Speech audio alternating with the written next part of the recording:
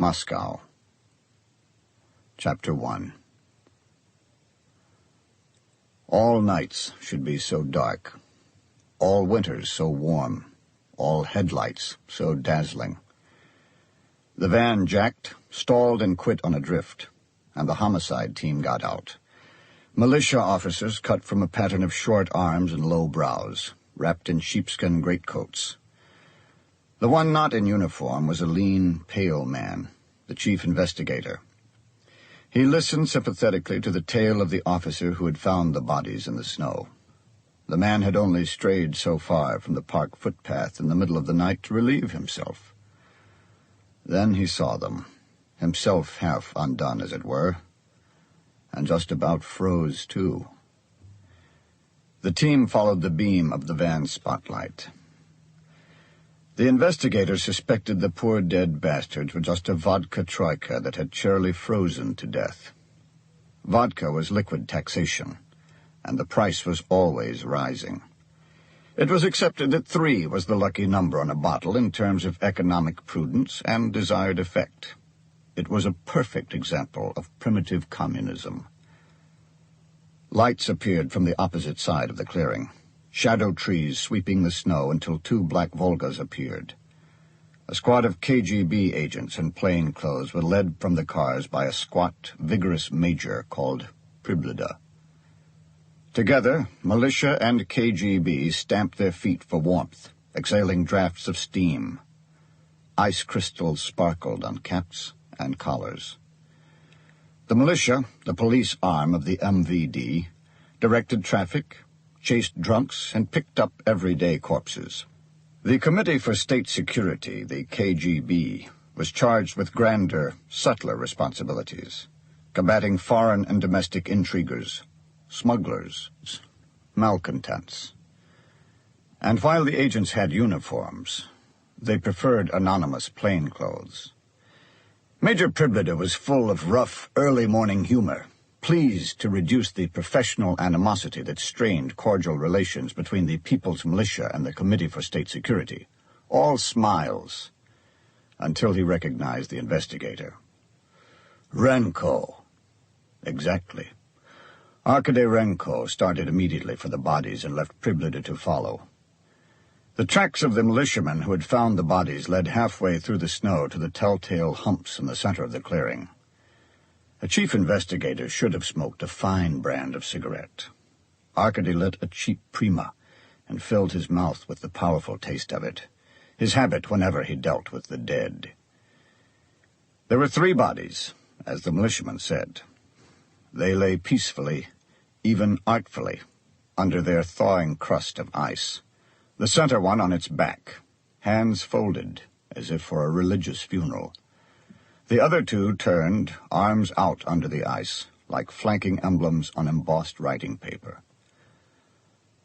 They were wearing ice skates. Priblida shouldered Arkady aside. When I'm satisfied questions of state security are not involved, then you begin. Security? Major, we've got 3 drunks in a public park. The major was already waving in one of his agents with a camera. With each picture, the snow flashed blue, and the bodies levitated. The camera was foreign and developed the pictures almost instantaneously. Proudly, the photographer showed a photo to Arkady. The 3 bodies were lost in the flash's reflection from the snow. What do you think? Very fast. Arkady handed the photo back. The snow was being tramped down all around the corpses. Exasperated, he smoked. He ran his long fingers through lank black hair. He noticed that neither the major nor his photographer had thought to wear boots. Maybe wet feet would send the KGB on its way. As for the bodies, he expected to find an empty bottle or 2 nearby under the snow. Over his shoulder, beyond the Donskoy Monastery, the night was fading. He saw Levin, the militia pathologist, watching contemptuously from the edge of the clearing. The bodies look like they've been here a long time, Arkady said. In another half hour, our specialist can uncover them and examine them in the light. Someday, this will be you, Priblida pointed to the nearest body. Arkady wasn't sure he'd heard the man correctly. Bits of ice glimmered in the air. He couldn't have said that, he decided.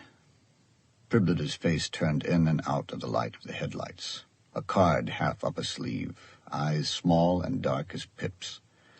Suddenly he was discarding his gloves. "We're not here to be taught by you." Pribleda straddled the bodies and began scooping away dog fashion, throwing snow left and right. A man thinks he is hardened to death.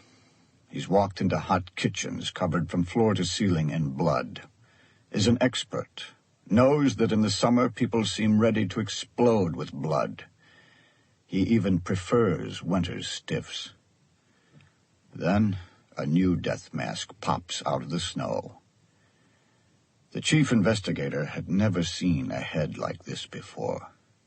He thought he would never forget the sight. He didn't know yet that it was the central moment of his life. "It's murder," Arkady said. Pribleda was unperturbed. At once he was brushing snow from the other heads. They were the same as the first. Then he straddled the middle body and pounded its frozen overcoat until it cracked, and he peeled it open, and he cracked and peeled open the dress underneath. "No matter," he laughed. "You can tell she's a woman." "She was shot," Arkady said. Between her breasts, which were dead white, nipples and all, was a black entry wound. "You're destroying evidence, Major." Pribleda cracked open the coats of the other two bodies. "Shot! All shot!" he exulted like a grave robber. Pribleda's photographer illuminated his progress in flashes of Pribleda's hands lifting stiff hair, digging a lead slug out of a mouth. Arkady noticed that besides the mutilation of the heads, the three victims also all missed the last joints of their fingers, their fingerprints. "The men shot through the skull as well." Pribleda washed his hands in the snow. 3 bodies. That's a lucky number, investigator. Now that I've done the dirty work for you, we're even. Enough, he ordered the photographer. We're going. "You always do the dirty work, Major," Arkady said when the photographer had trudged away. "What do you mean?" 3 people shot and carved up in the snow. That's your kind of work, Major. You don't want me to investigate this. Who knows where it could lead? Where could it lead? Things got out of hand, Major, remember?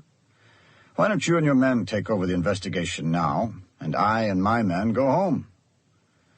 There's no evidence I can see of a crime against the state. So you have a case a little more complicated than usual, that's all. Complicated by someone tearing the evidence apart. My report and photographs will go to your office. Pribleda delicately tugged on his gloves. So you will have the benefit of my labor. He raised his voice so that everyone around the clearing could hear him. Of course, if you do uncover anything relating to a possible offense concerning the Committee for State Security, you will have the prosecutor inform me immediately. You understand, Investigator Renko? Whether you spend a year or 10 years, the minute you learn something, you'll call. I understand perfectly, Arkady answered as loudly. You have our complete cooperation. Hyenas, crows, blowflies, worms, the investigator thought as he watched Pribleda's cars back away from the clearing. Night creatures. Dawn was coming up. He could almost feel an acceleration in the roll of the earth to the rising sun. He lit another cigarette to get the taste of Pribleda out of his mouth. Filthy habit.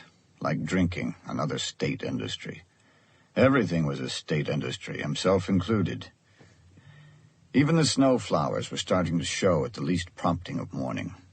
At the edge of the clearing, the militiamen still gawked. They'd seen those masks popping out of the snow. It's our case, Arkady announced to his men. Don't you think we should do something about it? He got them moving at least a cordon off the area, and had the sergeant radio from the van for more men, shovels, and metal detectors. A little sham of organization never failed to hearten the troops, he felt. So we're carrying on, Sergeant, until further notice. Lovely morning, Levin sneered. The pathologist was older than the rest, a caricature Jew in the disguise of a militia captain. He had no sympathy for Tanya, the team's in situ specialist, who couldn't take her eyes from the faces. Arkady took her aside and suggested she start a baseline sketch of the clearing, then attempt a sketch of the position of the bodies. Before or after they were assaulted by the good major, Levin asked. Before, Arkady said, as if the major were never here. The team biologist, a doctor, began searching for blood samples in the snow around the corpses. It was going to be a lovely day, Arkady thought. On the far embankment across the Moskva River, he saw the first stroke of light on the Defense Ministry buildings. The only moment of the day when those endless, dun-colored walls had a touch of life. All around the clearing, the trees emerged into the dawn as wary as deer. Now snow flowers started to show red and blue, bright as ribbons. A day when all winter seemed ready to melt.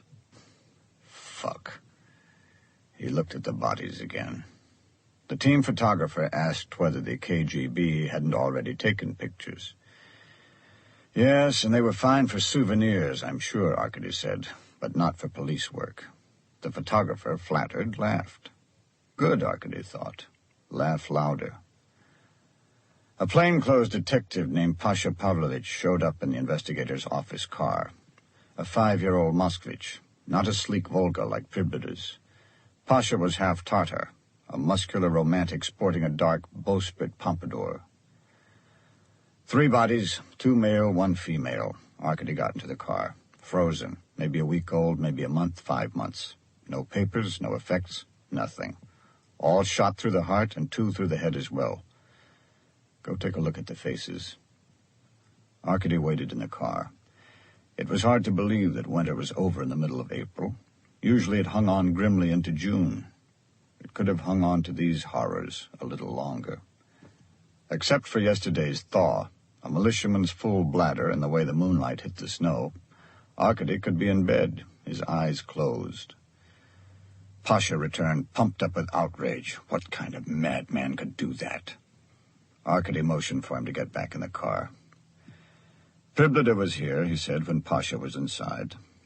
Saying the words, he watched the subtle change in the detective, the little shrinking created by a few words, the glance out to the clearing and back to Arkady. The 3 dead souls out there were not so much a terrible crime as they were a sticky problem, or both, because Pasha was one of the good ones, and he already seemed more conscience-stricken than anyone else would be. It's not our kind of case, Arkady added. We do some work here, and they'll take it away from us. Don't worry. In Gorky Park, though, Pasha was upset. Very strange. Just do what I tell you, and we'll be fine. Drive over to the park militia station and get maps of the skating paths. Got lists of all the militiamen and food vendors who operated in this part of the park this winter. Also of any public order volunteers who could have been snooping around. The main thing is to make a big production. Arkady got out of the car and leaned in the window. By the way, is there another detective assigned to me? Fett. I don't know him. Pasha spat on the snow and said, there was a little bird who repeated what he heard. Okay. There was bound to be an informer in this kind of case. Not only did the investigator bow to the fact, he welcomed it. We'll be pulled off this mess that much sooner with everyone's cooperation. When Pasha had gone, 2 trucks rolled in bearing militia trainees and shovels. Tanya had the clearing marked in grids so that the snow could be shoveled meter by meter without losing sight of where evidence was found. Though Arkady hardly expected any this long after the murders. Appearance was his goal. With a grand enough farce, Pribylda might call before the day was out. At any rate, the activity bolstered the militiamen. They were basically traffic cops, and were happy even if the traffic consisted of themselves. Otherwise, they were not generally happy. The militia enlisted farm boys right out of the army, seducing them with the incredible promise of living in Moscow, that residence denied even to nuclear scientists. Fantastic. As a result, Muscovites regarded the militia as some sort of occupying army of shit-kickers and brutes. Militiamen came to see their co-citizens as decadent, depraved, and probably Jewish. Still, no one ever returned to the farm. The sun was really up now, alive, not the ghost disk that had haunted winter. The trainees dawdled in the warm breath of the wind, eyes averted from the center of the clearing. Why Gorky Park? The city had bigger parks to leave bodies in. Izmilovo, Dedzensky, Sokolniki. Gorky Park was only 2 kilometers long, and less than a kilometer across at its widest point. It was the first park of the revolution, though, the favorite park. South, its narrow end nearly reached the university. North, only a bend of the river cut off a view of the Kremlin. It was the place everyone came to. Clerks to eat lunch, grandmothers with babies, boys with girls. There were a Ferris wheel, fountains, children's theaters, walks, and club pavilions hidden all through the grounds. In winter, there were 4 skating rinks and skating paths. Detective Fett arrived. He was nearly as young as the trainees, with steel-rimmed glasses and blue ball-bearing eyes. You were in charge of the snow, Arkady gestured to the growing piles. Melt it and search it. In which laboratory would the senior investigator want this process carried out, Fett asked. Oh, I think some hot water right where they are would do the job. Because this might not sound impressive enough, Arkady added, I want no snowflake unturned. Arkady took Fett's buff-and-red militia car and drove off, crossing the Krimsky Bridge to the north side of the city. The frozen river ached, ready to break. It was 9 o'clock, 2 hours since he'd been roused from bed, no breakfast yet, just cigarettes. Coming off the bridge, he waved his red ID at the militiaman directing traffic and sped through stopped cars, a privilege of rank. Arkady had few illusions about his work. He was senior homicide investigator, a specialist in murder in a country that had little well-organized crime and no talent for finesse. The usual victim of the ordinary Russian was the woman he slept with. And then, when he was drunk and hit her over the head with an axe, probably 10 times before he got it right. To be blunt, the criminals Arkady arrested were ordinarily drunks first and murderers second, and far better drunks than murderers. There were few more dangerous positions, he had distilled from experience, than to be the best friend of or married to a drunk. And the entire country was drunk half the time. Icicles hung wet from gutters. The investigator's car scattered pedestrians. But it was better than 2 days before, when traffic and people were shades lumbering through a hive of steam.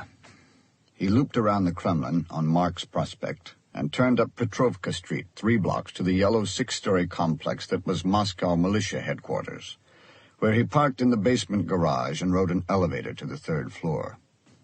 The militia operations room was regularly described by the newspapers as the very brain center of Moscow, ready to respond within seconds to reports of accidents or crimes in the safest city in the world.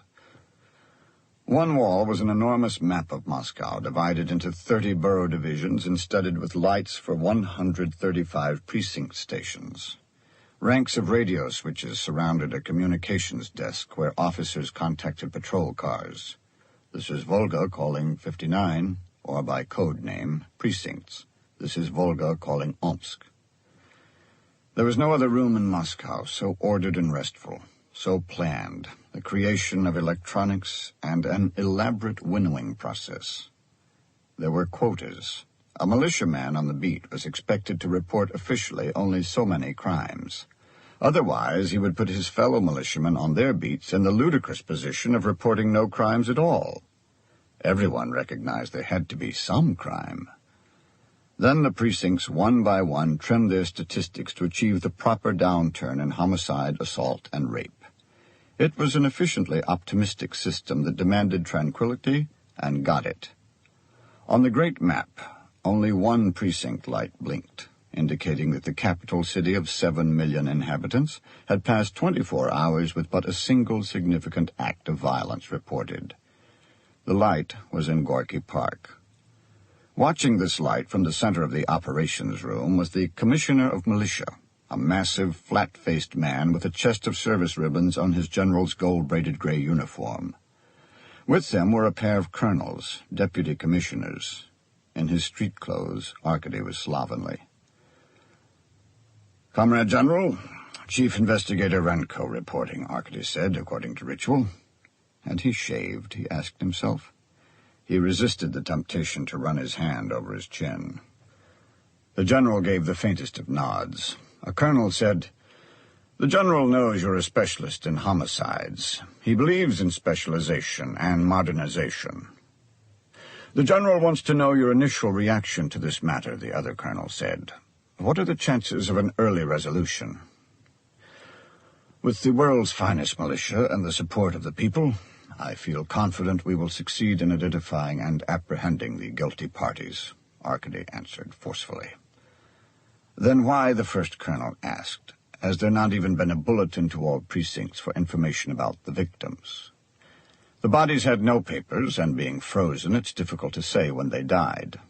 Also, there was some mutilation. There will be no identification of the usual order." After a glance at the general, the other colonel asked, "There was a representative of state security at the scene?" "Yes." The general finally spoke. "In Gorky Park? That I don't understand." In the commissary, Arkady breakfasted on a sweet roll and coffee, then fed a 2-kopek piece into a public phone and called. "Is Comrade Teacher Renko there?" "Comrade Renko is occupied in a conference with a committee from the district party." "Well, we were going to have lunch. Tell Comrade Renko. Tell her that her husband will see her tonight." For the next hour, he pulled the records on young Detective Fett, satisfying himself that the man had only worked on cases of special interest to the KGB. Arkady left headquarters through the courtyard fronting on Petrovka Street. Militia clerks and women returning from long shopping breaks picked their way around the limousines that filled the circular driveway. He waved at the guard box and walked to the forensic labs. At the autopsy room door, Arkady stopped to light a cigarette. "You going to puke?" Levin looked up when he heard the match strike. "Not if it will interfere with your work. Keep in mind I'm not getting extra like some people." Arkady was reminding Levin that pathologists were paid 25% more than ordinary doctors who worked on the living. It was hazard pay, because nothing was so dangerously alive with toxic flora as a corpse. "Well, there's always a chance of infection," Levin said. "Just one slip of a knife. They're frozen. The only thing they can give you is a cold. Besides, you never slip. For you, death's just a bonus." Arkady inhaled until his nose and lungs were thoroughly corrupted with smoke. Ready, he entered an atmosphere of formaldehyde. The 3 victims may have been wildly dissimilar as personalities. As cadavers, they were uniquely 3 of a kind. Albino white, just a tinge of lividity around the buttocks and shoulders, skin raised in fat goosebumps, a hole above each heart, fingers without tips, and heads without faces. From scalp line to chin, and from ear to ear, all flesh was cut and removed, leaving masks of bone and black blood. The eyes had also been dug out. That was how they had come out of the snow. Levin's assistant, an Uzbek with a runny nose, was adding new embellishments, cutting into the chest cavities with a rotary saw. The Uzbek kept putting the saw down to warm his hands. A good-sized body could stay like ice for a week.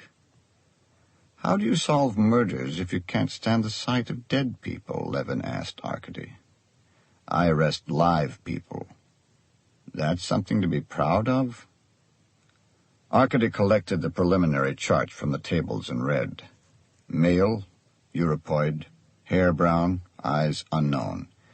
Age approximately 20-25. Time of death from 2 weeks to 6 months. Frozen before any significant decomposition could occur. Cause of death, gunshot wounds. Soft facial tissue and 3rd phalanges of both hands missing due to mutilation. 2 possible fatal wounds. Wound A, fired at contact at mouth, fracturing from upper jaw. Bullet traveling at 45 degrees through brain and exiting high and posterior of skull. Wound B fired 2 centimeters left of sternum into heart, rupturing aorta. Bullet marked GP1-B, recovered loose in chest cavity.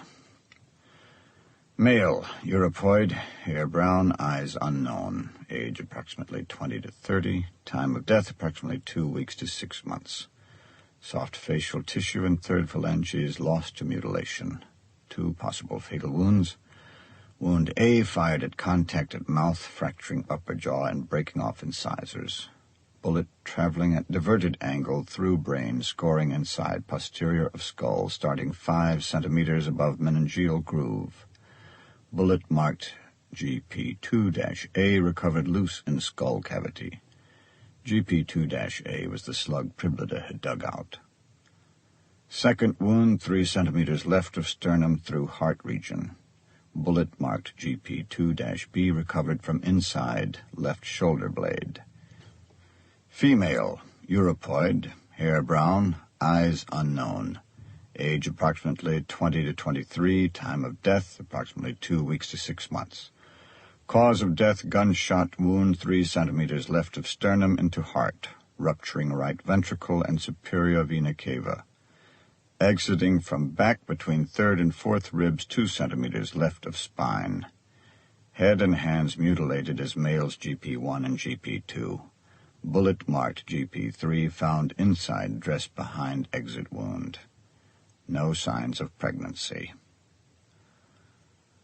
Arkady leaned against a wall, smoking until he was almost dizzy, concentrating on the papers in his hands. "How did you get the ages?" he asked. "Lack of wear on the teeth. Then you've done a dental chart."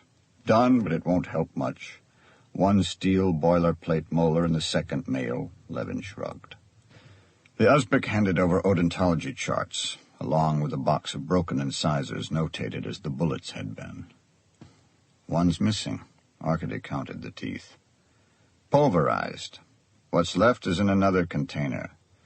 But there are some items of real interest that are not on the preliminary report, if you'd care to have a look. Clam-gray cement walls, stains around the floor drains, aching fluorescent lights, white flesh and pubic roughs came into focus. The investigator's trick was to see and not see, but 3 dead people. "Look at us," the mask said. "Who killed us?" "As you see," Levin said, "the first male shows a heavy bone structure with well-developed musculature.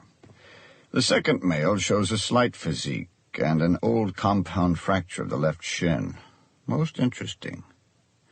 Levin produced a feathery tuft between his fingers. "The second male dyed his hair. Its natural color is red. It will all be in the complete report. That I look forward to." Arkady left. Levin caught up at the elevator and slipped into the car with Arkady. He had been a chief surgeon in Moscow until Stalin shook Jewish doctors out of the trees. He held his emotions like gold in a fist. A sympathetic expression on him was out of place. A tick. "There must be another investigator to handle this," he told Arkady. "Anyone else. Whoever cut those faces and hands knew what he was doing. He's done it before. This is the Kliazma River all over again. If you're right, the major will take over the case by tomorrow. They won't let it get so far this time, that's all. Why are you so worried?" "Why aren't you?" Levin opened the doors. Before they shut, he repeated, "The Kliazma River, all over again." Ballistics was a room with most of its space occupied by a 4-meter-long water tank. Arkady left the bullets and went on to the central forensic laboratory. A hall room of parquet floors, marble-topped tables, green chalkboards, and knee-high ashtrays embraced by lead nymphs. Separate tables were set aside for each victim's clothes, and different teams worked over the damp remains. In charge was a militia colonel with slick hair and plump hands called Lyudin. "Not much but blood so far," Lyudin beamed. Other technicians looked up at the investigator's arrival. One of Lyudin's men was vacuuming pockets, another brushed crust from ice skates. Behind them was a pharmacopoeia, colorful as candy in glass jars, reagents, iodine crystals, silver nitrate solutions, agar gels. "What about the origin of the clothes?" Arkady asked. He wanted to see good quality foreign merchandise, signs that the dead trio were criminals involved in the kind of black market smuggling the KGB had to investigate. "Look."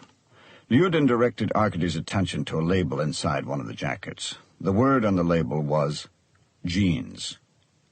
Domestic thread. All of it junk, what you could buy in any store here. "Look at the bra." He gestured to another table. Not French, not even German. Lyudin, Arkady saw, wore a wide, hand-painted tie inside his open lab smock. He noticed it because wide ties were not available to the general public. The colonel was pleased with Arkady's frustration over the victim's clothes. Forensic technicians became important in direct ratio to an investigator's frustration. "Of course, we have yet to employ the gas chromatograph, spectrometer, neutron activation sampling, but that kind of testing is very expensive for 3 separate sets of clothing."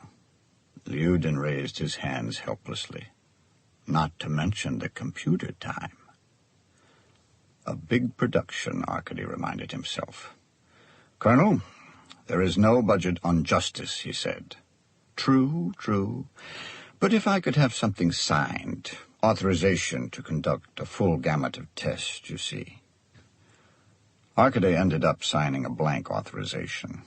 Colonel Lyudin would fill it with unnecessary tests he wouldn't conduct, and then sell the unused chemicals privately. He was an expert technician, though. Arkady had no right to complain. The technician in the ballistics room was shuttling bullets through a comparison microscope when Arkady returned. "See?" Arkady leaned over. One slug from Gorky Park was under the left eyepiece, a second under the right, the 2 fields of vision abutting. One slug was heavily damaged from its transit through bone, but both had the same left-hand rifling. And as Arkady rotated them, he picked out a dozen points of similarity in lands and grooves. The same gun. All the same gun, the technician agreed. All 5. The 7.65 caliber is strange to me. Arkady had brought only 4 slugs from Levin. He removed the 2 slugs from the microscope. The one in his right hand was unlabeled. "Just came in from the park," the technician said. "Metal detectors found it." 3 people killed in an open area at close range from the front with a single gun. Shot and then cut open. Priblida, the Klyazma River. The Moscow town prosecutor's office was south of the river on Novokuznetskaya Street, and a section of 19th century shops. The office building itself was divided down the middle into a yellow 2-story side and a gray 3-story side. The investigators in the yellow half looked out onto a sad and tiny park where citizens called for interrogation could sit in despair. In the park were a flower bed the size of a grave and empty flower urns on swivel bases. From the other side of the building, the larger side, the prosecutor looked down on a playground. Arkady entered the investigator's door and took the stairs 2 at a time to the 2nd floor. Chief Investigators Kukin, Special Cases, and Belov, Industry, were in the hall. "Yamskoy wants to see you," Kukin warned. Arkady ignored him and went on to his office at the back. Belov followed. Belov was the oldest investigator and owned what he called an indefatigable affection for Arkady. The office was 3 meters by 4, brown walls around pine furniture and 1 double-cased window, embellished by street and transport maps, and an unusual photograph of Lenin in a lawn chair. "You're hard on Kukin," Belov said. "He's a pig." "He does necessary work." Belov scratched a balding crew cut. "We all specialize." "I never said pigs weren't necessary."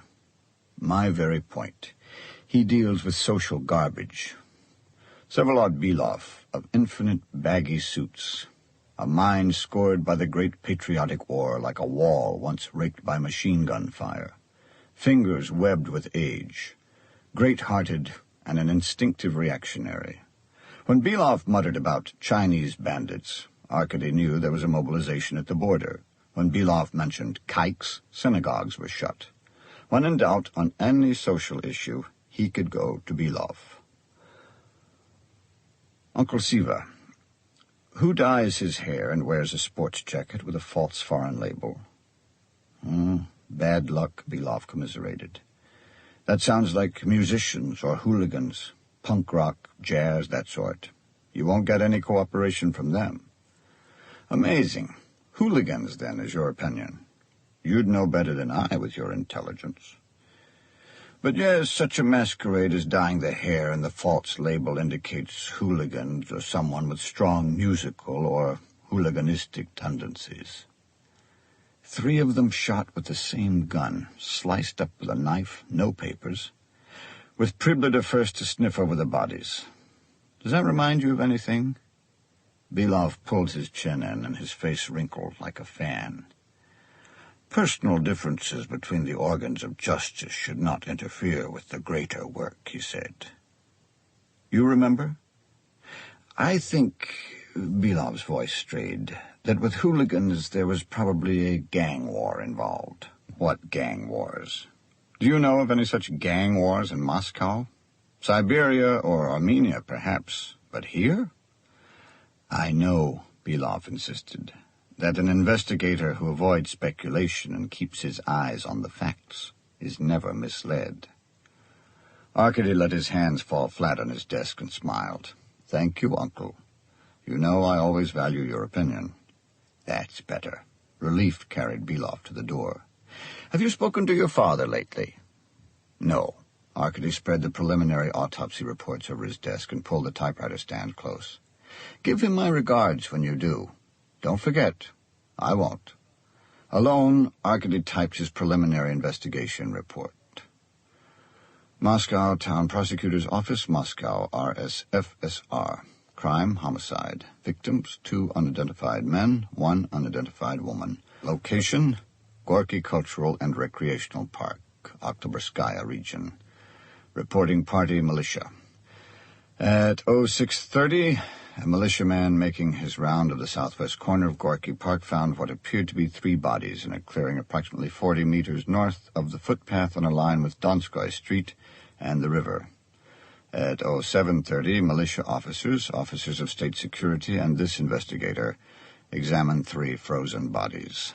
Because of their frozen state, it is possible now only to state that the victims were killed sometime this winter. All 3 were shot through the heart. The 2 men were also shot through the head. 5 bullets recovered all came from the same 7.65 millimeter weapon. No cartridges were recovered. All the victims wore ice skates. No papers, change, or other items were found in their clothes. Identification will be hampered by mutilation that removed the flesh of the face and fingertips. Reports, serology, odontology, ballistics, chromatography, autopsy, and further on-site examinations are forthcoming, and a search of persons with possible knowledge of the victims or the park site has begun. It may be assumed to be premeditated crime. 3 people were killed quickly by a single weapon, all personal effects removed in the middle of the city's most crowded park. Extreme measures carried out to hinder physical identification.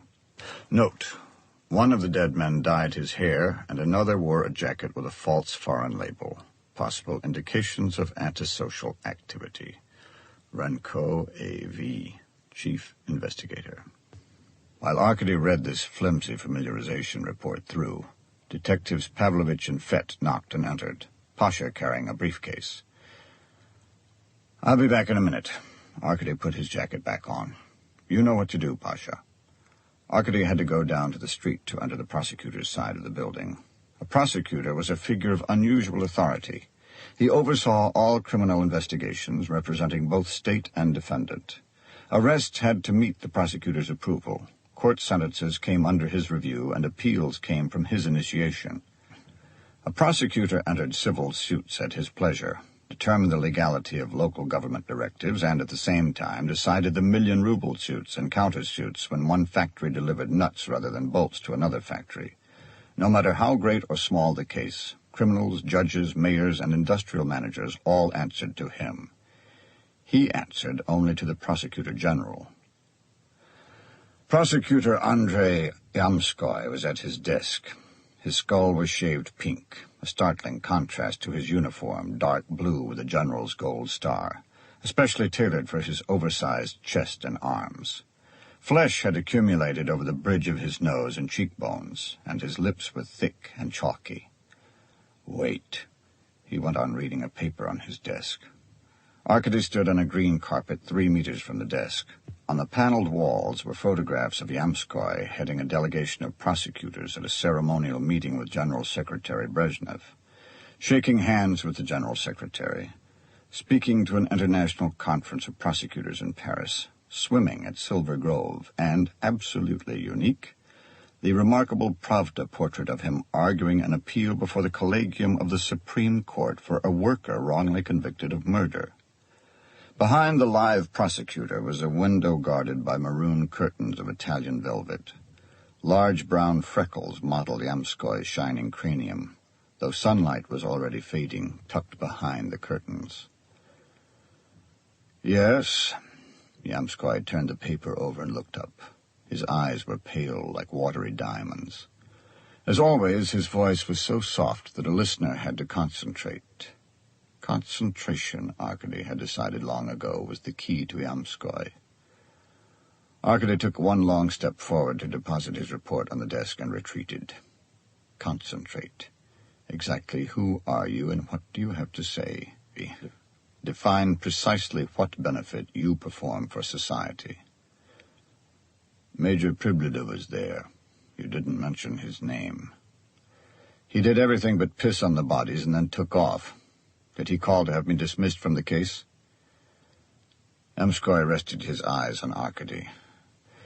You are chief homicide investigator, Arkady Vasilovich. Why would he want you dismissed? We had a problem with the major a short time ago. What problem? The KGB stated their jurisdiction, so the matter was successfully concluded. Excuse me, but today we found 3 young people who were executed in a public park by a skilled gunman using only a 7.65mm pistol. The only guns Muscovites can get are Army-issue 7.62mm or 9mm, nothing like the murder weapons. Also, the victims suffered mutilation. So far, my report draws no inferences. Inferences of what? Yamskoy raised his eyebrows. Of anything, Arkady answered after a pause. Thank you, Yamskoy said. It was his form of dismissal. Arkady was at the door when the prosecutor spoke again as an afterthought. All legalities will be observed. You must overlook the exceptions, which really only prove the rule. Arkady bowed his head and left. Fet and Pasha had taped up a map of Gorky Park, Levin's sketch of the death site, death photos, and autopsy reports. Arkady slumped into his chair and opened a fresh pack of cigarettes.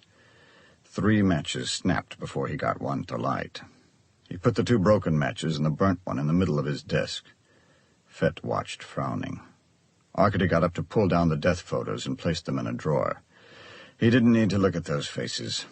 He returned to his chair and played with the matches. Do any interviews yet? Pasha opened a notebook. 10 militia officers who don't know anything. If it comes to that, I probably skated by that clearing 50 times this winter. Well, try the food vendors. Those old women notice a lot of things the militia don't. Fet plainly didn't agree. Arkady looked at him.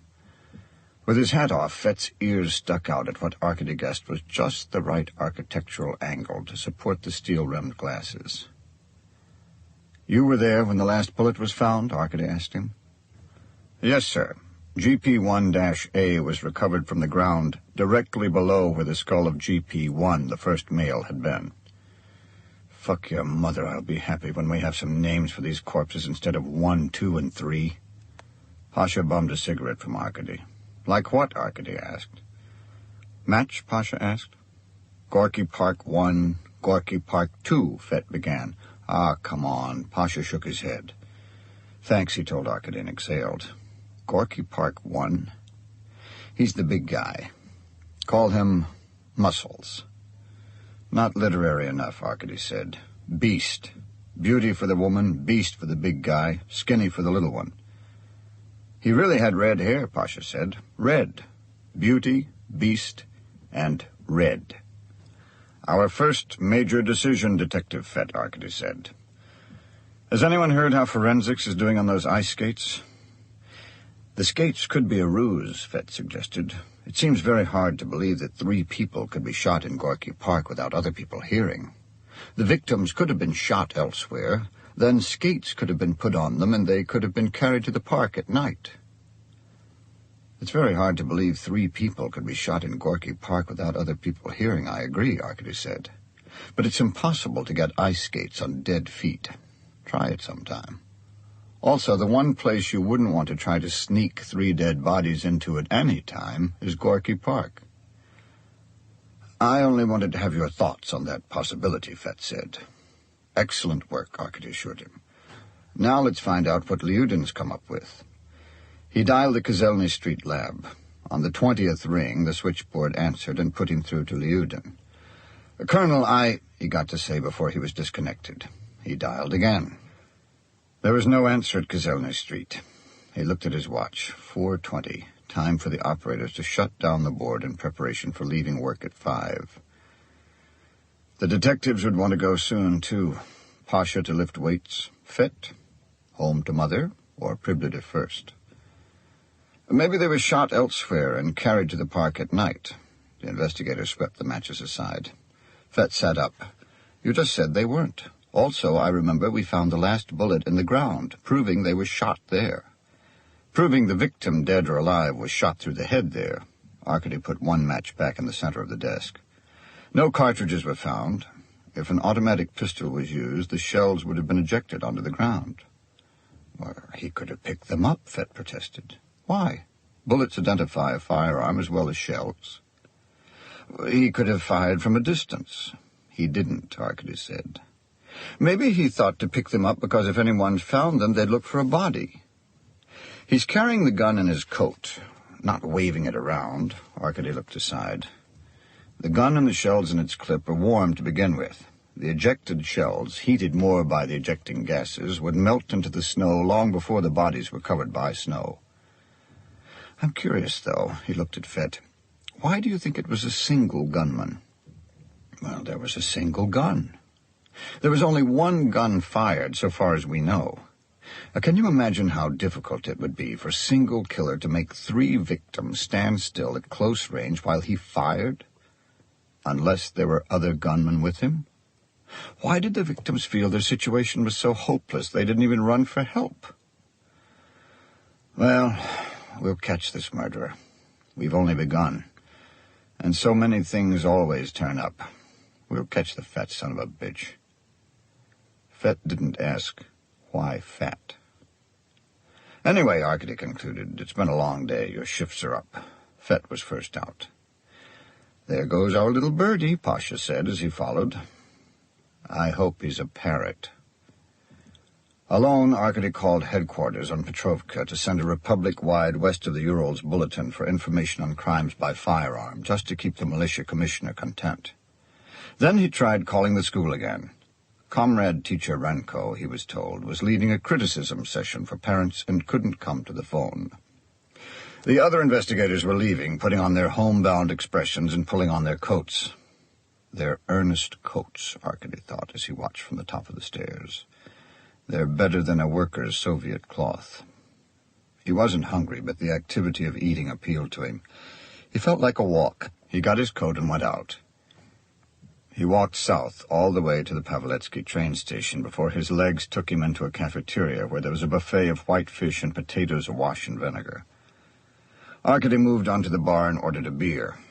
The other stools were occupied by railroad workers and young soldiers quietly drunk on champagne. Sullen faces between malachite bottles. A slice of bread with butter and sticky gray caviar came with Arkady's beer. What's this? From heaven, the manager said. There is no heaven. Maybe we're there now, the manager smiled with a full set of steel teeth.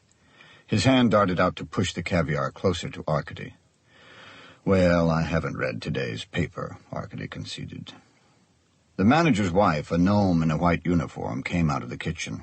When she saw Arkady, she broke into a smile so powerful it filled out her cheeks and drew attention to her lively eyes, that she seemed almost beautiful. Her husband stood proudly by her. They were Viskov, F.N., and Viskova, I.L. In 1946, they constituted a Center of Anti-Soviet Activity by operating a rare bookstore that harbored the scribblers Montaigne, Apollinaire, and Hemingway. Interrogation with prejudice left Viskov crippled and his wife mute, a suicide attempt with lie, and they were given what was jokingly called at the time 25-ruble notes. 25 years hard labor in the camps, a humor of the time when security and the militia were one and the same institution. In 1956, the Viskovs were released and even offered the chance to operate another bookstore, though they declined. "You were in charge of a cafeteria by the circus, I thought," Arkady said. "They found out my wife and I were both working there against regulations. She only comes in here to help on her own time," Viskov winked. "Sometimes the boy comes in to help as well." "Thanks to you," Comrade Viskova mouthed. God, Arkady thought, an apparatus accuses two innocent people, abducts them to slave camps, tortures them, rips out the heart of their adult lives, and then when one man from the apparatus treats them with the rudiments of decency, they're fountains of joy. What right did he have to a kind word from them?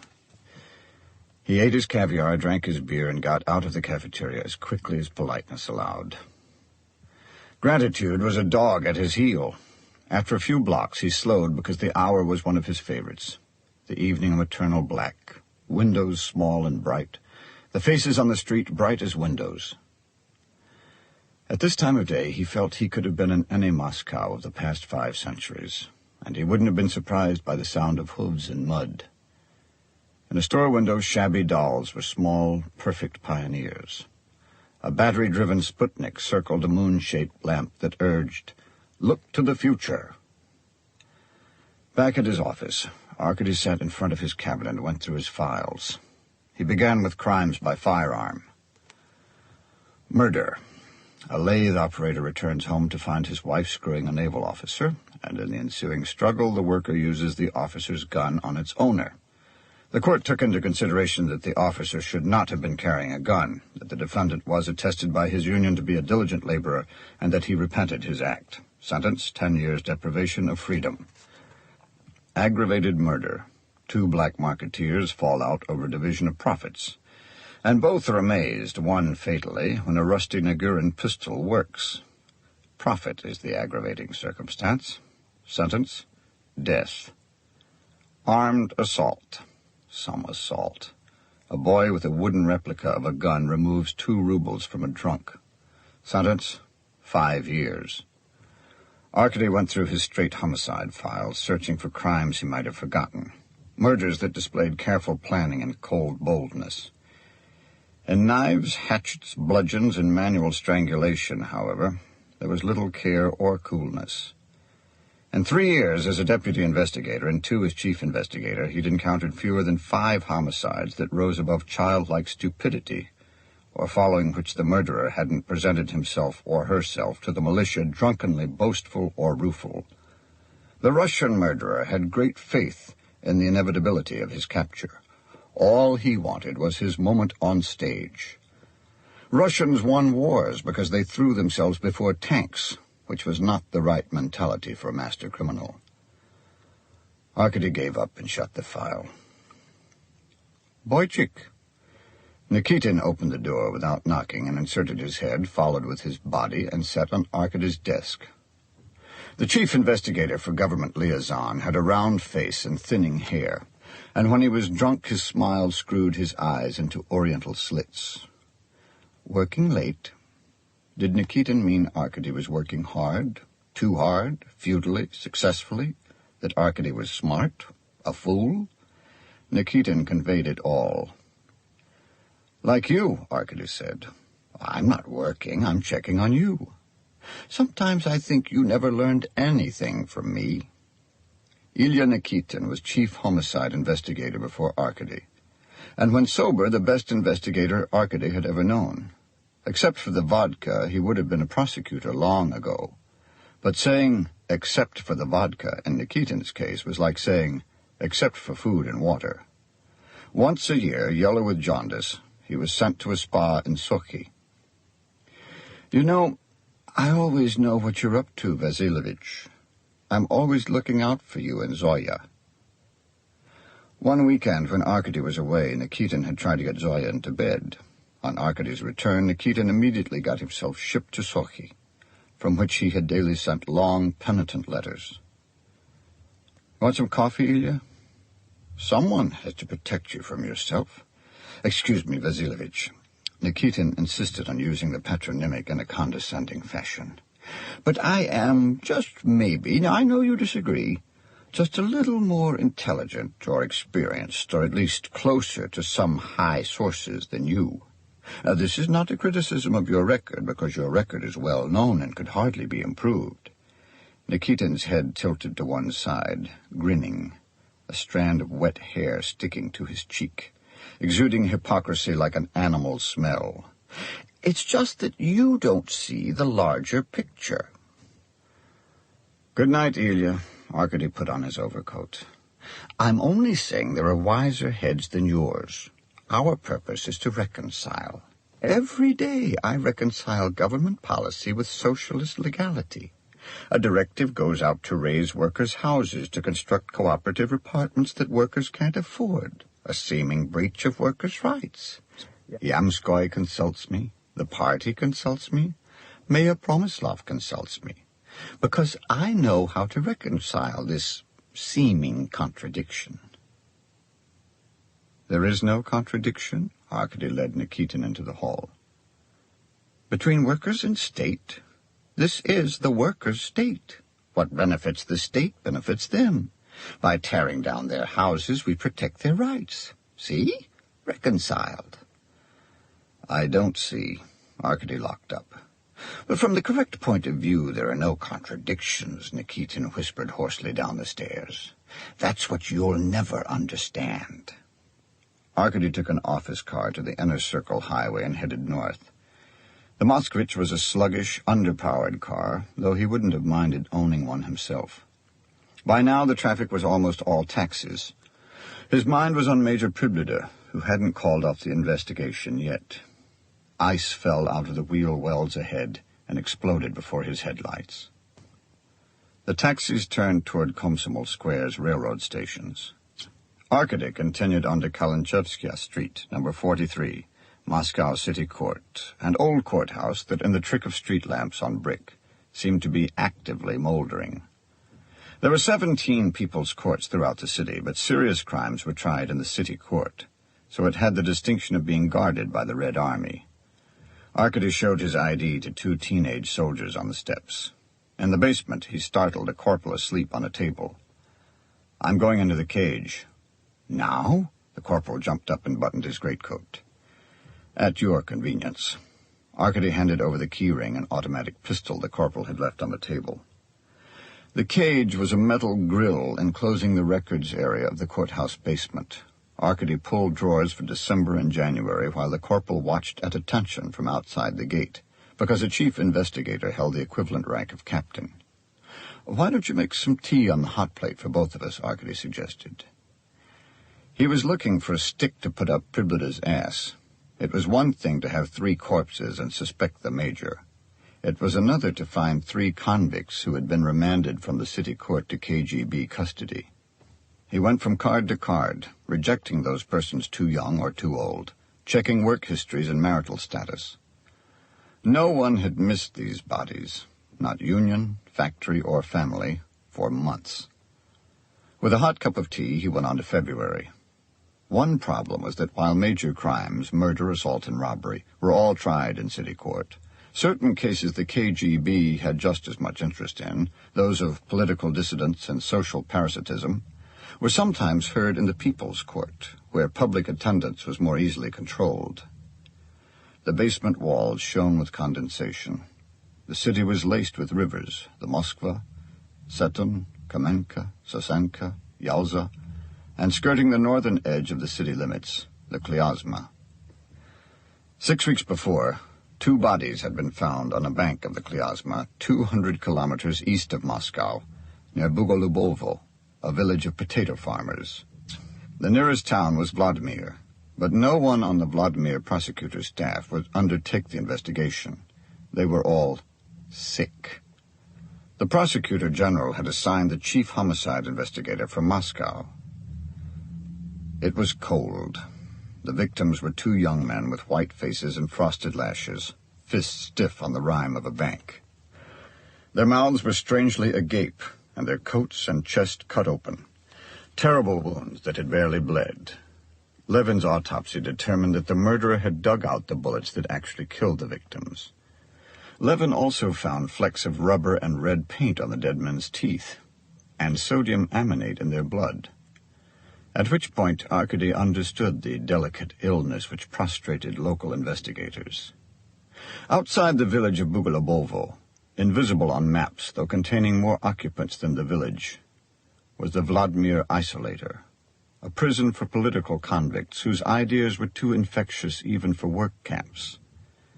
And sodium aminate was an isolator narcotic used to calm these dangerous souls. Arkady had reached the premise that the victims were inmates who, upon being released from the isolator, were murdered by fellow gang members. When prison officials refused to accept his phone calls, he could have marked the case pending under Vladimir jurisdiction. His record wouldn't have been affected, and everyone knew he wanted to go home. Instead, he dressed in his chief investigator's uniform, presented himself at the prison, demanded and read the release log, and found that while no inmates had been recently released, the day before the bodies were found, 2 men had been placed in the custody of a Major Priblida for interrogation by the KGB. Arkady phoned Priblida, who bluntly denied receipt of the prisoners. Again, the investigation could have come to a halt. Instead, Arkady returned to Moscow, went to Priblida's office in the KGB's shabby Petrovka Street branch, and found on the major's desk 2 red rubber balls bearing elliptical scars. Arkady left a chit for the balls and took them to the forensic lab, where their marks matched point by point the victim's teeth. Priblida must have taken the 2 drugged inmates directly to the river's edge, stuffed the rubber balls into their mouths to stifle any outcry, shot them, picked up the spent shells, and with a long-bladed knife removed the evidence of the slugs. Maybe he thought it would look as if they'd been stabbed to death. Dead, they'd hardly bled. The torn bodies froze quickly. Arrest had to be approved by the prosecutor.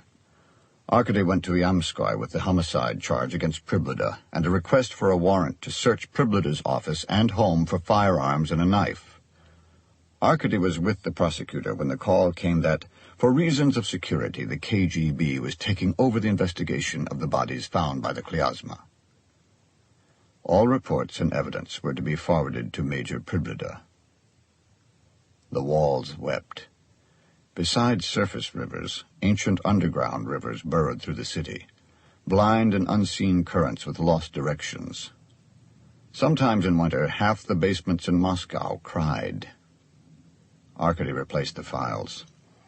Did you find what you wanted? The corporal stirred. No. The corporal saluted encouragingly. Things always look better in the morning, they say. By regulations, Arkady should have returned the car to the office lot. He drove home. It was after midnight when he rolled into a courtyard off Taganskaya, on the east side of town. Rough wooden balconies stood out from the second floor. His apartment was dark. Arkady let himself in the communal entrance, climbed the stairs, and unlocked his door as quietly as he could. He undressed in the bathroom, brushed his teeth, and carried his clothes out with him. The bedroom was the largest room of the apartment. A stereo was on the desk. He lifted the record from the turntable and read its label in the shadowy light from the window. Aznavour à l'Olympia. Beside the record player were 2 water glasses and an empty wine bottle. Zoya was asleep, her long golden hair over her shoulder in a single braid. The perfume Moscow Night scented the sheets. As Arkady slid into bed, her eyes opened. It's late. Sorry. There was a murder. 3 murders. He watched the thought finally register behind her eyes.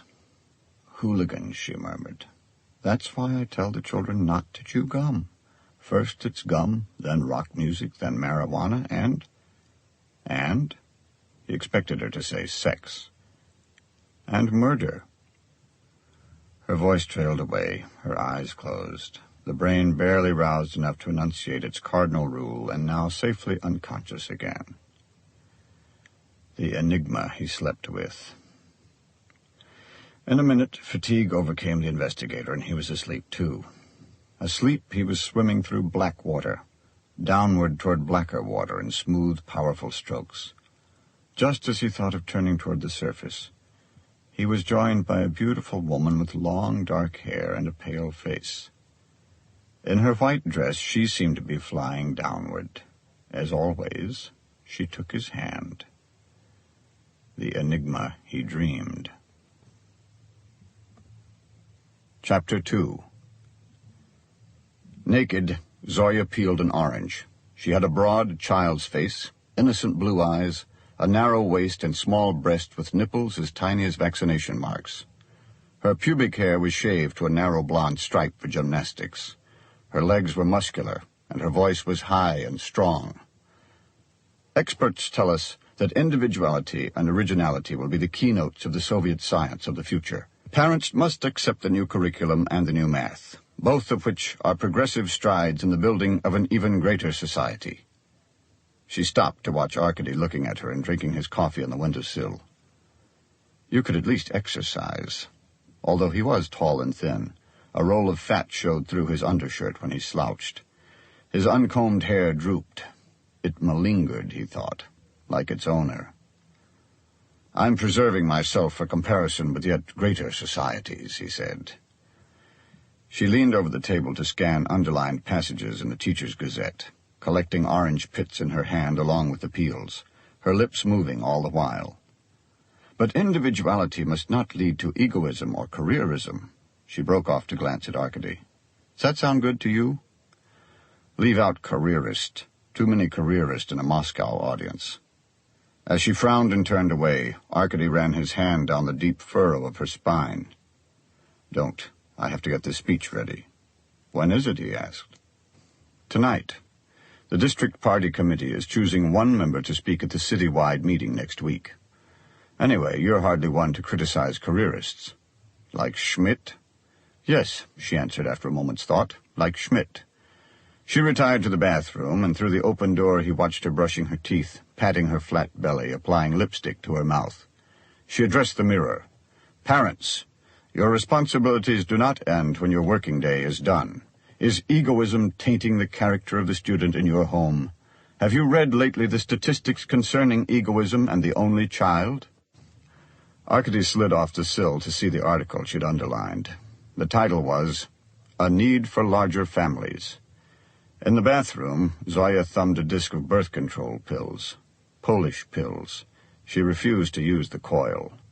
Russians procreate, the article demanded. Fertilize a glorious row of young, greater Russians, lest all the inferior nationalities, the swarthy Turks and Armenians, sly Georgians and Jews, traitorous Estonians and Latvians, swarming hordes of ignorant yellow Kazakhs, Tartars and Mongols, backward and ungrateful Uzbeks, Ossetians, Circassians, Kalmucks, and Shekshis, tip with their upraised organs the necessary population ratio between white, educated Russians and dark.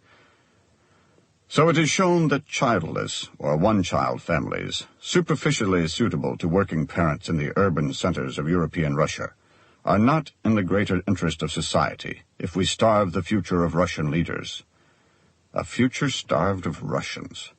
Incredible, Arkady thought, as Zoya stretched on her exercise bar. The student who has been introduced to originality must be all the more rigorously trained ideologically. She lifted her right leg level with the bar. Rigorously. Vigorously. He thought of mobs of forlorn Asians stumbling through the streets to the Pioneer Palace, arms out, crying, "We are starved of Russians." "Sorry," a figure calls from the empty palace. "We're all out of Russians." 4, 1, 2, 3, 4. Zoya's forehead touched her knee. On the wall behind the bed was an oft-prepared poster of 3 children, African, Russian, and Chinese, with the slogan, "A pioneer is a friend to children of all nations." Zoya had posed for the Russian child, and as the poster became famous, so had her bluntly pretty Russian face. The first time Zoya was pointed out to Arkady at the university, it was as the girl in the pioneer poster. She still looked like the child. Out of conflict comes synthesis. She took deep breaths. Originality combined with ideology. Why do you want to make a speech? One of us has to think of his career. This is so bad, Arkady approached her. You make 180 rubles a month, and I make 120. A factory foreman makes twice as much. A repairman makes 3 times that on the side. We don't have a television, a washing machine, even new clothes I can wear. We could have had one of the used cars from the KGB. It could have been arranged. I didn't like the model. You could be an investigator for the Central Committee right now if you were a more active party member. As he touched her hip, the flesh there contracted, imitating marble. Her breasts were white and hard, their ends stiffened pink. This very combination of sex and party was the graphic illustration of their marriage. Why do you bother taking those pills? We haven't screwed in months. Zoya grabbed his wrist and pushed it away, squeezing as hard as she could. In case of rape, she said. Children around the courtyard's wooden giraffe peeked out of snowsuits and caps as Arkady and Zoya got into the car. On Arkady's 3rd try, the ignition turned over and he backed into Taganskaya. Natasha asked us to go to the country tomorrow. Zoya stared at the windshield. I told her we would. I told you about that invitation a week ago, and you didn't want to, Arkady said. Zoya pulled her muffler over her mouth. The car was colder inside than out, but she hated open windows. She sat armored in her heavy coat, rabbit fur hat, muffler, boots, and silence. At a red light, he wiped condensation from the windshield. I'm sorry about lunch yesterday, he said. Today? Her eyes narrowed sideways at him. There'd been a time, he remembered, when they'd spent hours under warm sheets, a cozy frost on the window. What they'd talked about, he admitted he couldn't recall. He'd changed. She'd changed. Whom could you believe? We have a meeting, she answered at last. All the teachers, all day. Dr. Schmidt and I, to plan the gymnastic club's part of the parade. Ah, Schmidt. Well, they had so much in common. He was, after all, secretary of the party district committee, advisor to Zoya's Komsomol council, gymnast. Mutual labor was bound to engender mutual affection. Arkady fought the impulse for a cigarette, because it would have made the picture of a jealous husband too complete. This ends Disc 1. Gorky Park, Disc 2. Students were filing in when Arkady reached school 457. Though the kids were supposed to be uniformed, most wore their red pioneer bandanas with neat hand-me-downs. I'll be late. Zoya hopped quickly out of the car. All right. She clung to the car door a moment longer. Schmidt says I should divorce you while I can, she added, and shut the door. At the school entrance, the students shouted her name. Zoya looked back once to the car, and Arkady, who was lighting a cigarette. Clearly a reversal of Soviet theory, he thought, from synthesis to conflict. The investigator turned his mind to the 3 murders in Gorky Park. He approached them from the point of Soviet justice. Justice, as much as any school, was educational. For example, usually drunks were merely held overnight in a drying-out station and then shoved toward home. When the number of drunks in the gutters, despite the rising cost of vodka, simply got to be too much, an educational campaign about the horrors of alcohol was launched. That is, drunks were thrown in jail. Pilferage in factories was constant and enormous. It was the private enterprise side of Soviet industry. Ordinarily, a factory manager so clumsy as to be caught was quietly given 5 years. But during a campaign against pilferage, he was loudly ordered shot. The KGB was no different in its fashion. The Vladimir isolator served as an educational function for hardcore dissidents. But only the grave can correct the hunchback. And so for the worst enemies of the state, there was an ultimate lesson.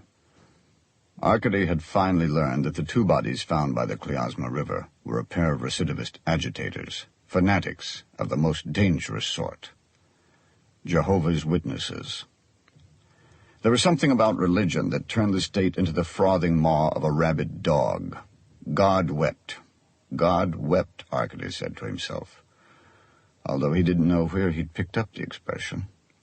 The whole upsurge in religiosity, the market in icons, the restoration of churches had the government whirling like a paranoid. Putting missionaries into prison was simply feeding them converts. Better a stern lesson, a red rubber ball to stifle them. The sort of anonymous and that best generated ominous rumors. Even the frozen river bent to an educational purpose. Gorky Park, though, was no far-off riverbank. It was the purest heart of the city. Even Priblida must have visited Gorky Park as a fat child, a gross picnicker, a grunting suitor.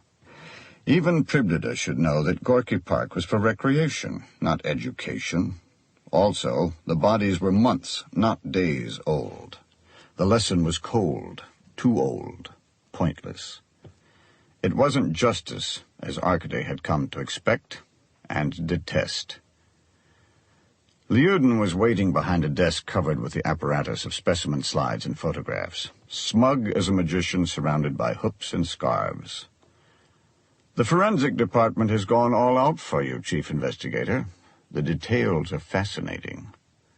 Lucrative, too, Arkady assumed. Lyudin had requisitioned enough chemicals to stock a private warehouse, and probably had. I can't wait. You know the principle of gas chromatography, the effect of a moving gas in a stationary solvent material? I meant it, Arkady said. I can't wait.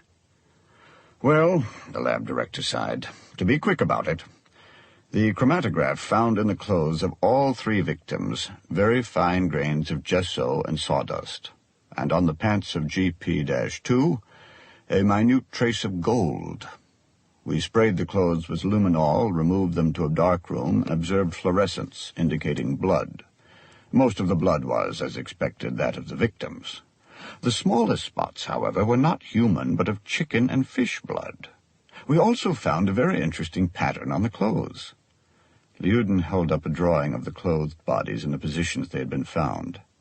There was a shaded area on the front of the supine female, and along the upper arms and legs of the flanking males. In the dark area, and only in the dark area, we found traces of carbon, animal fats, and tannic acid. In other words, after the bodies were partially covered by snow, probably within 48 hours, they were also lightly covered with ash from a nearby fire. The Gorky Tannery fire, Arkady said. It's obvious. Lyudin couldn't suppress a smile. On February 3, a fire at the Gorky Tannery covered a large area in the Oktoberskaya district with ash. 30 centimeters of snow fell from February 1 and 2. 20 centimeters fell from February 3 to 5. If we had been able to maintain the snow in the clearing intact, we might even have been able to detect an undisturbed layer of the ash. Anyway, that would seem to date the crime for you. Excellent work, Arkady said. I doubt we need to analyze the snow now. We also analyzed the bullets. Embedded in all the bullets were varying amounts of the victim's clothes and tissue. The bullet marked GP1-B also yielded bits of tanned leather, unrelated to the victim's clothes. Gunpowder? None on the clothes of GP1, but faint traces on the coats of GP2 and GP3, indicating they were shot at a closer range, Lyudin added. No, indicating they were shot after GP1, Arkady said. Anything on the skates? No blood, gesso, or sawdust. Not very high-quality skates. I meant identification. People put their names in their skates, Colonel. Have you cleaned the skates and looked? At his own office on Novokuznetskaya, Arkady said, "This is the clearing in Gorky Park. You," he told Pasha, "are Beast. Detective Fett, you are Red, the skinny guy. This," he set a chair between them, "is Beauty. I'm the killer." "You said there could be more than one killer," Fett said. Yes, but just this once we're going to try this front to back instead of trying to fit facts to a theory. Good. I'm a little weak on theory, Pasha said. It's winter. We've been skating together. We're friends, or at least acquaintances. We've left the skating path for the clearing, close by but shielded from the path by trees. Why? To talk, Fet suggested. To eat, Pasha exclaimed. That's why anyone skates, so you can stop and have a meat pie, some cheese, bread, and jam. Certainly pass around some vodka or brandy. I am the host, Arkady continued. I picked this place. I brought the food. We're relaxing, some vodka under our belts, and we're feeling good. Then you kill us? Shoot a gun from your coat pocket? Fet asked. Probably shoot your own foot if you try that, Pasha answered. You're thinking about that leather on the bullet, Arkady. Now look, you brought the food. You couldn't bring that much food in your pockets. In a leather bag. I'm handing out the food from the bag. And I don't suspect a thing when you lift the bag close to my chest. Me first, because I'm the biggest and roughest. Pasha nodded. His habit when he was forced to think. Bang! Right. That's why there's leather on the first bullet, but no gunpowder on beast coat. Gunpowder does escape through the hole in the bag with the next shots. The noise, Fet objected and was waved down. Red and Beauty don't see any gun. Pasha was excited, his head nodding furiously. They don't know what's happening. Well, especially if we're supposed to be friends. I swing the bag to Red. Arkady's finger pointed at Fet. Bang! He aimed at the chair. By now, Beauty has time to scream. Somehow I know she won't. I know she won't even try to run. He remembered the girl's body between the two men. I kill her. Then I shoot the two of you through the head. Coup de grace. Very neat, Pasha approved. More noise, Fet flushed. I don't care what you say. That's a lot of noise. Anyway, shooting someone in the mouth is no coup de grace. Detective, Arkady swung his finger back. You're right. So I'm shooting you for another reason. A good reason to take the chance of firing 2 more times. What is it? Pasha asked. I wish I knew. Now I take out my knife and cut off your faces. Probably used shears on your fingers. Put everything back in the bag. You used an automatic, Pasha was inspired. Less noise than a revolver, and the shells are ejected right into the bag. That's why we didn't find any in the snow. Time of day, Arkady urged. Late, Pasha said. So there's less chance of other skaters stopping at the clearing. Maybe snowing. That would muffle the shots even more. When wasn't it snowing this winter? So it's dark and snowing when you come out of the park. And less likely anyone sees me toss the bag in the river. Right, Pasha clapped. Fet sat on the chair. The river was frozen, he said. Fuck. Pasha's hands fell. Let's go eat, Arkady said. For the first time in 2 days, he had an appetite. The cafeteria at the metro stop across the street kept a table available for investigators. Arkady had whitefish, cucumber and sour cream, potato salad, bread, and beer. Old Belov joined the group and started on war stories about Arkady's father. This was early on, before we'd regrouped. Belov gave a roomy wink. I was the general's driver in a BA-20. Arkady remembered the story. The BA-20 was an antique armored car consisting of a mosque-shaped machine gun turret on a Ford chassis. His father's command of 3 BA-20s were trapped 100 kilometers behind German lines during the first month of the war, and escaped with the ears and epaulets of an SS group commander. It was funny about the ears. Russians accepted rape and slaughter as the normal sideshows of war. They happily believed Americans took scalps and Germans ate children. What made a nation of world-shaking revolutionaries recoil in horror was the idea of a human trophy taken by a Russian. It was worse than horrible. To the invincible yet slightly anxious proletariat, it showed the one stain darker than all others: lack of culture. The rumor about the ears dogged the general's career after the war. The rumor about the ears is untrue, Belov assured the table. Arkady remembered the ears. They used to hang like shriveled pastries on the wall of his father's study. You really want me to talk to all those vendors? Pasha rolled a cold cut on his fork. All they say is they want us to chase the gypsies from the park. Talk to the gypsies, too. We have a time now, the beginning of February, Arkady said. And find out about the skating music they play over the loudspeakers. Do you see your father, the general, often? Fett broke in to ask. Not often. I think about those poor bastards at the militia station in the park, Pasha said. Nice little station. Regular log cabin, warm stove, everything. No wonder they didn't know the woods were full of bodies. They'll see lots of woods at their next station, and polar bears and Eskimos, too. Belov and Fett caught Arkady's attention. To his surprise, these soulmates were vigorously disparaging the cult of personality. You mean Comrade Stalin, he asked. Fett blanched. We mean Olga Korbut. Kukin arrived. The chief investigator for special cases was a composite of the most ordinary features, a stencil of a man. He told Arkady that Lyudin had called with the name from the skates. Above the drabness of Moscow, on the brow of Lenin Hills, was Mosfilm Studio.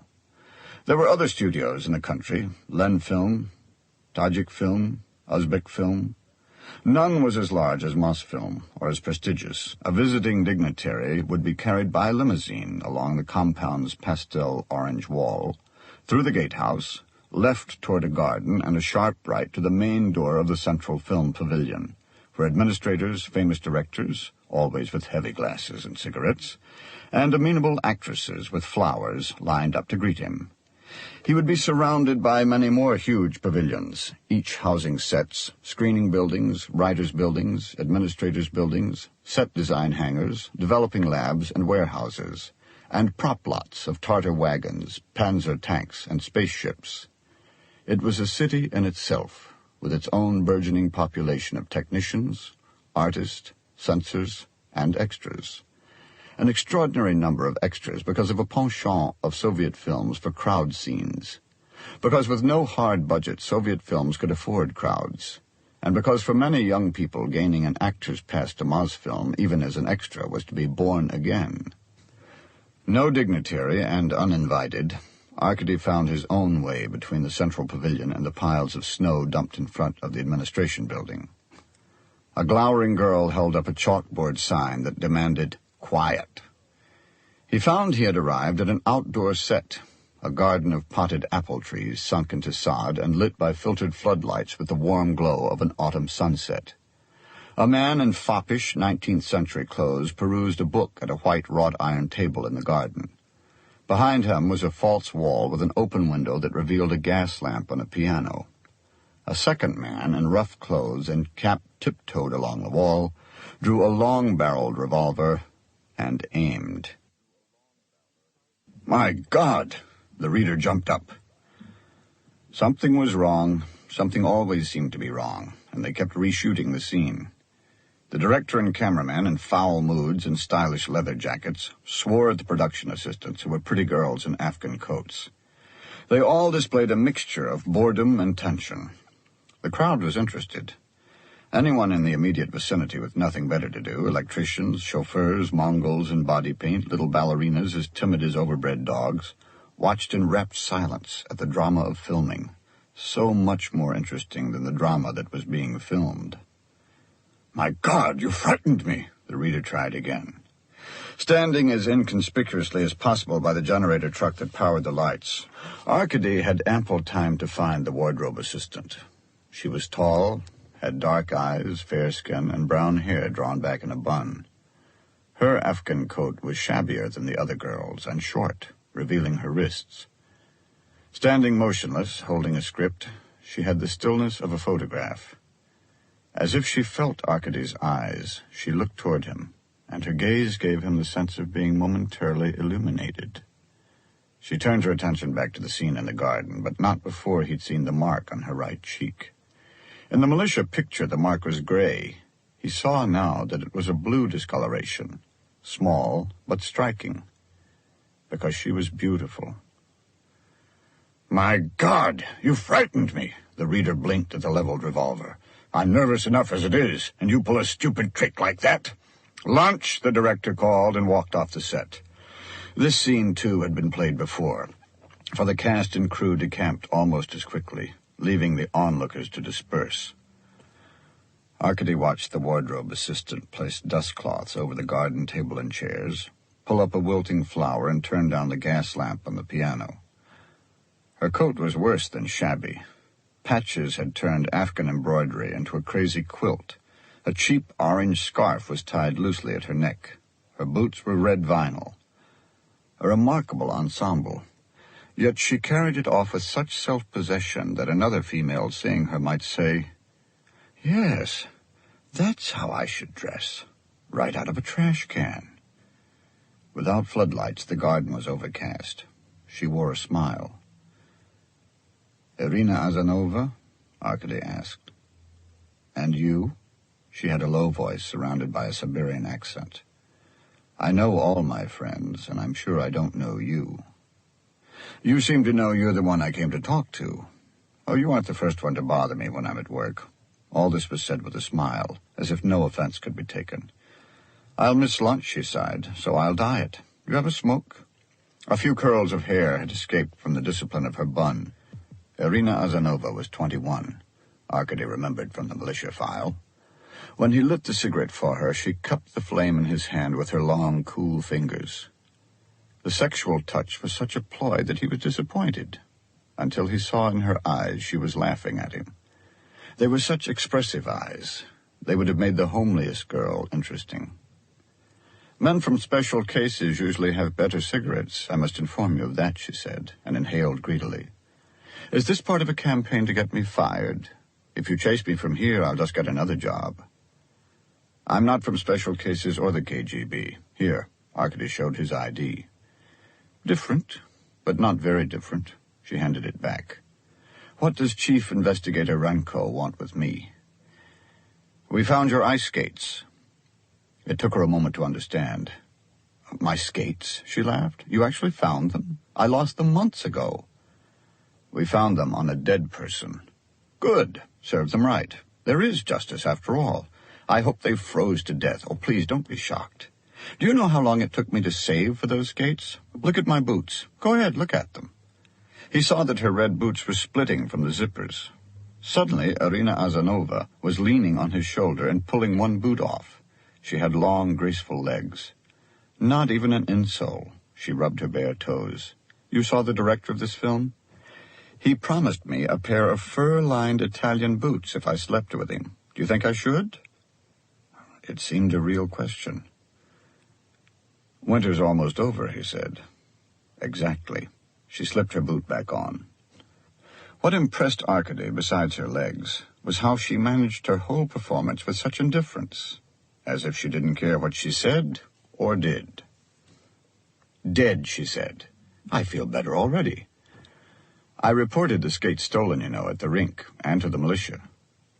Actually, you reported them missing on February 4th, though you said you'd lost them on January 31st. You didn't know you'd lost them for 4 days? Well, isn't that generally when you find out you've lost something, when you want to use it again? Even you, investigator? It took me a while to figure out where I'd lost them. Then I ran back to the rink. Too late. Maybe in the meantime you've remembered something or someone at the rink that you didn't mention to the militia when you reported the skates stolen. Do you have any idea who could have taken your skates?" "I suspect," she paused for comic effect, "everyone." "So do I," Arkady said seriously. "We have something in common," she laughed with delight. "Imagine." But as soon as he began to laugh with her, she cut him dead. "A chief investigator doesn't come to tell me about skates," she said. "I told the militia everything I knew back then.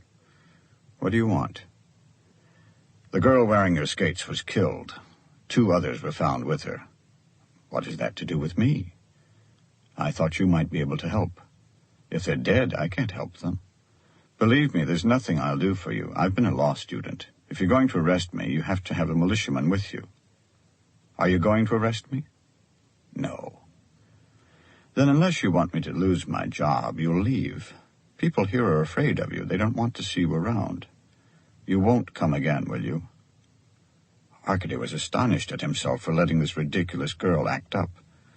On the other hand, He understood how it was with students who got thrown out of the university and then hung on to any job they could get so they wouldn't lose their Moscow permit and be shipped home. All the way to Siberia for this one. No, he agreed. Thank you. Her solemn gaze turned practical. Before you go, could you give me another smoke? Have the pack. The film crew drifted back to the set. The actor with the revolver was drunk and aimed it at Arkady. Irina Azanova called after the departing investigator. By the way, what did you think of the scene? Like Chekhov, he answered over his shoulder, but bad. It is Chekhov, she said, and it stinks. You're not missing a thing. Levin was studying a chessboard when Arkady entered the pathologist's office. I will give you a concise history of our revolution. Levin didn't look up from the black and white pieces. Once a man indulges himself in murder, in time he thinks nothing of robbing, and from robbing he comes next to foul language and atheism, and from those to opening doors without knocking. Black's move. Do you mind? Arkady asked. Go ahead. Arkady swept the center of the board clean and placed 3 black pawns there on their sides. Beauty and Beast and Red. What are you doing? Levin viewed the havoc of his game. I think you missed something. How would you know? Just let me go through this. 3 victims, all killed with 1 shot through the chest. 2 shot through the head as well, so how do you know which shots came first? The killer has planned carefully. Arkady plunged on. He removes identification papers, cleans the pockets of his victims, actually flays their faces, and cuts off the end of their fingers to eliminate points of identification. However, he takes the added chance of firing 2 more bullets into the faces of the male victims. To make sure they're dead. He knows they're dead. No, on one man, there is another point of identification to erase. Maybe he shot them in the head first, then the heart. Then why not the girl as well? No, he shoots 1 dead man in the face, then realizes he is only announcing what he's up to, and so shoots the 2nd dead man as well. Then I ask you, Levin stood, why not the girl as well? I don't know. And I tell you as an expert, which you are not, that a bullet of that caliber won't create so much disfigurement that the men couldn't be identified. Besides, this butcher had already taken their faces off. Well, tell me, as an expert, what did the bullets achieve? If the 2 men were already dead, Levin folded his arms, local destruction mainly. The teeth, which we've already gone over. Arkady said nothing. Levin jerked open a drawer and brought out boxes marked GP1 and GP2. From box GP1, he poured nearly 2 whole incisors into his hand. Good teeth, Levin said. You could crack nuts with these. The teeth in box GP2 hadn't fared as well. 1 shattered incisor and a separate packet of shards and powder. Most of 1 tooth was lost in the snow. However, what we analyzed shows enamel, dentin, cementum, dehydrated pulp, tobacco stain, and lead traces. A filling? Arkady asked. 9 grams. Levin used slang for a bullet. Satisfied? This was Red, the boy who dyed his hair, wasn't it? GP2, for God's sakes. Red was downstairs in a cool metal drawer. They wheeled the body into the autopsy room. Arkady puffing on a cigarette. Give me some light, Levin elbowed him back. I thought you hated this work. The center of the upper jaw was a hole framed by brown secondary incisors. With a pick, Levin prodded bits of the jaw onto a damp glass slide. When deposits covered the slide, he marched to a microscope on a work table. Do you ever know what you're looking for? Or do you simply guess, he asked Arkady. I guess, but nobody robs an empty safe. Whatever that means. The pathologist applied an eye to the microscope, while he stirred the broken bone. Starting with an eyepiece of 10x, he rotated the objective lenses. Arkady pulled up a chair and sat with his back to the corpse, while Levin removed from the slide 1 granule of bone at a time. I sent a report to your office that you probably haven't seen, Levin said. The fingertips were clipped off with shears. There is distinct and opposite grooving of the wounds. The facial tissue is not removed with a scalpel. The cuts aren't that fine. In fact, there's a heavy scoring of the bone. I'd say a big knife, maybe a hunting knife, and extraordinarily sharp. A fine dust remained on the slide. Here, take a look. Magnified 200 times, the dust was an ivory rubble interspersed with pink timber. What is it? Gutta perca. The tooth broke up the way it did because it was dead and brittle. He had root canal work, and the gutta perca was inserted in place of the root. I didn't know that was done. It isn't here. Dentists in Europe don't use gutta perca. Only the Americans. Levin sneered at Arkady's grin. Luck is nothing to be proud of. I'm not proud. Back at Novokuznetskaya, still in his overcoat, Arkady typed, "Report on Gorky Park homicides. Pathological analysis of victim GP2 ascertains remnants of a gutta perca pin in the upper middle right incisor root canal. The pathologist states this is a technique not characteristic of Soviet or European dentistry. It is usual in the USA. GP2 is also the victim who disguised himself by dyeing his red hair to brown." He added his signature and the time, rolled the report out, separated his carbon, and carried the original next door as tenderly as a commutation of sentence. Yamskoy was out. Arkady laid the report in the middle of the prosecutor's desk. When Pasha returned in the afternoon, the investigator was in his shirt sleeves, leafing through a magazine.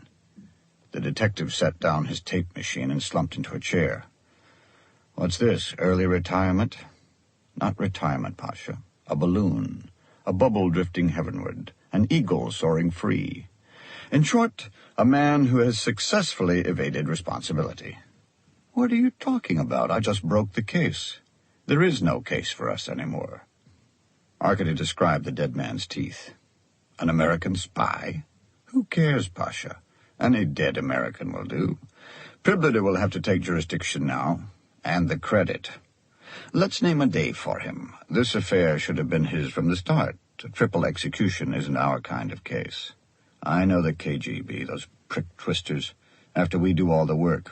What work? We don't know who the victims are, let alone who killed them. They get twice the pay of detectives, their own special shops, fancy sports clubs." Pasha rolled along on his own track. "Can you tell me how they're better than I am, why I was never recruited? There's something wrong with me because my grandfather happened to be a prince? No, you have to have a pedigree, sweat and dirt for 10 generations, or speak 10 languages. Priblida definitely has you beat on the sweat and dirt. I don't think he speaks more than 1 language. I could speak French or Chinese if I'd had the chance," Pasha rolled on. "You speak German. Everyone speaks German. No, it's typical, the story of my life. Now they'll take the credit when we've unmasked some tooth. Fuck your mother." It was the national expression of exasperation, not an insult. Arkady left Pasha in his funk and went to Nikitin's office. The chief investigator for governmental directives wasn't in. With a key from Nikitin's desk, Arkady unlocked a wooden safe which contained a city telephone directory and 4 bottles of vodka. He took only 1. "So, you'd rather be a snot-nosed prick-twister than a good detective," he told Pasha as he returned. Inconsolable, the detective stared at the floor. Arkady poured out 2 glasses of the vodka. "Drink up." "To what?" Pasha muttered. "To your grandfather, the prince," Arkady offered. Pasha flushed with embarrassment. He stared through the open door at the hall. "To the Tsar," Arkady added. "Please." Pasha shut the door. "Then drink." After a few drinks, Pasha wasn't so forlorn. They saluted the forensic detection of Captain Levin, the inevitable triumph of Soviet justice, and the opening of the sea lanes to Vladivostok. "To the only honest man in Moscow," Pasha suggested. "Who?" Arkady asked, expecting a joke. "You," Pasha said, and drank. Actually, Arkady looked at his own glass. What we've been doing the past 2 days hasn't been too honest. Looking up, he saw the detective's newly revived spirits start to sag. "Anyway, you said you broke the case today. Tell me how." Pasha shrugged, but Arkady insisted, as he knew the detective wished him to. A day spent talking to old babushkas should have some reward. "It occurred to me," Pasha tried to be matter-of-fact, that maybe something besides snow covered the sound of the gunshots. After wasting most of the day with the food vendors, I go and talk to the little old woman who plays the records over the loudspeakers for the skating in the park during the winter. She has a little room in the building at Krimsky-Val entrance. I ask, "Do you play any loud records?" She says, "Only quiet records for skating." I ask, "Do you have a program of music you follow every day?" She says, "Programs are for television. I only play records for skating, quiet records played by a simple laborer. The same as I have since the war when I was in the artillery. I earned my job honestly," she says, "for my disability." I say, "That's not my concern. I just want to know the order of the records you play." "The right order," she says. "I start at the top of the pile and work my way down. And when there are no more records, I know it's time to go home." "Show me," I say. The old woman brings out a stack of 15 records. They're even numbered, 1 to 15. I was thinking the shootings probably took place toward the end of the day, so I work from the back. Number 15, sure enough, is from Swan Lake. Number 14, you want to guess? The 1812 Overture. Cannons, bells, the works. Finally, I'm getting smart. Why should the records have to be numbered? I hold the record in front of my mouth and ask her, "How loud do you play the records?" She just looks. She hasn't heard a thing. The old woman is deaf. That's her disability. And that's who they have playing the records in Gorky Park. Chapter 3. A weekend in the country with the last snow of the winter. Windshield wipers swatting flakes as thick as goose down. A bottle of spiced vodka to compensate for the car's inadequate heater. The enthusiastic hiss of tires, fifes, drums, horns, the galloping bells of a sled. Forward! Zoya sat in back with Natalia Mikoyan. Arkady in front with Mikhail Mikoyan, his oldest friend. Together the men had gone through Komsomol, the army, Moscow University, and the law faculty. They'd shared the same ambitions, the same binges, the same poets, some of the same girls even. Slight and baby-faced under a mop of dark curls, Misha had gone directly from the law faculty to the Moscow City Collegium of Advocates. Officially, defense lawyers received no more than judges, say 200 rubles a month. Unofficially, clients paid double or more, which was why Misha could afford good suits, a ruby ring on his little finger, furs for Natasha, a house in the country, and a two-door Ziguli in which to get there. Natasha, dark and so delicate that she could wear children's clothes, contributed her pay as a Novosti press agency writer and 1 abortion a year. She couldn't use the pill, though she supplied her friends. Not too much baggage on this sled.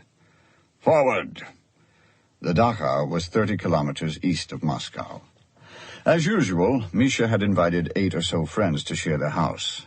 When the host's carload entered, stomping snow off their boots, arms laden with bread, jars of herring, and bottles of liquor, they were greeted by a young couple waxing skis and a fat man in a tight sweater trying to light the fireplace. More guests followed. A director of educational films and his mistress. A ballet dancer trailed duck-like by his wife. Skis fell, it seemed, continuously from the sofa. Men in one room, women in another. The late arrivals changed into outdoor gear. A white morning, Misha waved expansively. Snow more precious than rubles. Zoya said she would stay with Natasha, who was still recovering from her last abortion. Outside, the snow ceased falling and lay deep on the ground. Misha found glory in blazing his own path through the woods. Arkady was content to follow and stop from time to time to admire the low mountains. He had a long, easy stride, and gaining on Misha's fevered plunging was no problem. After an hour, they rested so Misha could clean the ice compacted between his shoes and skis. Arkady slipped out of his skis and sat. White breath, white trees, white snow, white sky. Slim as women, birches were invariably called. Crutches for poets, too, Arkady thought. Misha worked at the ice the way he worked in court, with a fury, dramatically. As a small boy, he'd had the biggest voice, like a tiny craft with an enormous sail. He hammered at his skis. Akasha, I have a problem. He let the skis drop. Who is she this time? A new clerk, Probably no more than 19. I think Natasha suspects. Well, I don't play chess or sports. What else is there? The most ridiculous thing is that this child may be the most ignorant person I've ever met, and I live or die by her opinion. Romance is not a pretty matter when you get right down to it. Or cheap. Well, he opened his jacket and pulled out a bottle of wine. A little French sauterne here, smuggled home by that dancer you saw flouncing around the house. The finest dessert wine in the world. I don't have any dessert. Want some? Misha unwrapped the tunsil from the top and handed the bottle to Arkady, who slapped its bottom and shot the cork out. He took a swig. The wine was amber and sugary. Sweet? Misha caught Arkady's grimace. Not as sweet as some Russian wines, Arkady said patriotically. They took turns drinking. Snow fell from boughs, sometimes with one heavy thud, sometimes as lightly and rapidly as the steps of a hare. Arkady enjoyed being with Misha, and the best times of all were when Misha shut up. Is Zoya still on you about the party? Misha asked. I'm a party member. I have a card. Hardly. What does it take to be more active? A meeting once a month where you can read the newspaper if you want. Once a year you get out the vote. A couple of times a year you circulate a petition against China or Chile. You don't even do that. The only reason you have a card is that if you didn't, you wouldn't be chief investigator. Everyone knows, so you might as well get the benefits out of it, cut down to the district committee a little and make some contacts.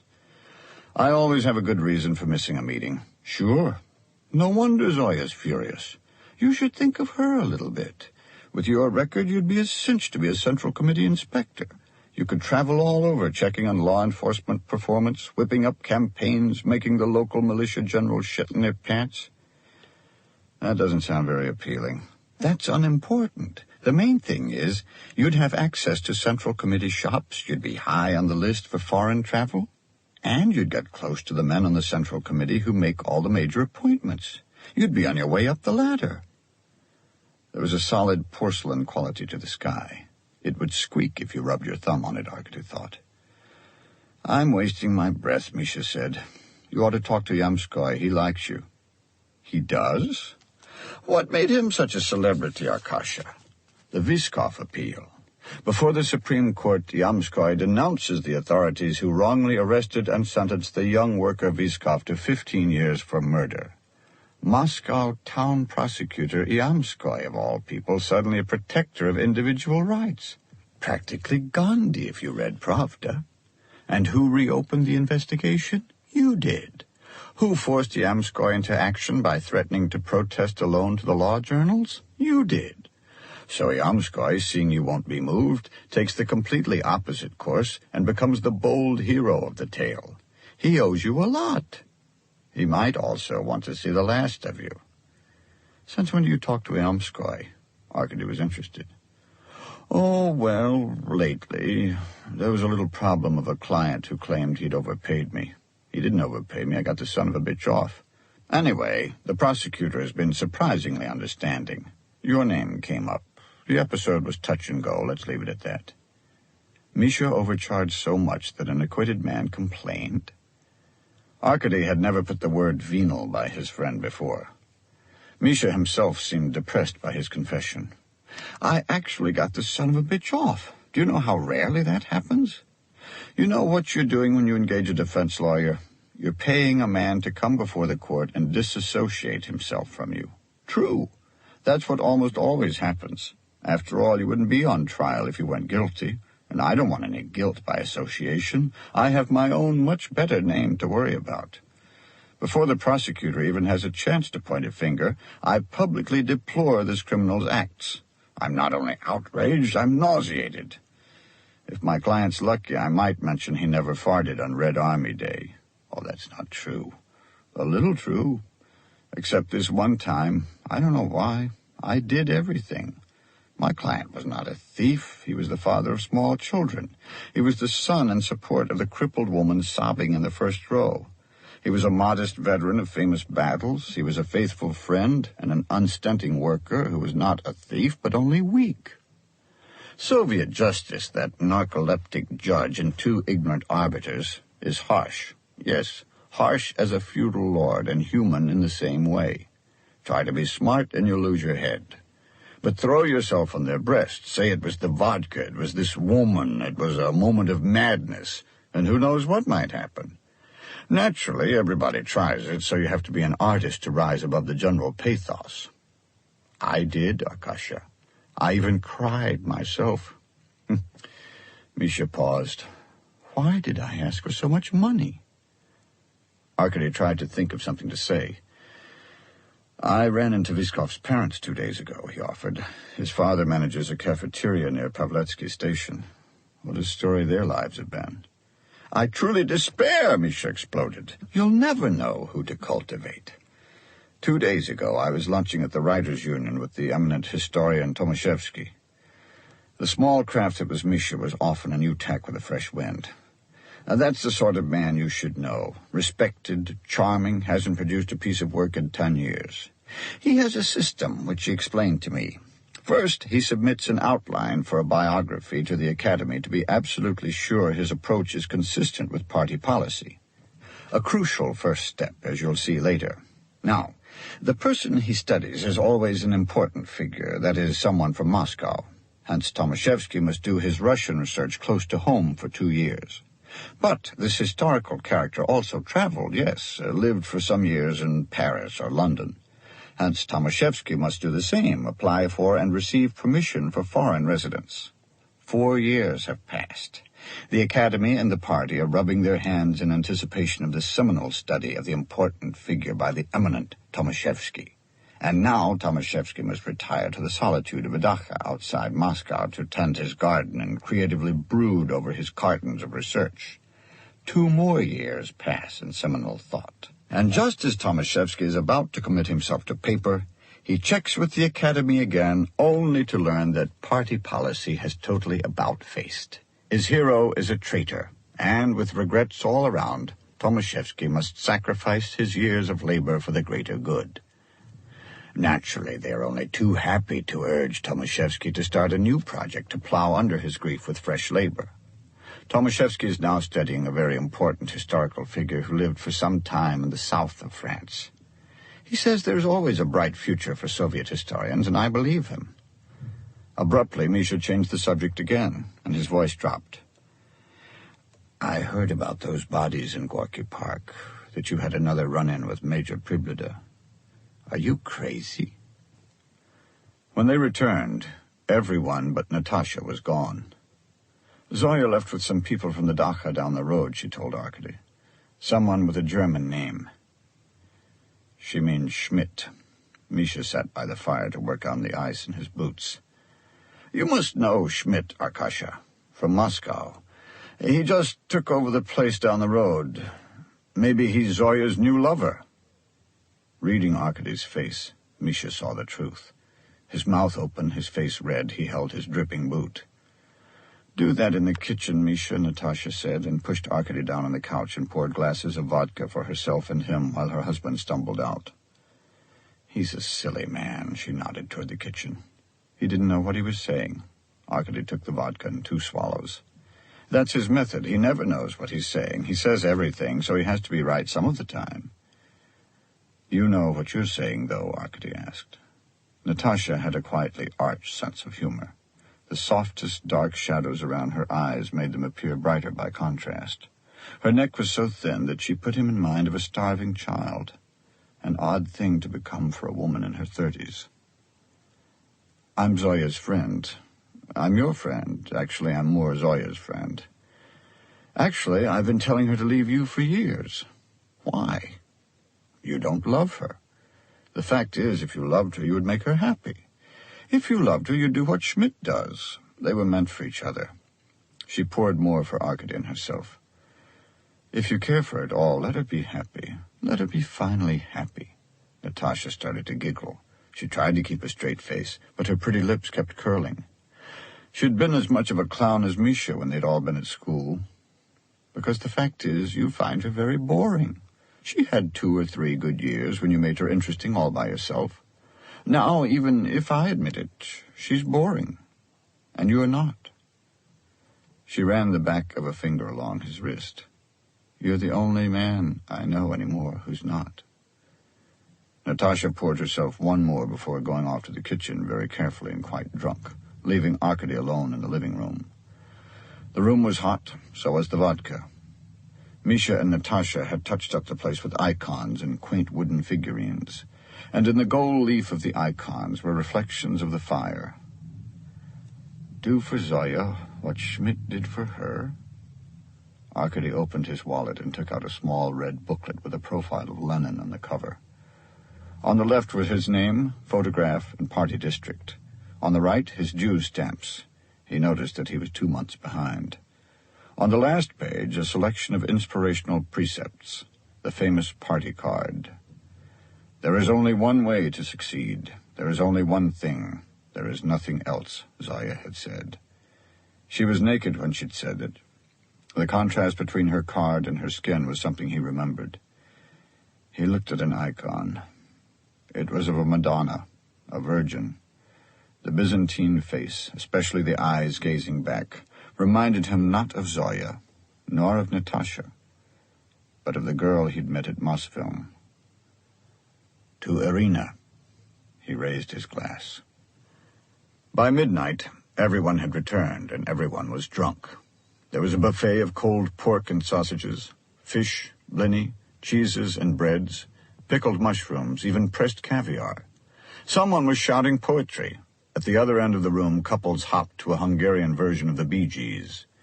Misha was stricken with guilt and couldn't keep his eyes off Zoya sitting close to Schmidt.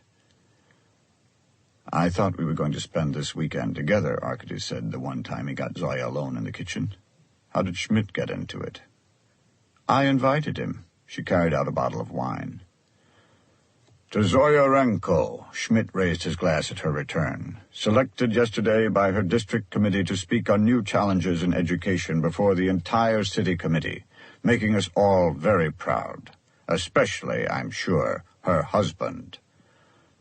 Arkady came out of the kitchen to find everyone looking at him except Schmidt, who was winking at Zoya. Natasha saved Arkady from more confusion by handing him a drink. A sentimental Georgian crooner slipped down on the turntable, and Schmidt and Zoya rose to dance.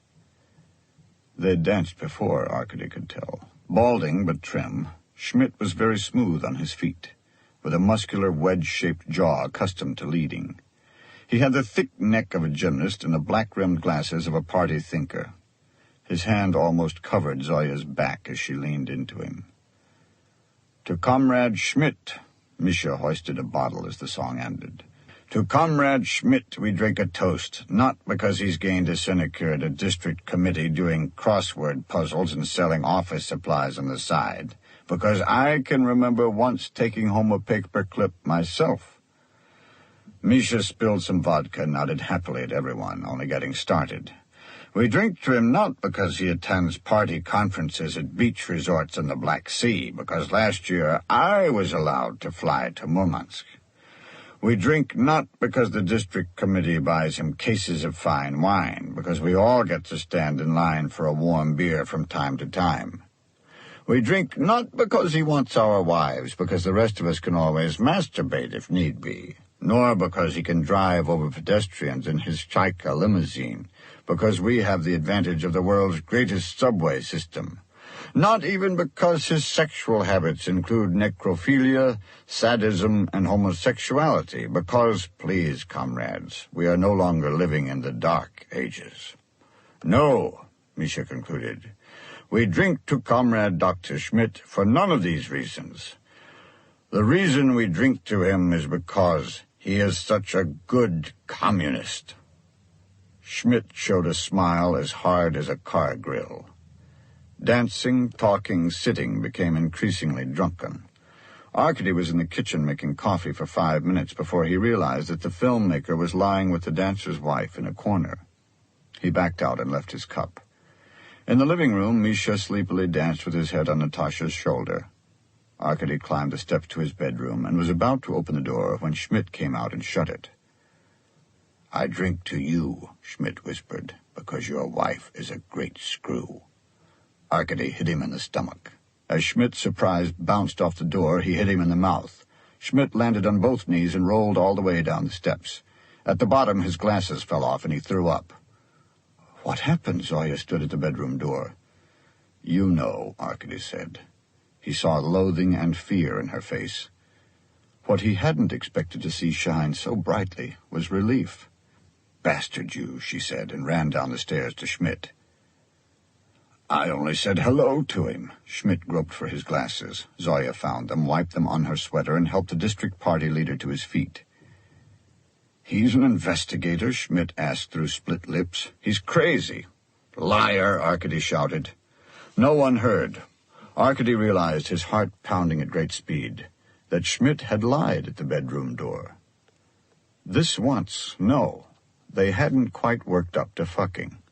Not under her friend's roof. Not while her husband was there. Arkady had believed the lie because it was truer than his marriage, and there was no way to explain that. Everything was backwards. Zoya was militantly outraged. Arkady the cuckold was ashamed. From the front of the dacha, he watched Schmidt and Zoya drive off. Her lover's car was an old two-seater Zaporozhets, not a limousine. There was a full moon over the birches. "I'm sorry," Misha said, as Natasha thoughtfully wiped the rug in the living room. Chapter 4. Yamskoy said, "Your work is, as always, a model. The discovery of this victim's dental work, coming as quickly as it did, was a bombshell. I immediately ordered a thorough investigation by the organs of state security. This investigation went on throughout the weekend, while you were away from the city, and involved a computerized review of thousands of foreign residents and known foreign agents dating back 5 years. The sum result was that not one individual close to the description of the victim cannot be accounted for. It is the opinion of the analysts that we are still dealing with a Soviet citizen who had this particular dental work performed on him while visiting the United States, or by a European dentist trained there. Because all possible aliens have been accounted for, I am forced to concur in this opinion." The prosecutor spoke with great earnestness and sincerity. Brezhnev had the same gift that set the style, a direct, low-keyed reasonableness that had taken so much into account that its authority was self-evident, and there was no sense in argument. Argument, in fact, would be a betrayal of the air of reasonableness so generously set. I'm in the position, Arkady Vasilievich, of determining whether I, as prosecutor now, insist that the KGB assume responsibility of this investigation, or allow you to continue your fine work. The merest chance that there might be foreign involvement is disturbing. Clearly, there is the possibility of your investigation being cut short. That being the case, why not have them initiate their inquiry now? Yamskoy paused, as if he were considering the question. There is more involved, though. At one time, there would have been no question. The MVD would have investigated Russian or foreigner alike, in the same basket, without discrimination, without public trial, arrested them, and sentenced them without the slightest regard for socialist legality. You know what I'm talking about. Beria and his clique. These were excesses carried out by a handful of men, but we cannot turn our faces. The 20th Party Congress dragged these excesses into the daylight and instituted the reforms under which we now operate. The MVD militia now is strictly limited to interior criminal matters. The KGB, likewise, is strictly limited to matters of national security.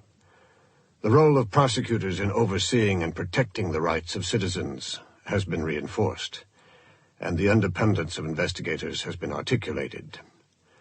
Socialist legality is built upon this division of powers so that no Soviet citizen can ever again be deprived of his full rights in open court. So, what happens if I take the case away from an investigator and hand it to the KGB? It's a step backward. This particular victim probably was Russian. Didn't he have other dental work, a steel molar that was distinctly Russian? There's no doubt the other 2 victims were Russian.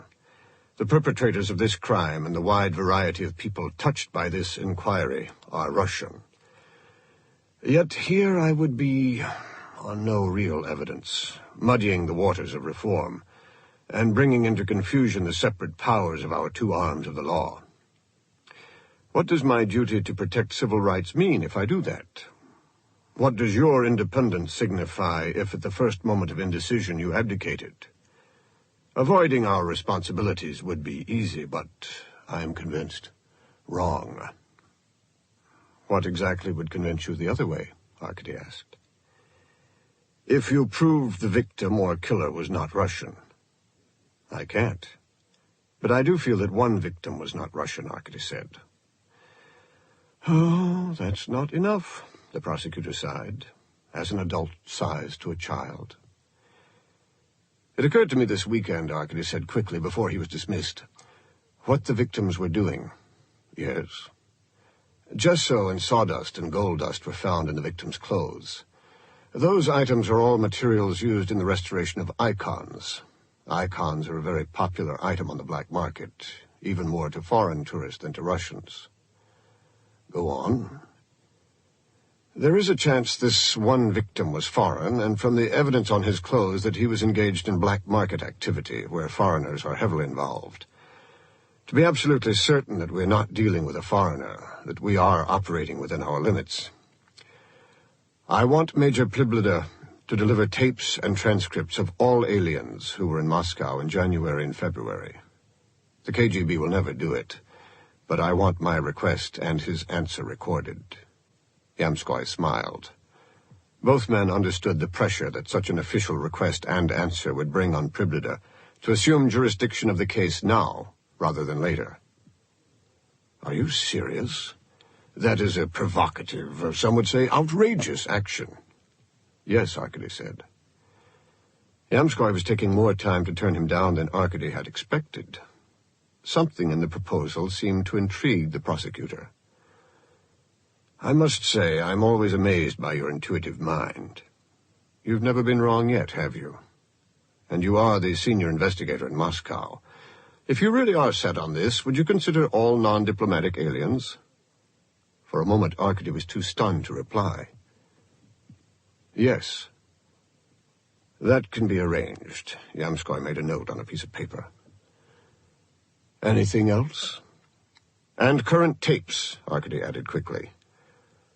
Who knew when the prosecutor would ever be so agreeable again? The investigation will also be expanded to other areas. I know you to be an investigator of infinite resources and zeal. The day is early. Beauty lay on the autopsy table. Andreev will want the neck too, Levin said. The pathologist put a wooden block under the neck, making it bow up, and pulled back the hair. With a rotary saw, he sliced through the bones. The smell of burning calcium spread. Arkady had no cigarettes. He held his breath. Levin cut under the 7th cervical vertebra along the angle of the vertebra's spur. As bones separated, head and neck rolled off the table. Arkady reflexively caught the head and as quickly put it back. Levin switched off the saw. No, investigator. She's all yours now. Arkady wiped his hands. The head was thawed. I'll need a box. What were the dead, anyway, but witnesses of man's evolution from primate indolence to civilized industry? And each witness, every bundle of bones hacked out of peat moss or tundra, was itself a new clue to add to that mosaic called prehistory. A femur here, a brain pan there, perhaps a necklace of elk teeth. All were dragged out of their ancient graves, packed in newspapers, and dispatched to the Soviet Academy's Institute of Ethnology, overlooking Gorky Park, there to be cleaned, wired together, and scientifically resurrected. Not all its mysteries were prehistoric. For example, an officer returning to his Leningrad boarding house at the end of the war noticed a stain on his ceiling. Searching the attic for the stain's source, he found a dismembered, half-mummified body, which the militia identified as the corpse of a man. After a long, unsuccessful investigation, the militia sent a cast of the skull to the Institute of Ethnology to be reconstructed. The problem was the anthropologist reconstructed the face of a woman, not a man. Disgusted, the militia destroyed the face and closed the case, until the boarding house yielded a photo of a girl. Her picture matched a picture of the face the anthropologist had made. She was identified, and her murderer was convicted. Since then, the Institute had reconstructed from skulls or parts of skulls more than 100 faces for criminal identification. There was no similar method used by any other police anywhere. Some of the Institute's reconstructions were merely crude sculptures in plaster. Others, the creations of Andreev, were striking not only in their detail, but in their animated expressions of anxiety or outright fear. The effect in court when one of Andreev's heads was revealed was always a prosecutor's moment of triumph. "Come in, come in." Arkady followed the voice into a gallery of heads.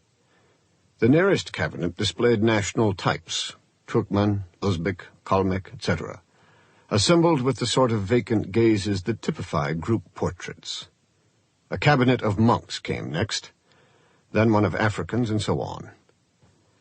Beyond, in the haze of a skylight, was a table of busts of freshly memorialized cosmonauts, their paint still fresh. Not one, he saw, had Andreev's touch, until Arkady passed the skylight and stopped short.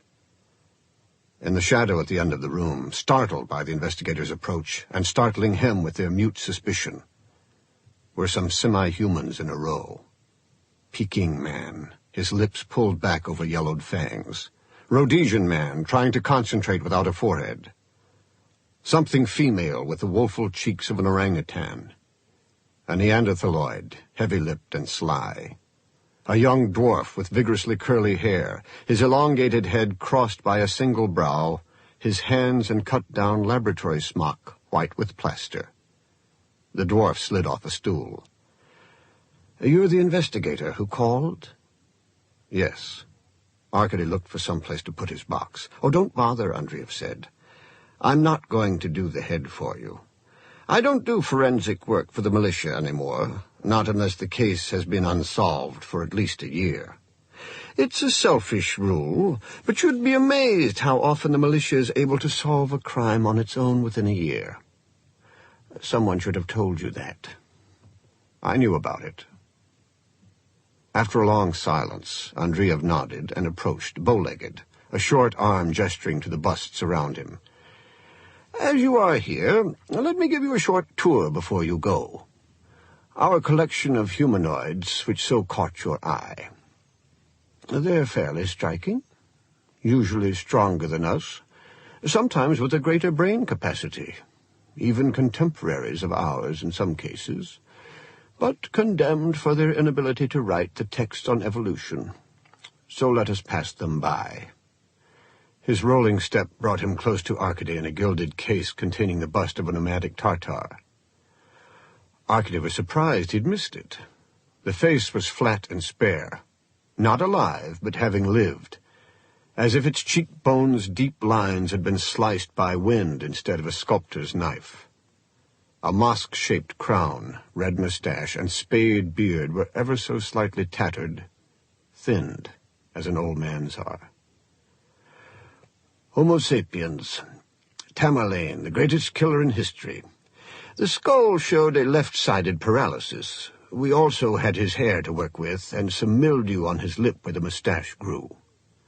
Arkady stared at the Tartar, until Andreev turned on the light inside a second gilded case, which contained an oversized man's head slumped against the rough monk's cowl.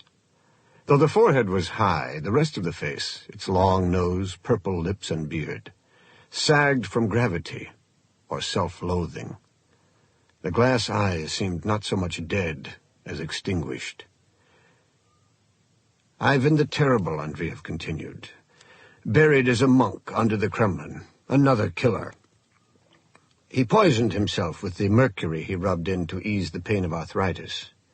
He also had an occlusion of his teeth that must have made his smile a grimace.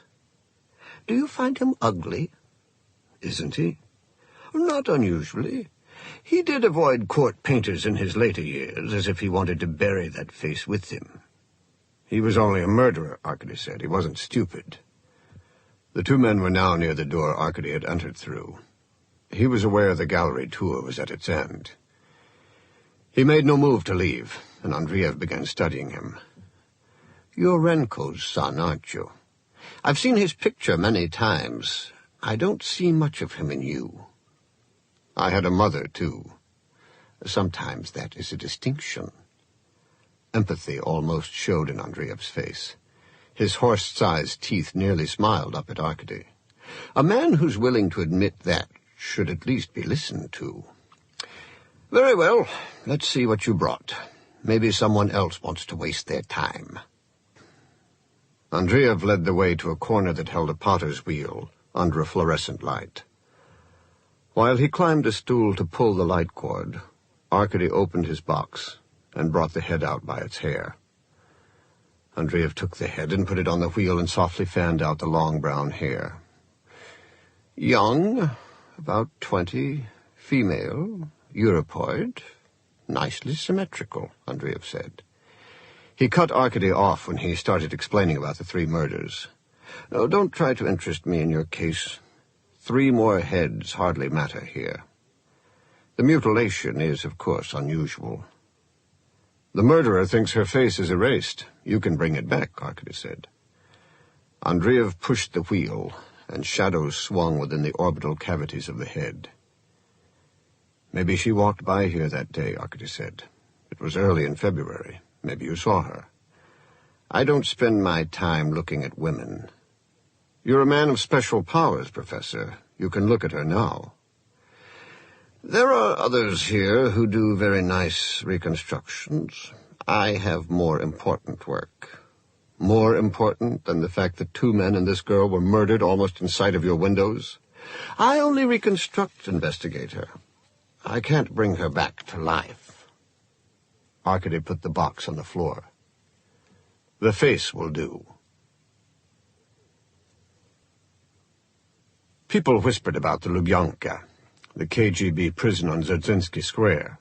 But most Muscovites who broke the law and got caught ended up in Lefortovo prison on the east side of town. A guard took the investigator down in an elevator that was a pre-revolutionary cage. Where was Zoya now? She'd called to tell him not to expect her back at the apartment. Thinking about her, he couldn't recall anything except her face at the bedroom door in Misha's dacha. The triumph on her face, as if an opponent had played a trump card too soon. Other than that, there was very little. Meanwhile, another phenomenon was taking place. Yamskoy had ordered tapes from Priblida. A head had been delivered for reconstruction. Under the guise of pretense, without his will, a real investigation was taking shape. The sub-basement. Arkady went down a hall of small iron doors that looked like furnace mouths, past a guard scribbling at a desk, by an open room stuffed with mattresses and reeking of mildew, to a closed door that he opened to see Chief Investigator of Special Cases Kukin, the blandest figment of a man, staring, eyes aglitter, one hand clutching his belt buckle, and a woman sitting, turning away to spit into a handkerchief. You! Kukin blocked Arkady's view of her, but Arkady was looking a second time at what he'd seen. The door swinging open, Kukin's initial amazement, the hand closing the buckle, the red-faced girl, young but plain, turning in her chair to spit. Kukin, the smoothest-featured of men, a mustache of sweat on his upper lip, buttoned his jacket and pushed Arkady into the hall. An interrogation, Arkady asked. Not a political, just a whore. Even Kukin's voice was mild, as if he were identifying a type of dog. Arkady had come with a request. He didn't have to request any more. Give me the key to your files. Fuck off. The prosecutor would be very interested in how you carry out an interrogation. Arkady put out his hand for the key. You don't have the nerve. Arkady's hand closed on the crotch of Kukin's pants and on the softening prick, the prick of special cases inside the pants, and squeezed Kukin to his tiptoes so that the 2 men could see eye to eye. I'll kill you for this, Renko. Wait and see, Kukin said huskily. But he gave up the key. Arkady spread the files over Kukin's desk. No investigator showed another his files. Each was a specialist. and where their activities did overlap, their separate files contained the identities of personally groomed informers, especially in special cases. What were special cases? If the KGB were to arrest all political offenders, their sheer numbers would exaggerate their importance. Better that some be arrested by the prosecutor's office for normal crimes that the average citizen could understand. For example, the historian B, a correspondent of exiled writers, was arrested for profiteering on ballet tickets. The poet F, a Samizdat courier, was charged with stealing books from the Lenin Library. The technician M, a social democrat, was arrested in the act of selling religious icons to the informant G. This grab bag was an insult to real investigators. Arkady's attitude had always been to ignore Kukin, as if to deny his existence. He'd hardly spoken to the man, let alone touched him. Arkady's eye was caught by Kukin's references to the informant G, the alert citizen G, the reliable source G. Fully half the arrests involving icons were battened by that single letter. He went to Kukin's budget accounts. On a list of informants, G was at the top, with 1,500 rubles. There was a telephone number. From his own office, Arkady called the telephone exchange. The number belonged to a Fyodor Golodkin. Pasha's tape machine was by the desk. Arkady put a fresh tape on it and dialed the phone. After 5 rings, it was picked up without an answer. "Hello? Is Fyodor there?" Arkady asked. "Who is this?" "A friend. Give me a number to call you back at." "Let's talk now." Click. This ends Disc 2. Gorky Park, Disc 3. When the first cartons came from Priblida, Arkady felt some of the exhilaration that even illusory progress brings. There were 13 in-tourist hotels in Moscow, with a total of over 20,000 guest rooms, half equipped with listening devices. And while only 5% might be monitored at a time, even fewer taped and transcribed, the accumulation of material was impressive. You may come across some innocent who talks openly about buying icons or meeting someone in the park, but don't expect it, Arkady told Pasha and Fet. Don't bother reading transcripts of anyone accompanied by an in-tourist guide. Don't bother with foreign newspapermen or priests or politicians. They're watched too closely. Concentrate on tourists or foreign businessmen who know their way around, speak Russian, have contacts here, who have short, cryptic conversations and immediately leave their room. A tape of the black marketeer Golodkin is on this machine so that you can match his voice on another tape. But don't lose sight of the fact that he may not be involved. Icons, Fet asked. How did we decide on them? Marxist dialectic, Arkady answered. Dialectic? We are now in an intermediate stage of communism, where there are still criminal tendencies resulting from relics of capitalism in the minds of some individuals. What more obvious relic than an icon? Arkady opened a pack of cigarettes and passed one to Pasha. Besides, gesso and gold dust were found on the victim's clothes. Gesso is a primer for wood, and about the only legal use of gold is for restoring icons. You mean this could be tied to an art theft? Fet asked. Like the case at the Hermitage a couple of years ago? Remember, a gang of electricians were taking crystals from the museum chandeliers. It took years to catch them. Icon fakers, not thieves, Pasha bummed a match. That's where the sawdust on their clothes came from woodworking. He stopped and blinked. Did I just do some dialectic? After a day of listening to tapes, without enough energy left to confront his apartment, Arkady wandered until he found himself under the Imperial Roman main entrance of Gorky Park, where he bought himself a supper of meat pies and lemonade. On the skating rink, muscular girls in short, flared skirts skated backward from a boy with an accordion. The boy pumped gasps of music. The loudspeakers were silent. The deaf woman had put away her records. The sun set into steamy clouds. Arkady walked on to the amusement section. On a good weekend, there might be 1,000 kids riding the rocket ride in pedal cars, plinking wooden ducks with an air rifle, or watching a magic show at the amphitheater. He'd come often enough himself as a kid with the then-Sergeant Belov, as a wise guy with wise guy Misha and all the other wise guys in their group. He remembered when the Czechs opened the first foreign exhibition in the park, the Pilsen Beer Pavilion in '56. Suddenly, of all things, beer was popular. Everyone was pouring it into his vodka. Everyone was happy and drunk. He remembered when the Magnificent Seven came to Moscow, and every male between the ages of 12 and 20 started walking like Yul Brynner. Gorky Park seemed to be full of stiff-legged cowboys looking for their mounts. A time when everyone was a cowboy. Amazing.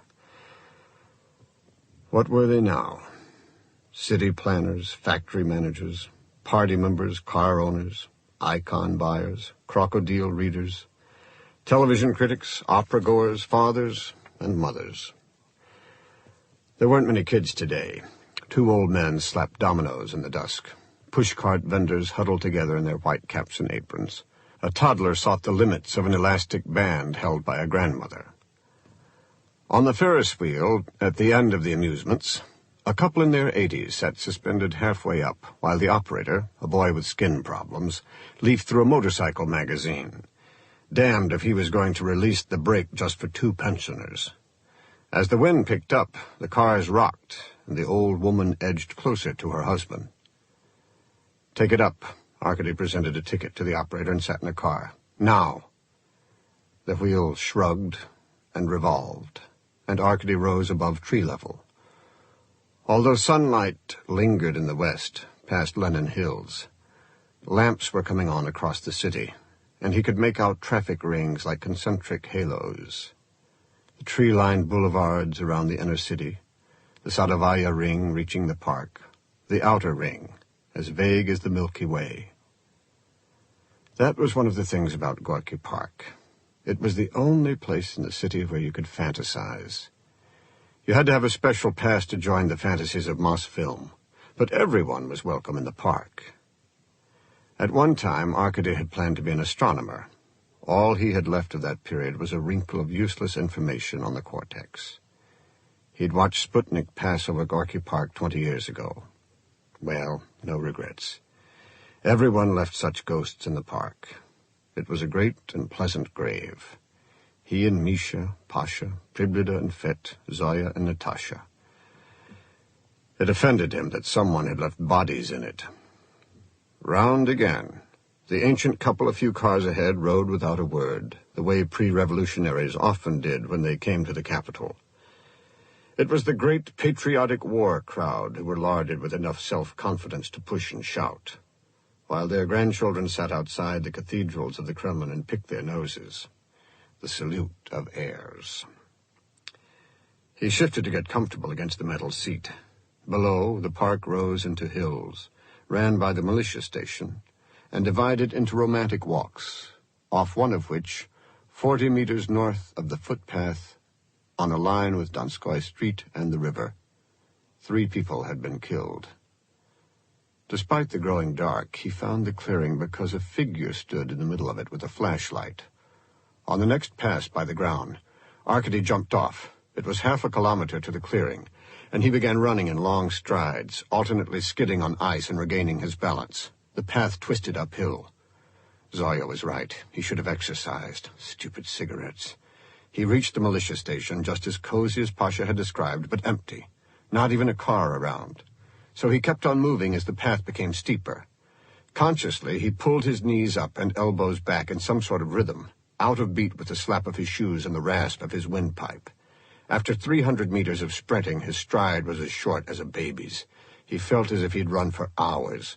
The path leveled just as side stitches started tugging, and it would probably only be Detective Fett doing some homework, he told himself. Where the militia van had turned off the path 4 days before, he slowed woodenly, following the tracks to the clearing. Ice popped underfoot. The light was gone. The searcher was gone, or smart enough to block the light from the path. There was no definition to help, because the clearing, stripped of snow, was totally black. No sounds. He moved from tree to tree around the clearing, stopping in a crouch, staring. He was about to move again when a beam of light shone on the shallow trench from which the bodies had been removed. Arkady was about 10 meters into the clearing when the light disappeared. "Who's there?" he called. Someone ran the other way. Arkady followed. The clearing sloped down to a copse of trees, he knew. Beyond that would be a steep bank, some bowers for chess tables, another path, trees, then a jump down to the Pushkinskaya Key Road and the river. "Stop! Militia!" he shouted. He couldn't shout more and run, too. He was gaining. The footsteps ahead were heavy, a man's. Though Arkady was once issued a gun, he never carried it. The cops neared, leaping forward like the crest of a wave. The fugitive reached the trees first, breaking through branches. There'd be lights on the lower path, Arkady thought, and many lights on the Key Road. He put his arms out as he reached the trees. He ducked when he heard an arm drawing back, but it wasn't a punch. It was a kick at his groin. As his breath rushed out, he grabbed for the foot and got a fist in the neck. He swung and missed. Another kick knocked him back. His second swing hit a stomach that was round and hard. A shoulder pinned him against a tree while fingers stabbed his kidneys. Arkady's mouth found an ear and bit. "Son of a bitch," in English. The shoulder jumped back. "Militia," Arkady tried to shout, but it came out a whisper. A kick dropped him face first into the snow. Fool, Arkady told himself. The first time an investigator hits anyone in years, he loses his wife. The second time, he bawls for help. He pulled himself up, listened for the sound of branches shaking, and followed. The slope pitched toward the river. He half fell. The lower path was empty, but he saw feet dissolving in the trees beyond. Arkady took the path in one stride and leaped, coming down on a broad back. The two men rolled through the dark until they hit a bench. Arkady tried to lock the man's wrist back, but their coats were too tangled for either to do anything until the man twisted free. Arkady tripped him and, swinging as wildly as ever, knocked him off his feet again. But as soon as they were separated, Arkady hadn't a chance. A palm slapped his face, and before he began to react, the same hand as a fist shot into the ribs under his heart. He stood in feeble admiration long enough for the fist to find his heart again. Falling, he felt his heart stop. "This is a vast improvement over primitive methods," the collective's director told Arkady and his father, and pulled the cow's head into a pillory over which was a large metal cylinder that at the flick of a switch drove an oil-slicked piston square into the cow's cranium, the animal's legs flying into a comic spread. Cowhide for tankers' helmets, he remembered. "Let me try it," General Renko said, and pulled another cow to the pillory. Whomp! Imagine being able to use one's hands like that. Arkady pulled himself out of a drift and staggered, holding his chest. Trees and snow sucked him downhill to a stone wall. He eased over and collapsed onto the sidewalk of the Pushkinskaya Quay. Truck lights sailed along the sweep of the Key Road. He could see no one walking. No militiamen. Street lamps were furry balls, like the bubbles of air he gagged down. The trucks moved on, and he was left alone, unsteadily crossing the road. The river was a 300-meter-wide streak of ice backed by black trees stretching toward Lenin Stadium to the west and by unlit ministry buildings to the east. The Krimsky suspension bridge was at least a kilometer away. Close at Arkady's left was a subway bridge with no walkway. Over it rattled a train, wheels sparking. A figure was running on the river under the bridge. There were no stairs. Arkady slid 3 meters down the curving stone embankment, his ass taking the punishment of a violent landing on the ice. He picked himself up and started running. Moscow was a low city. From the river it almost disappeared into its own somnolent ether. The footsteps were closer. The man was powerful, not fast. Even limping, Arkady still gained. There were no stairs along the north embankment either, but he saw on the embankment toward the stadium the docks for summer excursion boats. The man stopped for breath, looked back at Arkady, and moved on again. They were more than halfway across the ice, about 40 meters apart. As Arkady closed in, the man stopped a second time and raised his hand with such authority that Arkady found himself halted. Ice created an illusion of luminescence. He could make out a stocky figure in an overcoat and cap. The face was hidden. "Away," it said in Russian. When Arkady stepped forward, the hand lowered. He saw a barrel. The man aimed with both hands the way detectives were trained to fire a gun, and Arkady dove. He heard no shot and saw no flash, but something smacked off the ice behind him, and an instant later rang off stones. The figure lumbered again to the far side of the river. At the embankment, Arkady caught up. Water had run down the stone wall and frozen to an uneven slickness on the ice. And there the two men struggled in the shadow of the bridge, slipping first on their feet and then on their knees. Arkady's nose bled and the other man lost his cap. A blow on the chest no harder than a tap put Arkady on all fours. His opponent stood. Arkady took 2 kicks in the side, and as efficient as a hammer's final measure, a shoe on the back of the head.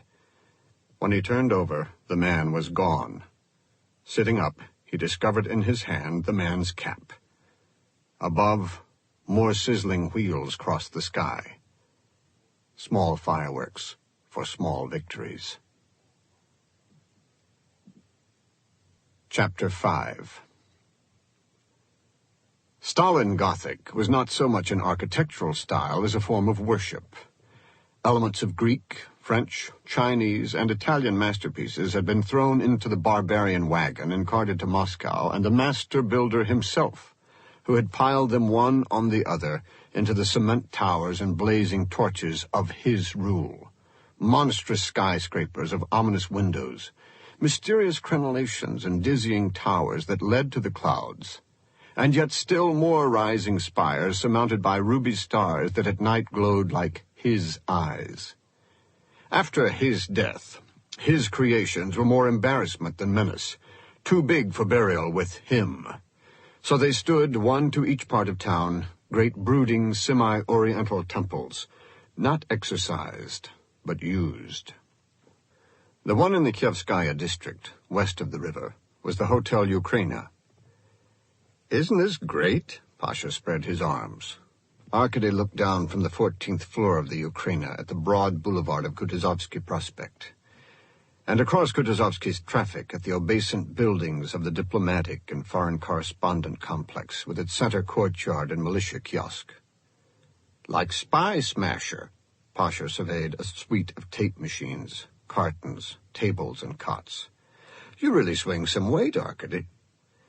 Actually, it was Yamskoy who had moved the base of the investigation, citing the lack of space in Arkady's own office.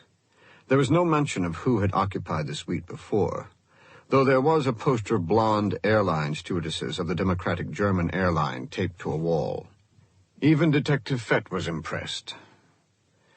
"Detective Pavlovich is taking the German tourists and Golodkin, the man you suspect of dealing in icons.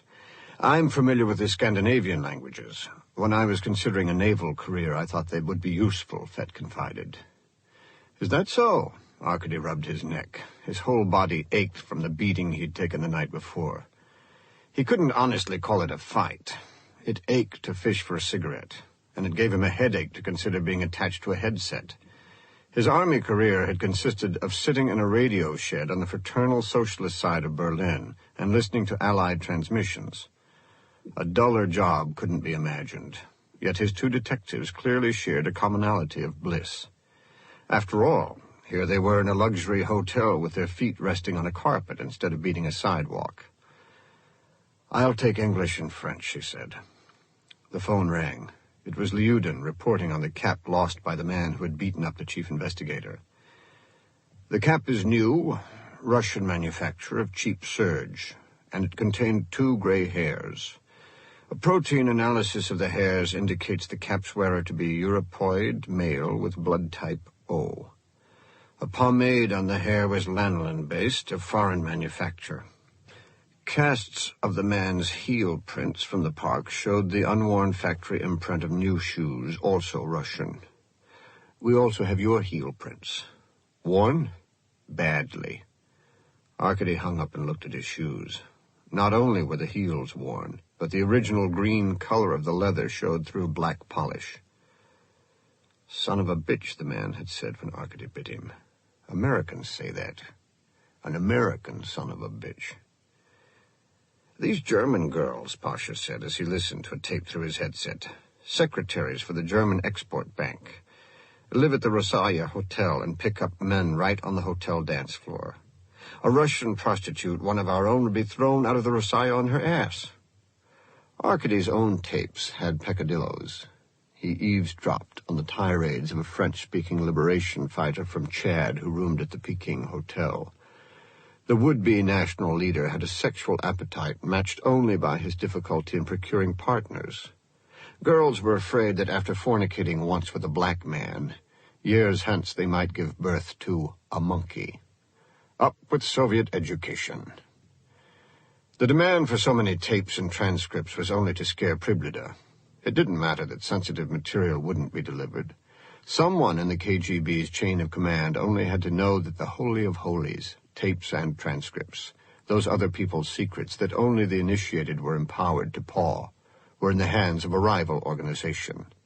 Any transgression was transgression enough. The cartons would go back, and with them, Arkady was sure, the whole investigation. He hadn't mentioned yet that the man who'd roughed him up was probably American, or that he'd taken Beauty's head to Andreev. He couldn't prove the one, and nothing had happened with the other. He listened to the tape of one tourist while he read the transcript of another. The microphones were in the hotel room telephones, so he heard calls and conversations alike. The French all complained about the food, and the Americans in English all complained about the waiters. Travel was so irritating. During lunch in a cafeteria off the hotel lobby, Arkady called Zoya's school. For once she came to the phone. "I want to come over and talk to you," he said. "It's the month before May Day. You know how that is," Zoya answered. "I can pick you up after school." "No." "When?" "I don't know. Later on, when I know what I'm doing. I have to go." Before she hung up, he heard Schmidt in the background. The afternoon was endless, though the time came when Pasha and Fett put on their hats and coats and went home. Arkady stopped work for coffee. In the dark, he made out two more of his skyscrapers close by. Moscow University to the south, and the Foreign Ministry right over the river. Their ruby stars glowed to each other. Alone, listening again to tapes, he heard his first familiar voice. The tape was of an American's party given on January 12th at the Rosaya Hotel.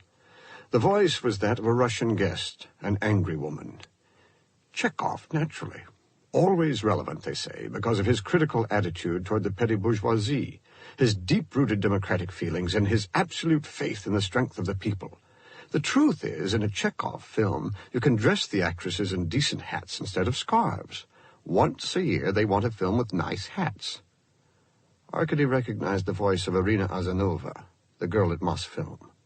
There was a dulcet protest against her from the actresses present. Latecomers arrived. "Evgeny, now what did you bring me?" A door closed. "A late Happy New Year, John." "Gloves. How thoughtful. I shall wear these."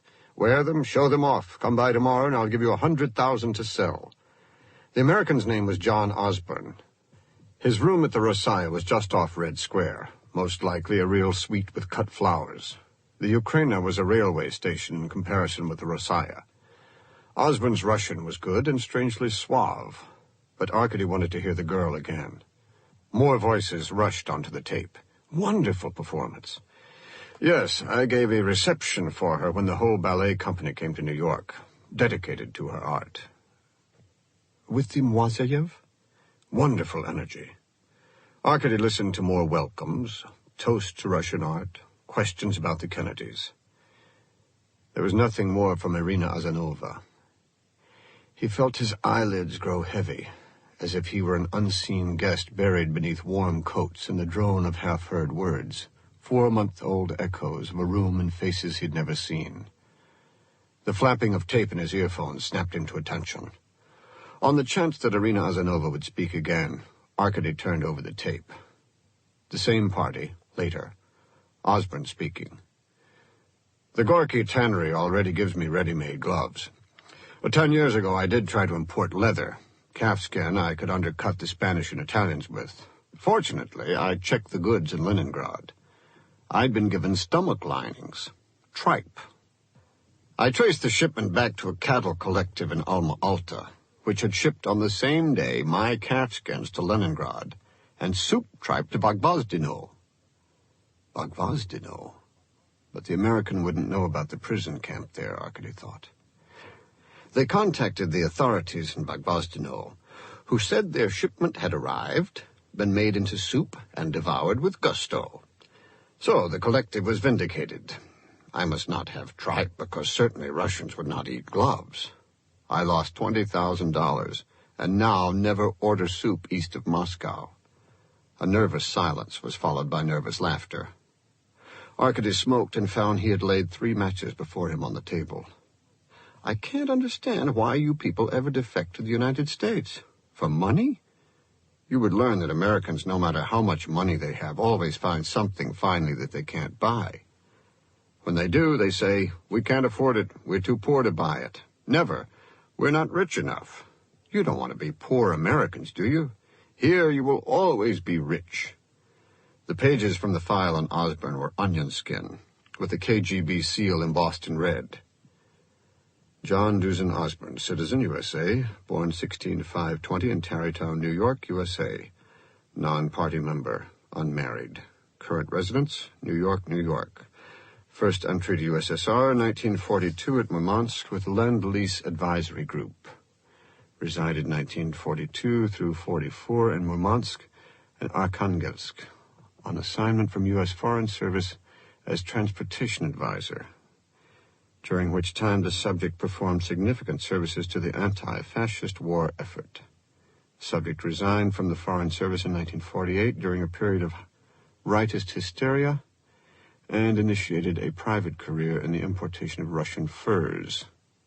The subject has sponsored many goodwill missions and cultural exchanges and is a yearly visitor to the USSR.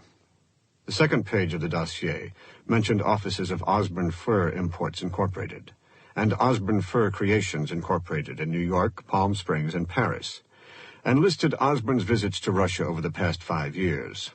His last trip had been from January 2nd to February 2nd.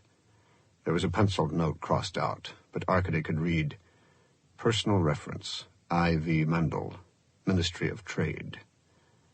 The third page said, C. Annals of Soviet-American Cooperation in the Great Patriotic War, Pravda, 1967. Also, C. Department 1. Arkady recalled Mendel. The man was one of those lobsters who molted and grew fatter with each season.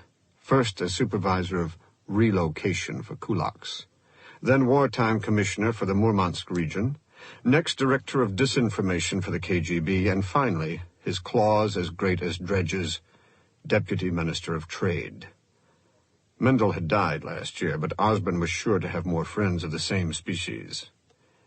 It's your humility that makes you charming.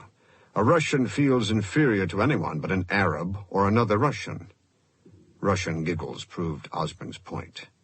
It was the worldly tone that seduced them. Anyway, he was a safe foreigner.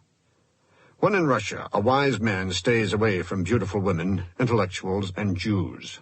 Or, to put it more simply, Jews. A sadistic pearl with the one necessary element, Arkady conceded, a grain of truth. His much-amused audience was wrong, however. The dossier notation, Department 1, stood for the KGB's North American Bureau. Osborne was no agent. No tapes would have been passed on if he were. Osborne, the notation meant, was simply cooperative, a patron of Russian arts and an informant on Russian artists.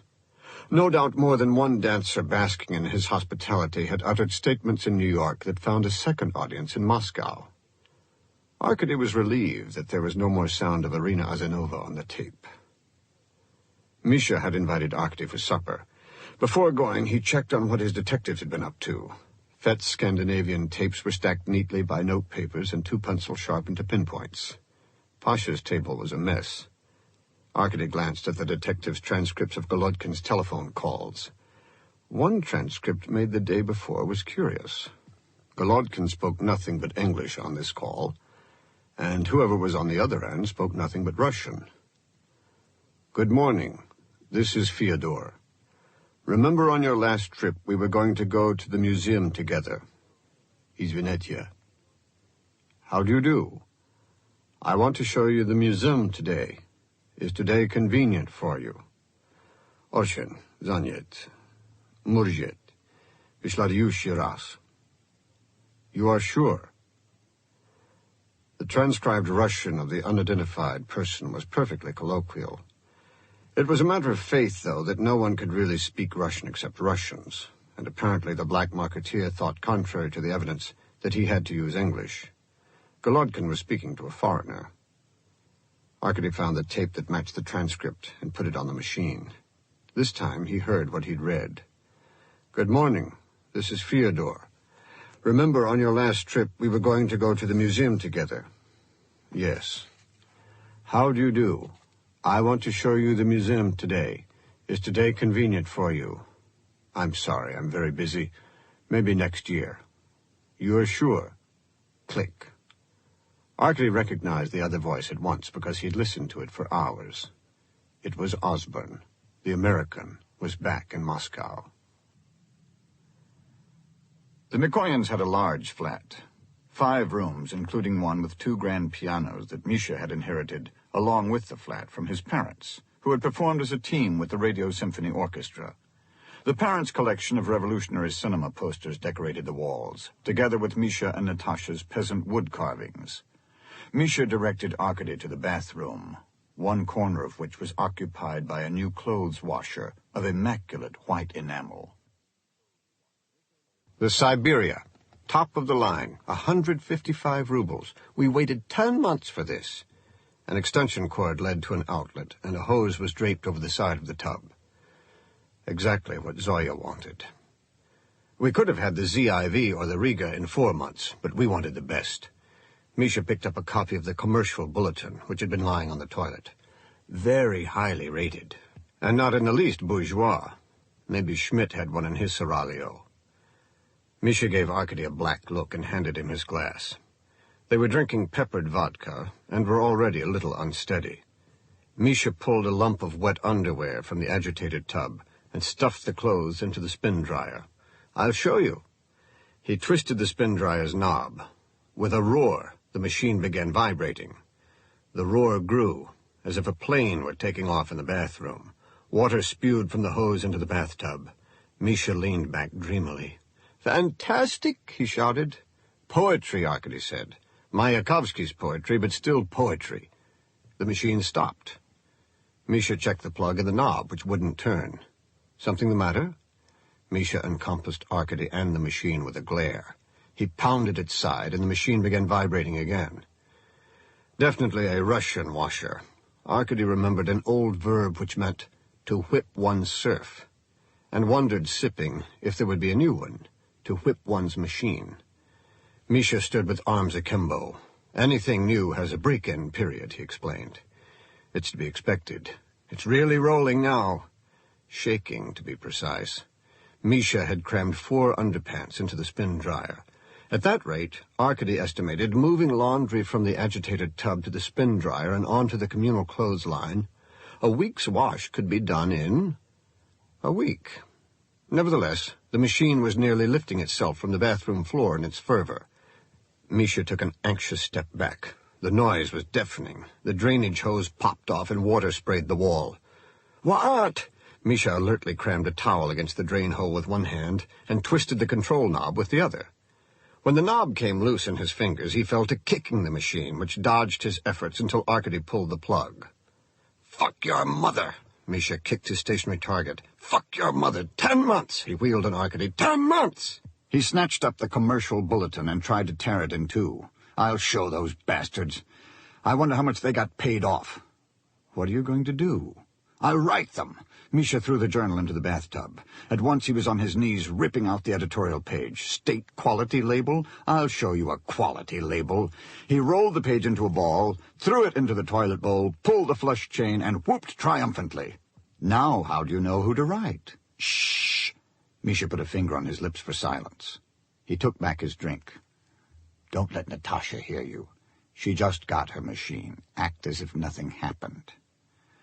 Natasha served a supper of force-meat patties, pickles, sausage, and white bread, hardly touching her wine, but sitting in an aura of contentment. To your coffin, Arkasha. Misha raised his glass. which will be lined with embroidered silk, have a satin pillow, your name and titles on a gold plate, and silver handles set in the finest cedar 100 years old from a tree I will plant in the morning." He drank, pleased with himself. "Or," he added, "I could just order it from the Ministry of Light Industry. That should take about as long." "I'm sorry about the supper," Natasha told Arkady. "If we had someone else to shop, you know." "She thinks you're going to pump her about Zoya. We refuse to get in the middle between you two," Misha said, and turned to Natasha. "Have you seen Zoya? What did she say about Arkasha?" "If we had a bigger refrigerator," Natasha explained, "or one with a freezer." They talked about refrigerators, clearly. Misha rolled his eyes at Arkady. "Incidentally, you don't happen to know any murderer repairmen who owe you a favor?" Natasha cut her meat patty into small sections. "I know some doctors," she smiled. Her knife stopped as her eyes finally picked up the control knob lying by Misha's plate. "A little problem, love," Misha said. "The washer isn't quite working." "That's all right. We can still show it to people." She seemed genuinely content. Chapter 6. Man was not born criminal, but fell into error through unfortunate circumstances or the influence of negative elements. All crimes, great and small, could be traced to post-capitalist avarice, egoism, sloth, parasitism, drunkenness, religious prejudices, or inherited depravity. The killer Tsipin, for example, was born of a killer and a gold speculator, whose forebears included killers, thieves, and monks. Tsipin was brought up an Urka, a professional criminal. He wore an Urka's blue tattoos, snakes, dragons, the names of assorted lovers, in such profusion that they curled out from under his shirt cuffs and collar. Once he'd shown Arkady the red cock tattooed on his penis. Tsipin's murder of an accomplice was, fortunately for him, committed during a time when only state crimes were deemed to merit the death penalty. Tsipin got 10 years. In camp, he added another tattoo, "Fucked by the party," across his forehead. Again, he was lucky. Such corporal, anti-Soviet propaganda had been a state crime until a week before his act. So he merely got some skin added to his head from his ass and 5 years added to his sentence, a term suspended on the event of the 100th anniversary of Lenin's birth. "I take the long view now," he told Arkady. "The crime rate goes up, it goes down. Judges loosen up, then they break your balls, like the moon and the tide. Anyway, now I have a good situation." Tsipin was a machinist, but he made his real money off truck drivers. Drivers would fill up their tanks to deliver goods to some village in the country. Just outside Moscow, however, they'd siphon some gas, sell it at a cut rate to Tsipin, change their odometers, and at day's end, return to their terminal with the always plausible story of bad roads and detours. Tsipin, in turn, sold the gas to private car owners. The authorities were aware of his activities, but as there were so few gas stations in Moscow, and there was such pressure from car owners for more, profiteers such as Tsipin were covertly allowed to perform a needed social service. The last thing anybody wants is a crackdown, and if I knew who killed 3 people in Gorky Park, I'd be the first to tell you. In fact, whoever pulled something like that should have his balls cut off. We have standards too, you know. More Urkas took the chair in Arkady's office at Novokuznetskaya, each repeating that no one was crazy enough to shoot anyone in Gorky Park, and from the other point of view, no one was missing. The last was Zarkov, a former army man who traded in guns. "What's available anyway? Red Army issue, some rusty British revolvers, maybe a Czech pistol or 2. You take the east, Siberia, you might find a gang with a machine gun. Not here, nothing like you describe." "Very well, who's going to fire it? Besides myself, I can't think of 10 people in Moscow under the age of 45 who could hit their grandmother at 10 steps. You've been in the service, you say? This isn't America. If we've been in any real wars for the past 30 years, do let me know. They don't get a chance to shoot anyone. And besides, the training's gone to the devil. Let's be serious.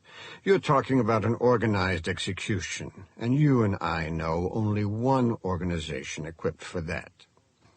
In the afternoon, Arkady kept calling Zoya's school until they told him she'd left for the Union of Teachers Athletic Club. The club was a former mansion at the point of Novokuznetskaya, just across from the Kremlin.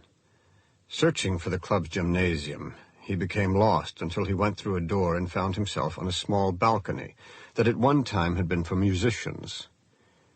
He looked down at what had been a ballroom. Defaced cupids decorated the high ceiling. The dance floor was covered with vinyl tumbling mats, shiny and redolent of sweat. Zoya was swinging on the uneven bars. Her gold hair was pulled into a bun, and she wore sweatbands on her wrist and woolen leg warmers. When she rolled under the lower bar, her legs spread like the wings of a plane, the muscles of her back and rear scalloped under her leotard. In a sweatsuit, arms folded, Schmidt watched from the mats. She reached thumbs to forefingers for the upper bar, about-faced in a spin to swing down to the lower bar, grunting against wood, raised herself in a handstand with toes to the ceiling, and reversed and rolled, legs apart, back to the high bar. She was not good enough to be graceful. What she had was a manic kind of momentum, like a clock's wire pendulum wrapping and unwrapping around two poles. She swung down from the bars, and when Schmidt caught her with both hands at her waist, Zoya put her arms around him. It was romantic, Arkady thought. Instead of a husband, there should be a string quartet in moonlight. Natasha was right. They were made for each other. Leaving the balcony, Arkady slammed the door hard so it gave the report of a gun. He got fresh clothes from his apartment, and on his way to the Ukraina, Annals of Soviet-American Cooperation in the Great Patriotic War from the Historical Library. Maybe the KGB would have carted off their cartons by the time he reached the hotel, Arkady thought. And maybe Priblida would be waiting.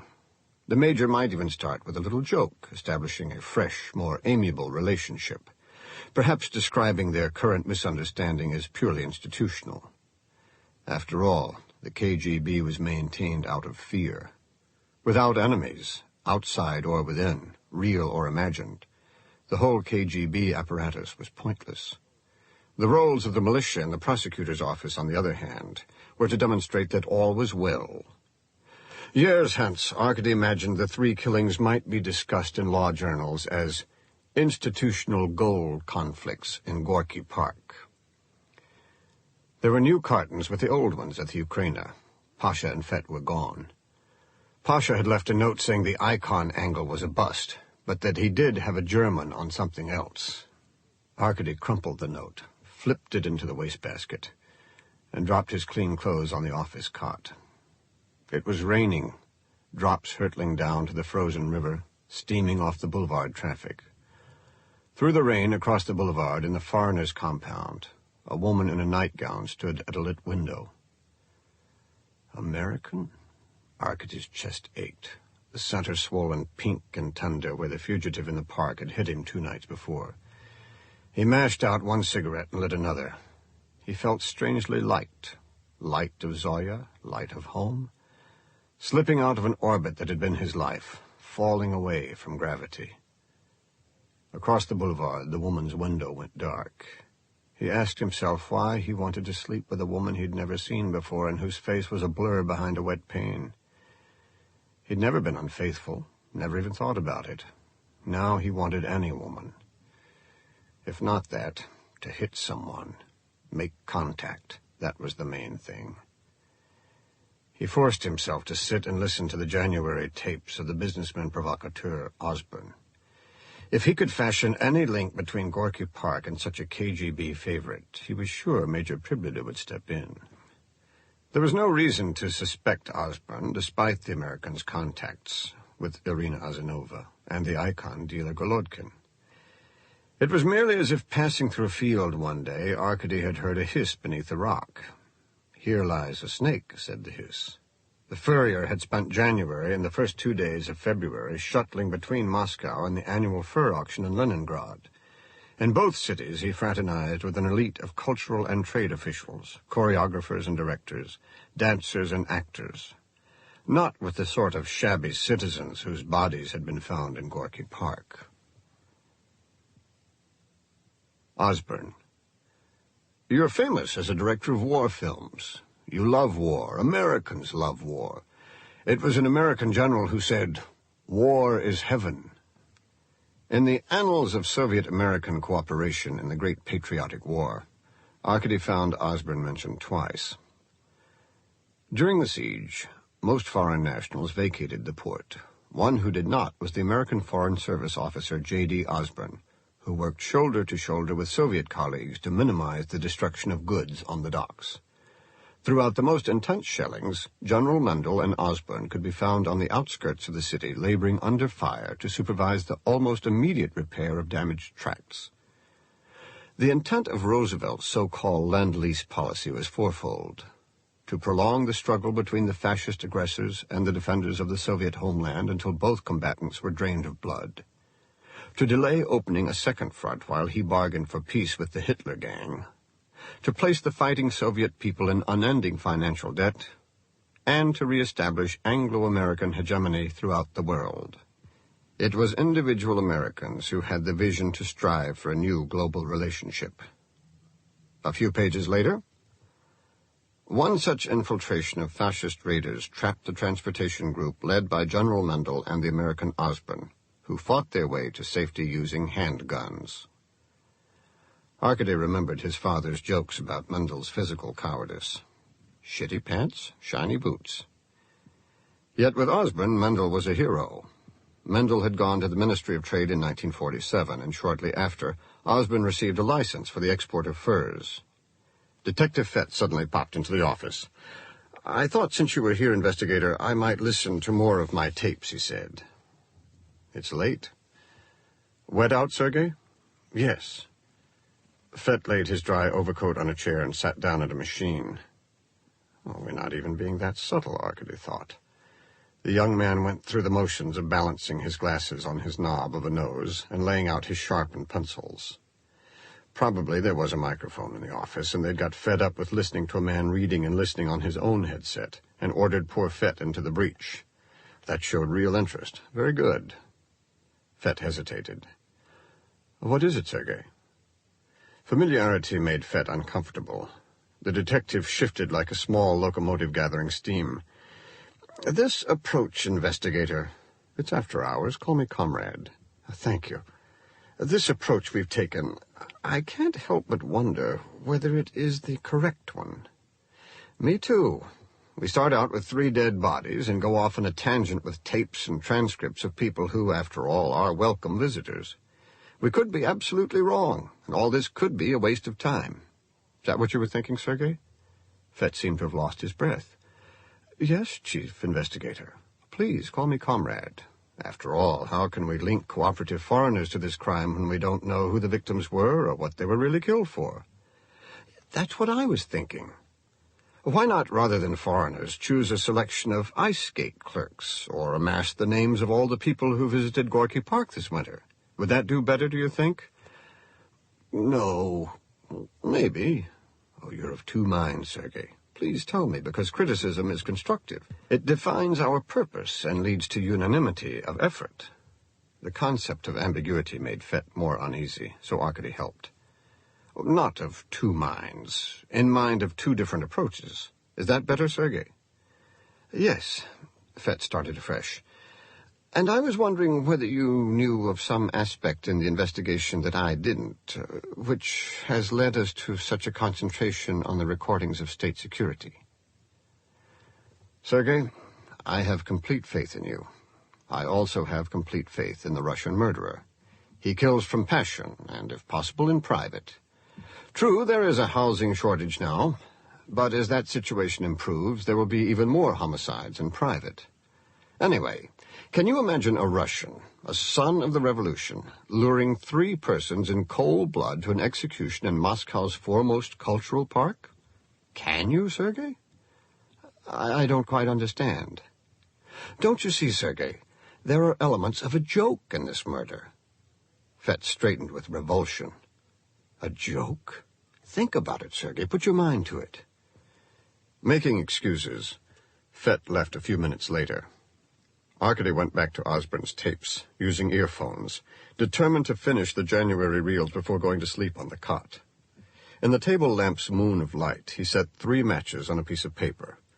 Around the matches, he drew an outline of the park clearing. Osborne. But you can't do Camus' The Stranger for a Soviet audience. A man takes the life of a total stranger for no reason but ennui. It's purely Western excess. Middle-class comfort leads inevitably to ennui and unmotivated murder. The police are used to it, but here in a progressive socialist society, no one is tainted by ennui.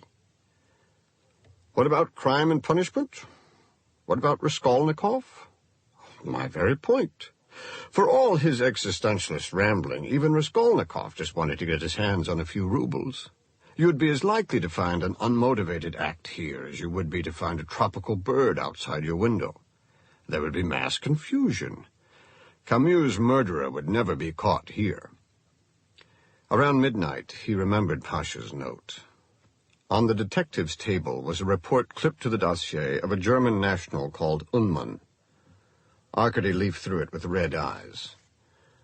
Hans Friedrich Ullmann was born 1932 in Dresden, married at 18, divorced at 19. Dismissed from the Young Communist for rowdyism.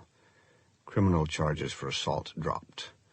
Joined the army in 1952, and during the reactionary turmoil of the following year, accused of bludgeoning rioters. Charges of manslaughter dropped. Then finished his service as a guard at the Marienbad Stockade. Employed for 4 years as chauffeur to the secretary of the Central Committee for Trade Unions. Reinstated in party in 1963, remarried the same year and employed as foreman in an optics factory. 5 years later, dismissed from party for beating his wife. In short, a brute.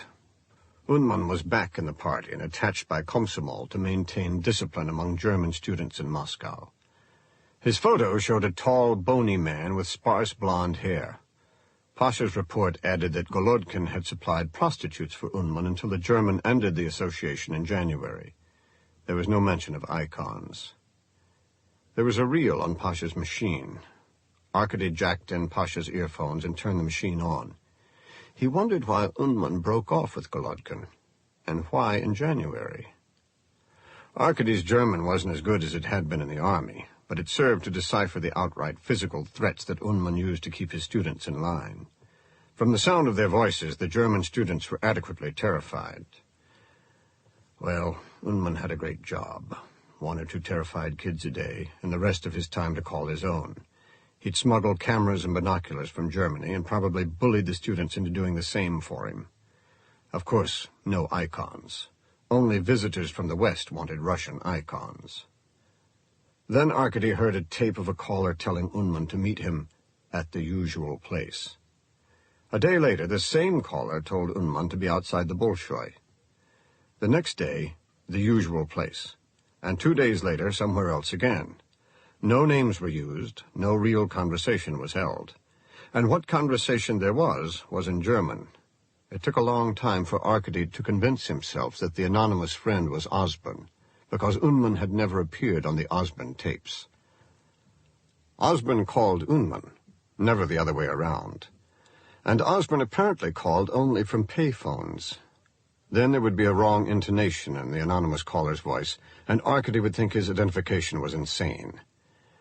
He set up 2 machines and listened alternately to Osborne and Ullmann tapes. He built an ashtray pyramid of butts. Now it was a matter of patience. At dawn, after 7 hours of listening, Arkady walked outside the hotel to revive himself. Around the empty taxi stand, hedges crackled in the wind. As he gulped air, he heard another sound, a rhythmic thud from far overhead. Workmen were tapping the parapets of the Ukraina's roof for the false notes of bricks, loosened by the winter. Back in the room, he started on Ullmann's February tapes. On February 2nd, the day of Osborne's departure from Moscow to Leningrad, the anonymous man called. The plane's delayed. It's delayed. Everything is going fine. You worry too much. You never do? Relax, Hans. I don't like it. It's a little late to like or not like anything. Everyone knows about those new Tupolevs. A crash? You think only Germans can build anything? Even a delay. When you get to Leningrad, I've been to Leningrad before. I've been there with Germans before. Everything will be fine. For an hour, Arkady slept. Chapter 7. The dummy was a featureless pink plaster head in a ratty wig, but it was hinged at the ears so that the face could split open down the middle and reveal an inner structure of blue muscles and a white skull as intricate as a Fabergé egg. Flesh doesn't sit on a vacuum, Andreev said. Your features, dear investigator, are not determined by intelligence, character, or charm. The anthropologist set the dummy aside and took Arkady's hand. You feel the bones in there?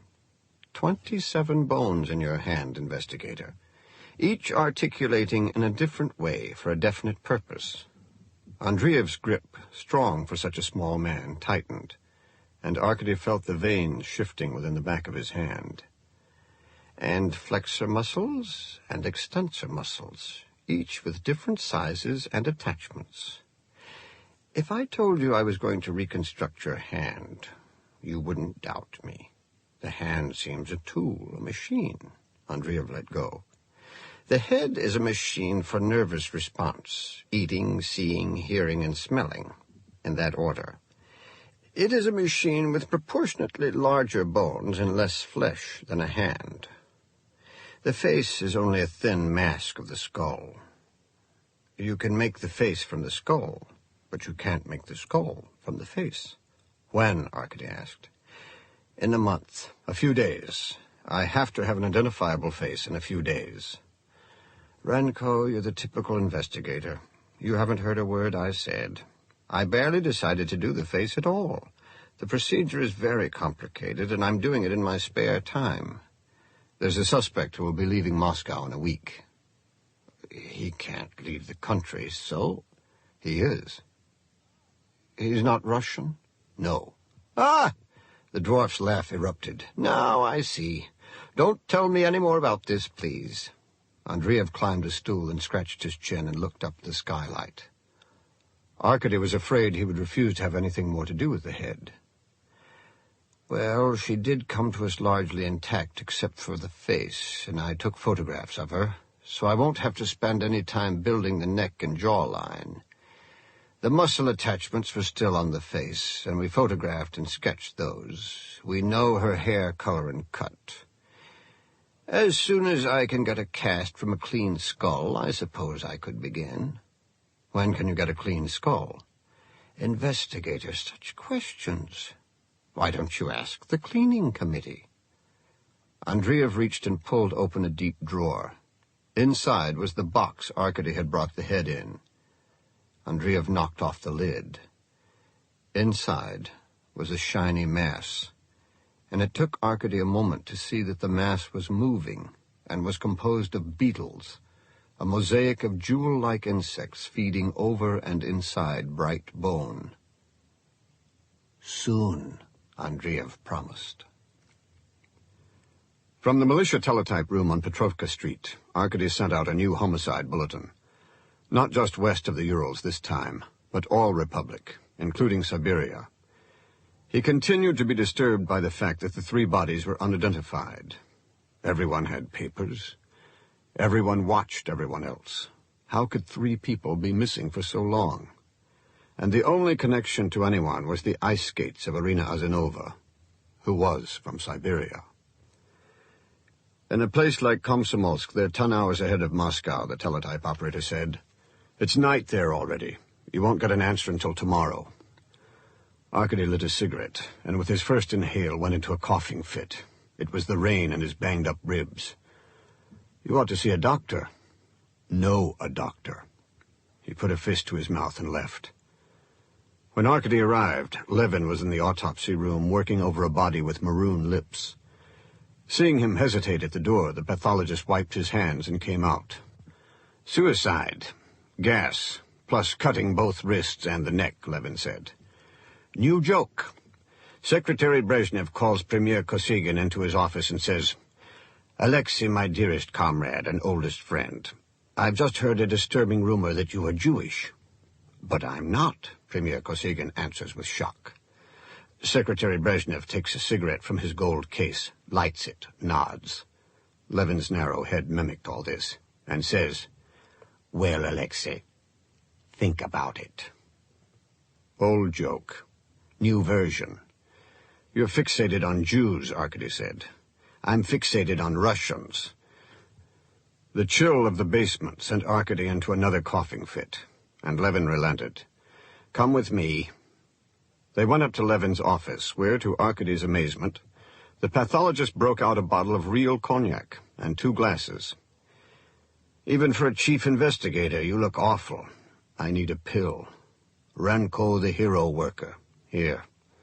The sugary cognac was soaked up by the mass alongside Arkady's heart. Nothing seemed to reach his stomach. "How much weight have you lost recently?" Levin asked. "How much sleep have you had? You have pills. For fever, chills, runny nose? For your work? A painkiller. Kill it yourself. You don't know fear when you have it? Not the hero worker." Levin leaned forward. "Drop the case. I'm trying to shift it, not shift it. Drop it. Shut up." Coughing again, Arkady set his glass down and bent over, holding his ribs. He felt Levin's icy hand slip into his shirt and run over the tender swelling in the middle of his chest. Levin hissed. By the time Arkady's fit was done, Levin had moved to the chair behind his desk and was writing on a slip of paper. "This will inform the prosecutor's office that you have a coagulated mass resulting from contusions and hemorrhage of the chest cavity, and need medical observation in case of perinemia and peritonitis, not to mention the possibility of a broken rib. Yamskoy will give you 2 weeks at a sanatorium." Arkady took the slip and crumpled it. "This," Levin wrote another slip, "will get you an antibiotic. This," he opened a drawer and threw Arkady a bottle of small pills, "should help the coughing. Take one." It was codeine. Arkady swallowed 2 pills and tucked the bottle into his coat. "How did you get that lovely bump?" Levin asked. "Someone hit me. With a truncheon? Just his fist, I think." "That is someone for you to stay away from. Now, if you'll excuse me, I'll get back to a suicide that's quick and clean." After Levin left, Arkady stayed while the codeine spread like a salve through his veins. With one foot, he maneuvered the wastebasket closer, in case he threw up, then sat very still and thought about the corpse downstairs. Both wrists and the throat and gas. Was that animal rage of philosophical thoroughness? On the floor or in a tub? Private tub or communal? Just when he was certain he was going to be sick, the nausea subsided and his head lolled back. A Russian kills himself. That made sense. But honestly, what would a Russian corpse have to do with a tourist? 3 corpses. That had a more wholesale, capitalist ring to it. But even so, when does a tourist even find time to gun down people? For what Russian treasure worth stealing? From another viewpoint, what threats could 3 poor workers make against a man who could simply get on a plane and fly away to America, Switzerland, the moon? So why was he pursuing such a theory, let alone conceiving it? To hand the case to the KGB? To thumb his nose at the KGB? Or, getting personal, to prove to someone that being a mere investigator actually amounted to something? Perhaps even a hero, as Levin suggested. Maybe that someone would leave Schmidt and come home. Yes, to all questions. There remained one more intriguing possibility, that the investigator himself had discovered, by accident, the way a man passes a mirror and suddenly notices he is unshaven, his overcoat worn at the collar. How shabby his work was. Or worse, how pointless. Was he a chief investigator or a processor of the dead, an adjunct of the morgue, his paperwork the bureaucratic substitute for last rites? A small point, that, and merely indicative of socialist reality. After all, Only Lenin lives. More important, career-wise, everyone was right. Unless he became a party apparatchik, he'd gone as far as he ever would. Here and no further. Was it possible? Did he have the imagination to create some elaborate case full of mysterious foreigners, black marketeers, and informers? A whole population of fictitious vapors rising off 3 corpses? All of it a game of the investigator against himself? There was a certain plausibility to that. He fled the morgue for the rain, walking with his head pulled into his shoulders. At Dzerzhinsky Square, crowds were running for the metro station. There was a stand-up cafeteria next to the children's store across the square from the Lubyanka. He had to put something in his stomach, and he was waiting for the traffic to pass when he heard his name called. "Over here!" A figure came from under a low archway to pull Arkady out of the rain. It was Yamskoy, a blue trench coat over his prosecutor's uniform, a gilded hat on his shaved head. "Comrade Justice, do you know our extremely talented chief investigator Renko?" Yamskoy brought Arkady over to an old man. "Son of the general." The justice had little eyes set close to a sharp nose. "The same." "Very pleased to meet you." The justice gave Arkady a small, knobby hand. In spite of the justice's reputation, Arkady was impressed. There were only 12 justices on the Supreme Court. "My pleasure. I was on my way to the office." Arkady took a step back toward the street, but Yamskoy held on to his arm. "And you've been working since before the sun came up." "He thinks I don't know his hours," Yamskoy told the justice. "The most creative worker and the hardest worker.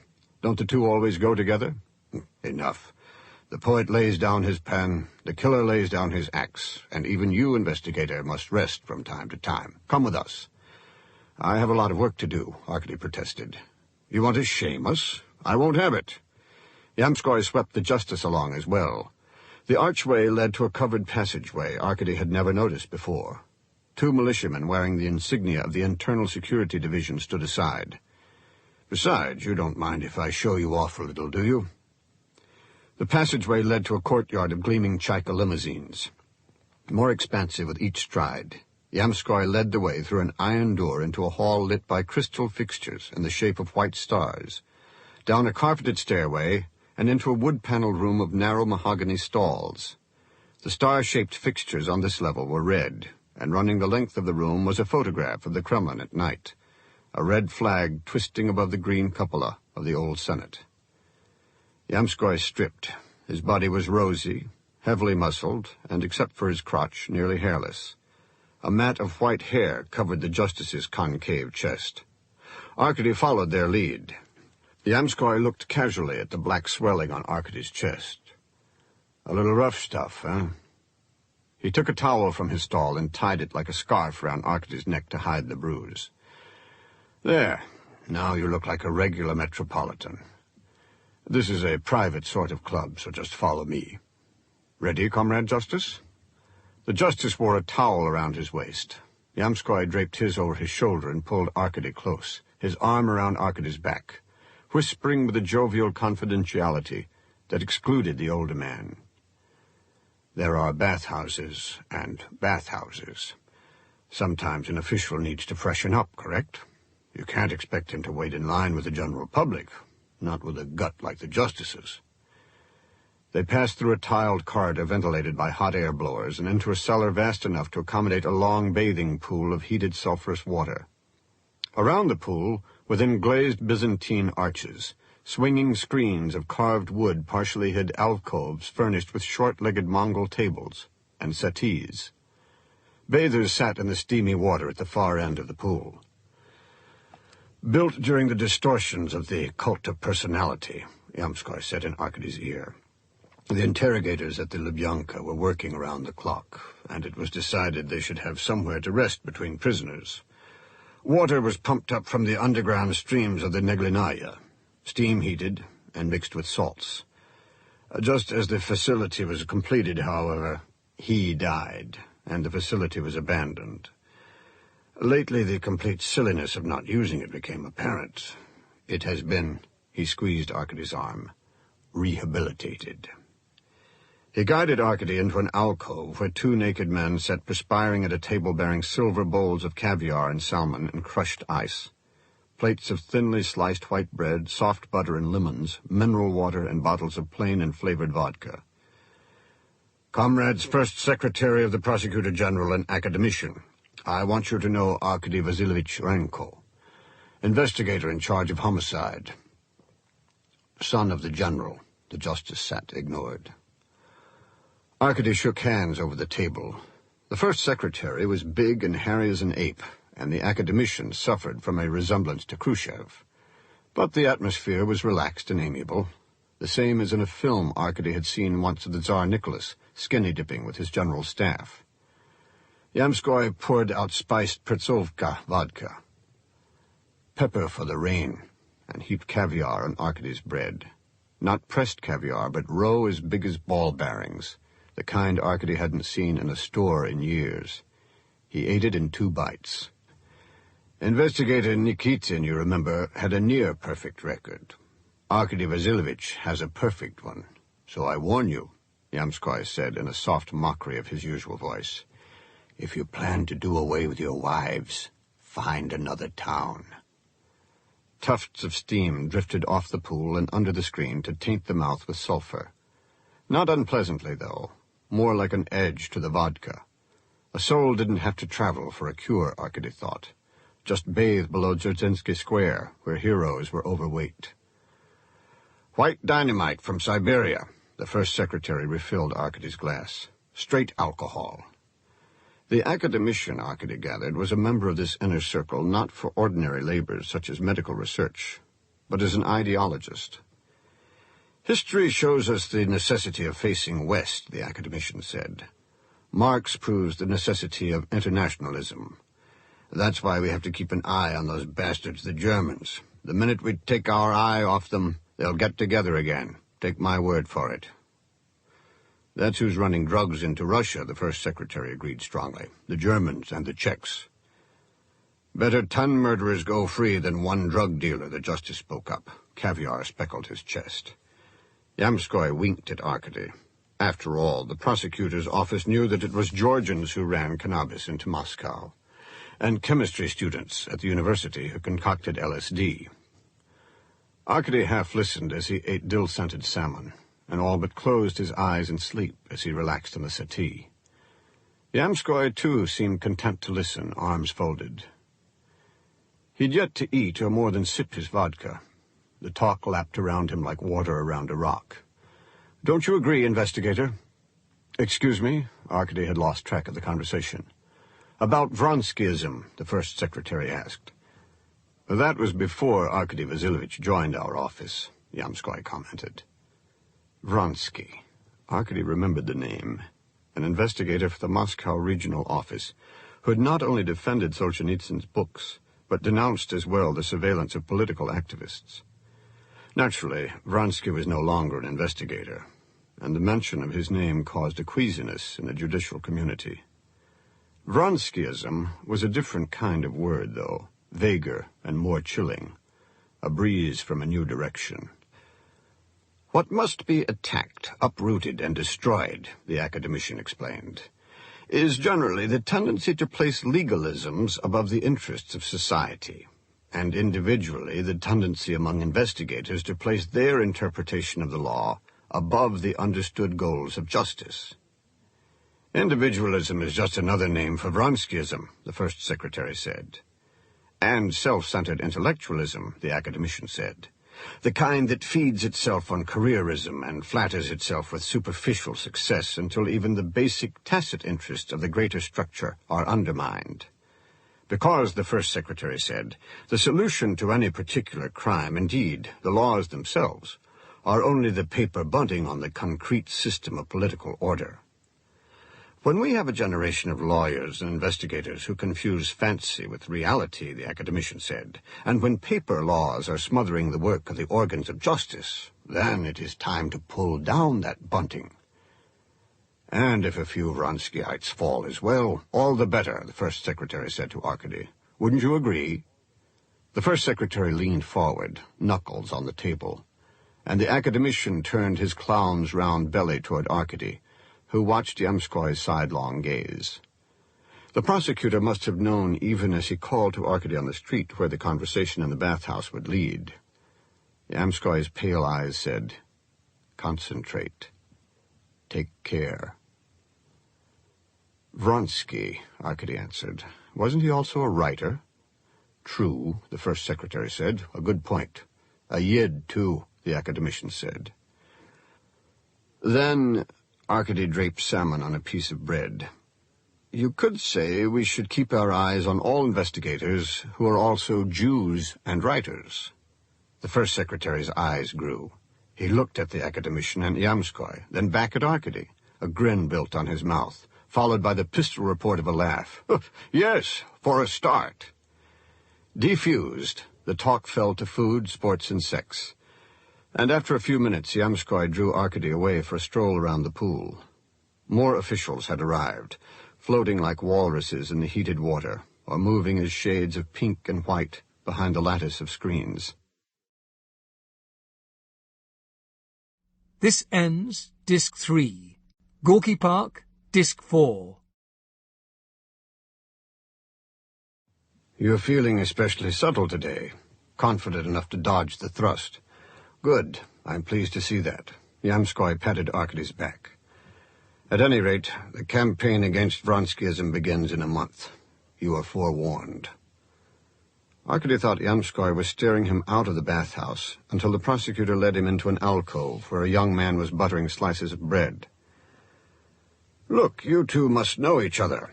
Yevgeny Mendel, your father and Renko's father, were famous friends.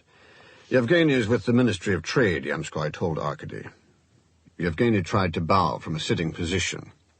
He had a soft middle and a wispy mustache. He was younger, and Arkady vaguely remembered a pudgy boy who always seemed to be crying. "An expert on international trade," Yamskoy made Yevgeny blush. "One of the new breed." "My father," Yevgeny started to say when Yamskoy abruptly excused himself, leaving them alone. "Yes," Arkady encouraged Yevgeny out of politeness. "A moment," Yevgeny pleaded. He concentrated on buttering the bread and adding dollops of caviar so that each side resembled a sunflower with yellow petals and a black center. Arkady sat down and helped himself to a glass of champagne. "American companies in particular," Yevgeny glanced up from his artwork. "Oh, that must be a new field," Arkady wondered when Yamskoy would reappear. "No, not at all. No. There are a number of long-standing friends. Armand Hammer, for example, was an associate of Lenin's. Chemico built ammonia plants for us in the 30s. Ford made trucks for us in the 30s, and we thought we were going to work with them again, but they made a mess of it. Chase Manhattan has been a correspondent of Neshdog Bank since 1923. Most of the names were unknown to Arkady, but Yevgeny's voice was growing more familiar, though he couldn't recall having seen him in years. "Good champagne." He put his glass down. "Soviet sparkling. We're going to export it." Yevgeny looked up with a face full of childish pride. Arkady felt the gate opening. Into the alcove stepped a man, middle-aged, tall, lean, and so dark that at first Arkady believed he might be an Arab. Straight white hair and black eyes, a long nose and an almost feminine mouth, made an extraordinary combination, equine and handsome. On the hand carrying his towel, he wore a gold signet ring. Arkady saw now that his skin was leathery, tanned rather than dark, tanned everywhere. "Absolutely gorgeous." The man stood over the table, and water dripped off him onto the arranged bread, like perfectly wrapped presents. "I won't dare eat one." He regarded Arkady without curiosity. Even his eyebrows seemed groomed. His Russian was excellent, as Arkady had known, but the tapes had missed the quality of animal assurance. "Someone from your office?" the man asked Yevgeny. "This is Arkady Renko. He's, well, I don't know what." "I'm an investigator," Arkady said. Yevgeny poured champagne and pushed the dish of canapes around the table, prattling as he did so. His guest sat down and smiled. Arkady had never seen such brilliant teeth before. "What is it you investigate?" homicides. Osborne's hair was more silver than white, and wet. It clung to his ears even after he toweled it. Arkady couldn't see whether either ear was marked. Osborne picked up a heavy gold watch and slipped it on his wrist. "Yevgeny," he said, "I was expecting a call. Could you be an enchulateur and wait at the switchboard for me?" From a chamois purse he took a cigarette and holder, joined them and lit the cigarette with a lighter of lapis lazuli and gold. The screen flapped behind the exiting Yevgeny. "You speak French?" "No," Arkady lied. "English?" "No," Arkady lied again. Arkady had seen people like this only in Western magazines, and he'd always thought their gloss was a quality of the paper, not of themselves. The sheer physical smoothness was alien, intimidating. "It's interesting that in all my other visits here, this is my first encounter with an investigator. But you never did anything wrong, Mr. Forgive me, I don't know your name." "Osborne." "American?" "Yes. Your last name again?" "Renko. You're young to be an investigator, aren't you?" "No. Your friend Yevgeny talked about champagne. Is that what you import?" "Furs," Osborne said. It would have been easy to say Osborne was more a collection of expensive items, ring, watch, profile, teeth, than a person. It had the correct socialist attitude, and in part it was true. But it didn't take into account what Arkady hadn't expected, a sense of power under restraint. He himself was too stilted and inquisitorial. He had to change that. "I always wanted a fur hat," Arkady said, "and to meet Americans. I hear they're just like us, big-hearted and open. And to visit New York and the Empire State Building and Harlem. What a life you must lead traveling around the world." "Not to Harlem." "Excuse me," Arkady stood. "You know many important people here that you'd like to talk to, and you're too polite to ask me to go." Smoking his cigarette, Osborne gave him a prolonged, non-committal stare until Arkady started for the pool. "I insist you stay," Osborne said quickly. "I don't usually meet investigators. I should take advantage of this chance occasion and ask you about your work." "Anything I can tell you," Arkady said. "Though from the accounts I read of New York, anything I do will seem dull. Domestic troubles, hooligans. We have murders, but almost invariably they are committed in the heat of anger or under the influence of alcohol." He shrugged apologetically and sipped champagne. "Very sweet. You really should import it." Osborne poured more for Arkady. "Tell me about yourself." "I could go on for hours," Arkady said with zeal, and down the champagne in a swallow. "Wonderful parents, as well as wonderful grandparents. In school I had the most inspiring teachers and the most helpful classmates. Now the team of fellows with whom I work with would each be worthy of a book to themselves. Do you," Osborne removed his cigarette holder from his smile, "ever talk about your failures?" "Speaking personally," Arkady said, "I've never had a failure." He loosened the towel from around his neck and dropped it on the towel Osborne had cast aside. The American looked at the discolored swelling. "An accident," Arkady said. "I've tried hot water bottles and heat lamps, but nothing is better than a sulfur bath for cleaning up congestion. The doctors tell you a lot, but the old remedies are always the best. In fact, socialist criminology is the field where the greatest new advances are." "Getting back to that," Osborne cut in. "What has been your most interesting case?" "You mean the Gorky Park bodies? May I?" Arkady tapped out one of Osborne's cigarettes and used his lighter, admiring its blue stone. The finest lapis lazuli came from Siberia. He'd never seen it before. "Not that there's been any story in the press," Arkady puffed. "But I accept the fact that such a bizarre matter becomes grist for rumors. Particularly," he wagged his finger as a teacher might at a naughty student, "among the foreign community. Yes?" He couldn't tell whether he'd made any effect. Osborne sat back without expression. "I hadn't heard about it," Osborne said when the silence grew too long.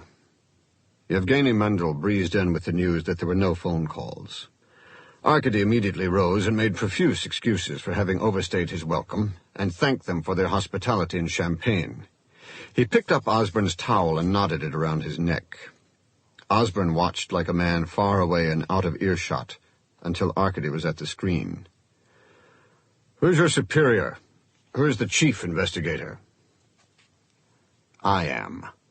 Arkady issued a last encouraging smile. After a few steps along the pool, he felt exhausted. Suddenly, Amskoy was at his side.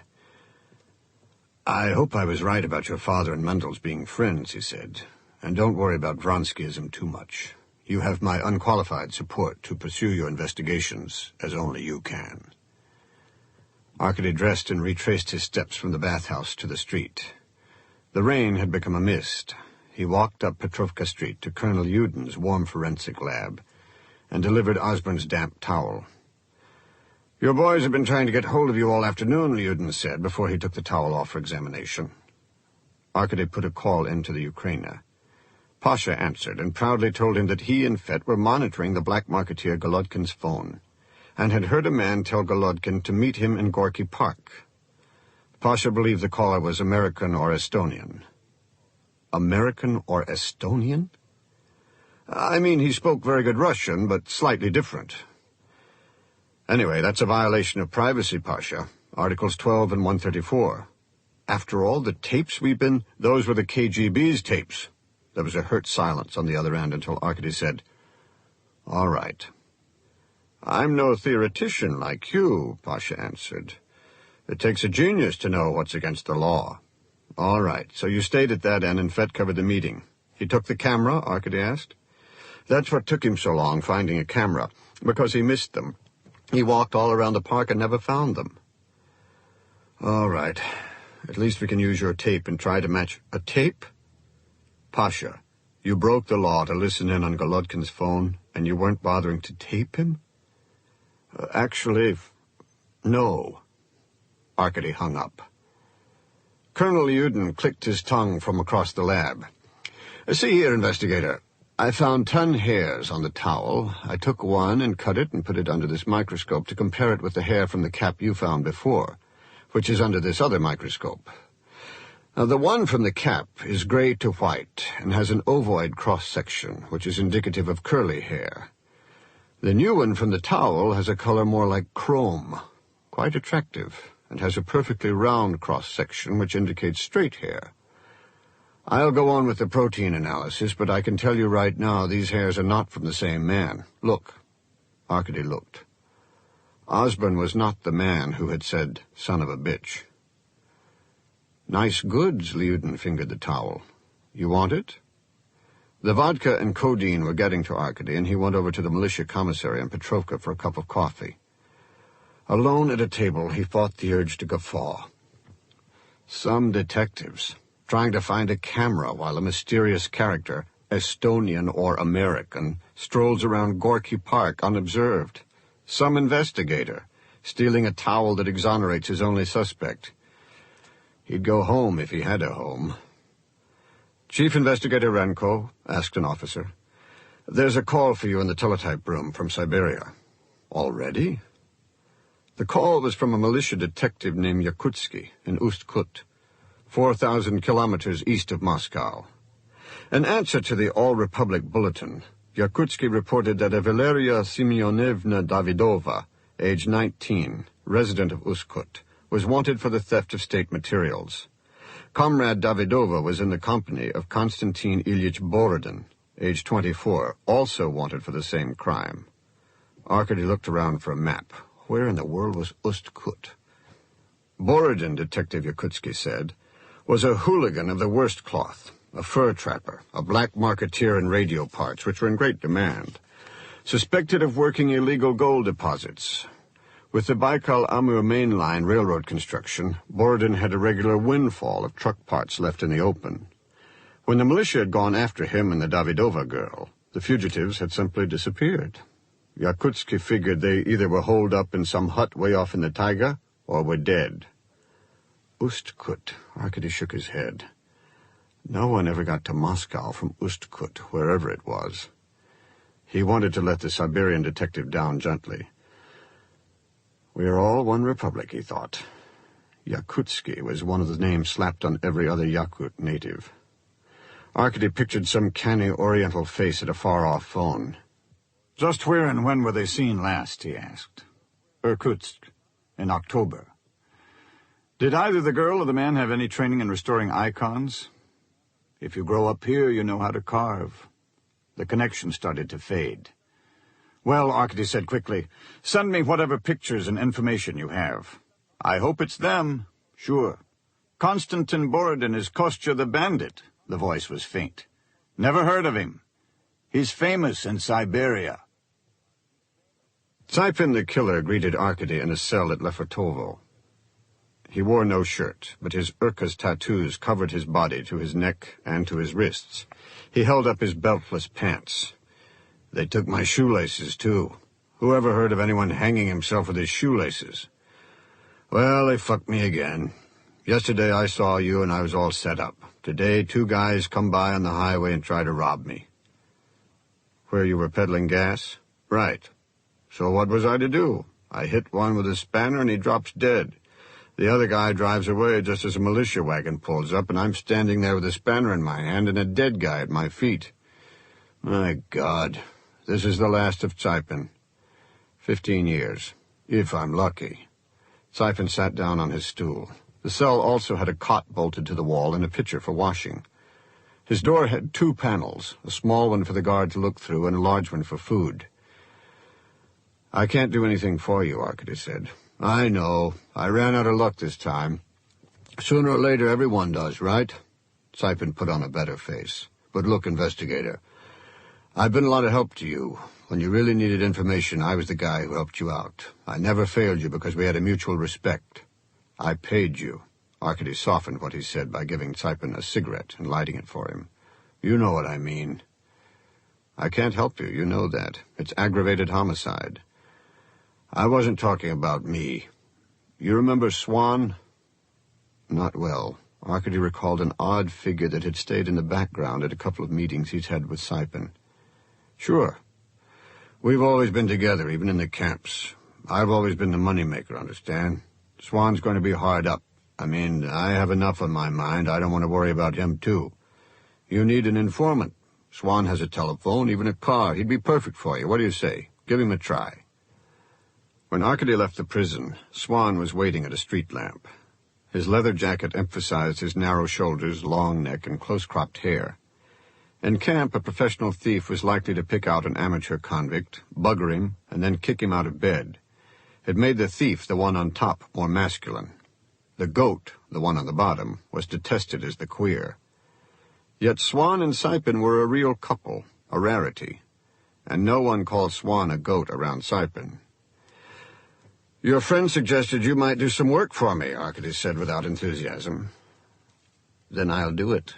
Swan had the strange delicacy of a chipped and shop-worn figurine, all the more striking because he wasn't handsome, let alone pretty. It was hard to guess his age, and his voice was too soft to be a clue. There's not much money in it, say 50 rubles if you come up with good information. Well, maybe you can do something for him instead of paying me. Swan looked at the prison gate. Where he's going, all he can get is 1 package a year. 15 packages, Swan murmured, as if he were already wondering what to put in them. Unless Tsipin was shot right off, Arkady thought. Well, love was no fading violet. Love was a weed that flourished in the dark. Has anyone ever explained it? Chapter 8. Although it led the way to the 21st century, Moscow maintained the Victorian habit of traveling on iron wheels. Kievsky Station, which was near the foreign ghetto in Brezhnev's own apartment, pointed to the Ukraine. Belorussia Station, a short walk from the Kremlin, was where Stalin boarded the Tsar's train from Potsdam, and afterward where Khrushchev and then Brezhnev boarded their special trains for Eastern Europe to inspect their satellites or to launch détente. Rishki Station took you to the Baltic states. Kursky Station suggested suntan vacations on the Black Sea. From the small Sabalovsky and Pavletsky stations, no one worthwhile traveled. Only commuters, or hordes of farmers as dusty as potatoes. Most impressive by far were Leningrad, Yaroslavl, and Kazan stations, the 3 giants of Komsomol Square. And the strangest of these was Kazan Station, whose Tartar tower capped a gateway that might take you thousands of kilometers to the deserts of Afghanistan, to the siding of a Ural prison camp, or all the way across 2 continents to the shore of the Pacific. At 6 a.m., inside Kazan Station, entire Turkmen families lay head to feet on benches. Babies with felt skull caps nestled on soft bundles. Soldiers leaned slackly against the wall in a sleep so tangibly deep that the heroic mosaics of the ceiling overhead could have been their communal dream. Bronze fixtures glowed dully. At the one refreshment stand open, a girl in a rabbit-skin coat confided in Pasha Pavlovich. "She says Golodkin used to shake her down, but not anymore," Pasha reported when he returned to Arkady. "She says somebody saw him at the car market. A young soldier took Pasha's place with the girl. She smiled through a rouge of Vaseline and lipstick, while the boy read the price chalked on the toe of her shoe. Then, hand in hand, they walked out the station's main door as the investigator and detective trailed behind. Komsomol Square was blue before the dawn, the clicking candles of trams the only movement. Arkady watched the lovemakers slip into a taxi. 5 rubles. Pasha watched the taxi pull out. The driver would swing into the nearest side street and got out to watch for militia while the girl and boy went at it in the back seat. Of the 5 rubles, the driver would get half and the chance to sell a congratulatory bottle of vodka to the soldier afterward. The vodka was a lot more expensive than the girl. The girl would get some sips, too. Then a return to the station, a tip to the washroom attendant for a fast douche, and overheated and giddy, she'd start all over. By definition, prostitutes did not exist, because prostitution has been eliminated by the revolution. Charges could be brought against them for spreading venereal disease, performing depraved acts, or leading a non-productive life. But by law, there were no whores. Not there either. Pasha returned from talking to the girls in Yaroslavl station. "Let's go." Arkady threw his overcoat in the back of the car before getting behind the wheel. No frost, and the sun wasn't even up. The sky was just lightening above the neon signs of the stations. A little more traffic. It would still be black in Leningrad. Some people preferred Leningrad, its canals and literary landmarks. To Arkady, it wore a perpetual sulk. He preferred Moscow, a big open machine. He headed south toward the river. "You can't remember anything else about that mysterious caller who met Golodkin in the park?" "If I'd gone instead," Pasha muttered. "Fet couldn't find the balls on a bull." They watched for Golodkin's car, a Toyota. Across the river, at the Rzhevsky bathhouse, when they stopped for coffee and cakes, a fresh newspaper was being tacked to the public board. "Athletes inspired by impending celebrations for May Day," Pasha read aloud. "Vow to score more goals?" Arkady suggested. Pasha nodded, then looked over. "You played soccer? I didn't know that. Goalie. Ah, see, now that explains you." A crowd was already gathering a block away from the bathhouse. At least half the people wore signs pinned to their coats. 3-room apartment, bed, bath. Was a woman with a widow's stricken eyes. Trade 4 rooms for 2 two-rooms. Was a newlywed determined to escape her parents. Bed was a shrewd junk dealer. Arkady and Pasha worked their way from each end of the block and met in the middle. 60 rubles for 2 rooms with indoor plumbing, Pasha said. That's not bad. Any word of our boy? Of course it doesn't have heat. Oh, no, Golodkin's here some days not. He makes himself a sort of go-between, and takes 30%. The used car market was near the city limit. A long trip made longer because Pasha saw a truck selling pineapples. For 4 rubles, he bought one the size of a generous egg. Cuban aphrodisiac, he confided.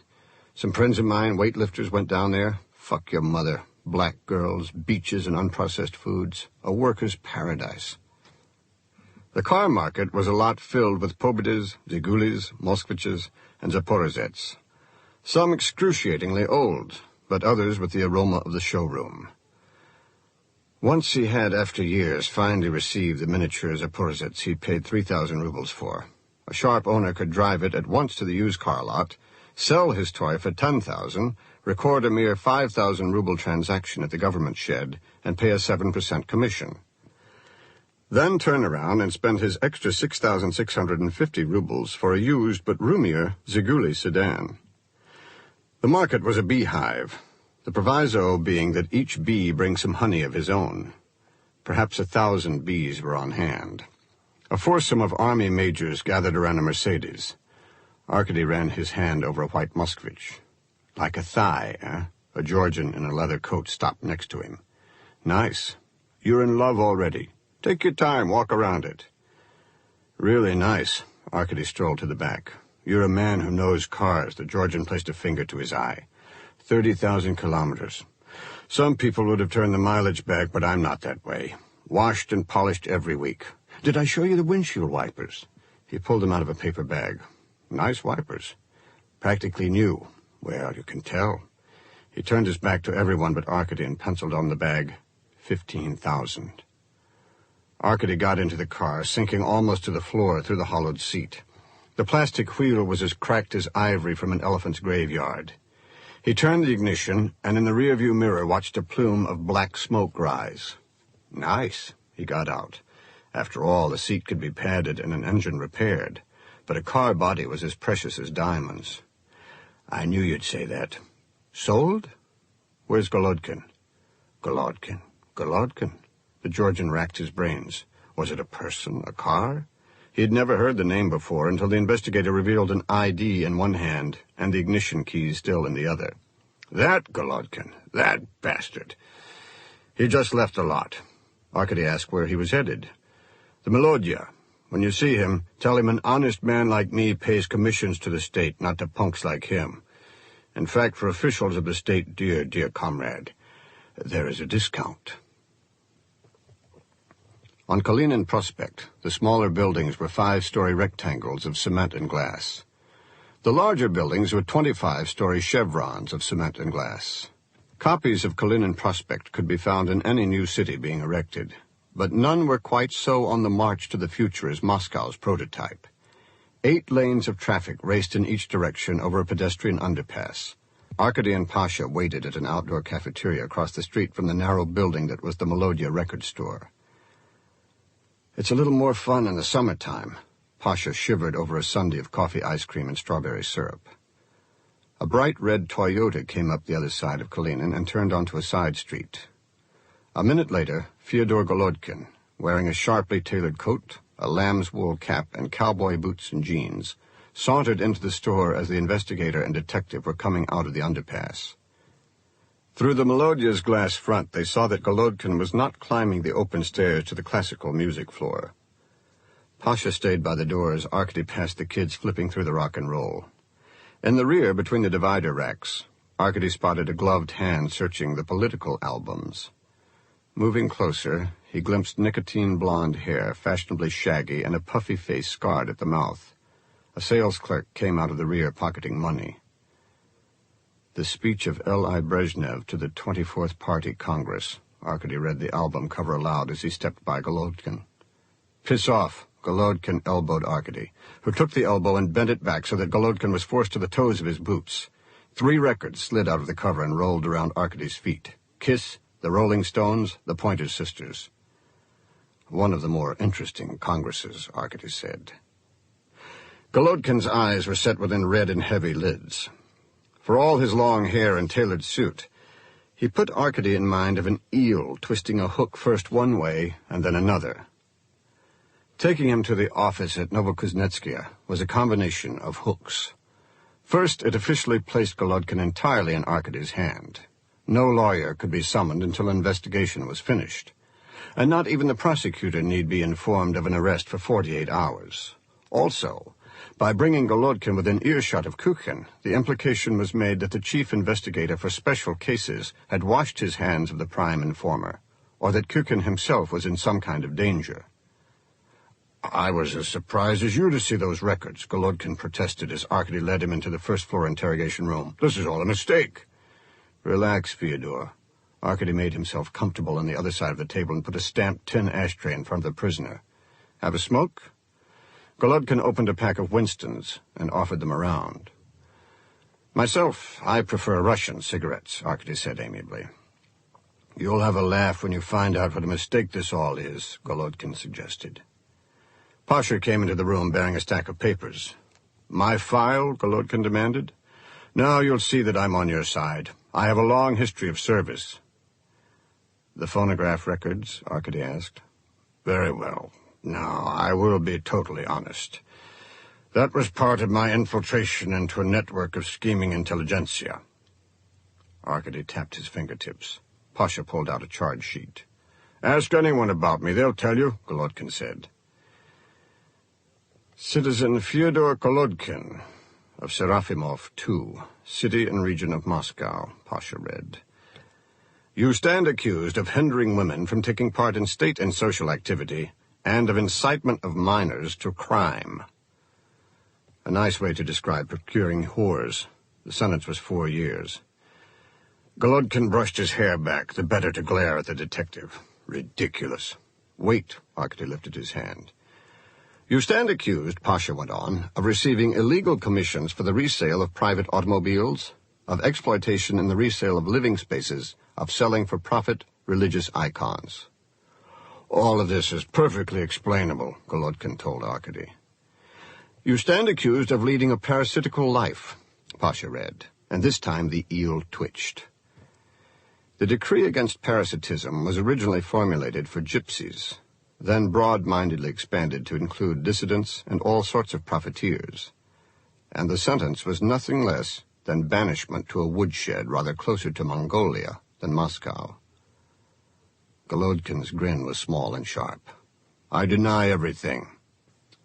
Citizen Golodkin, Arkady reminded him, you understand the penalties for failing to cooperate with an official inquiry. As you say, you are familiar with this office. I said he stopped to light one of his Winstons, and through the smoke measured the stack of papers. Only Kukin could have given them so much documentation. Kukin?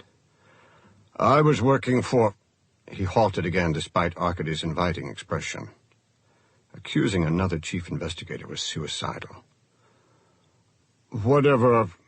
Yes? Whatever I did, and I'm not admitting I did anything, was on behalf of this office. Liar, Pasha flared up. I should punch your lying face in.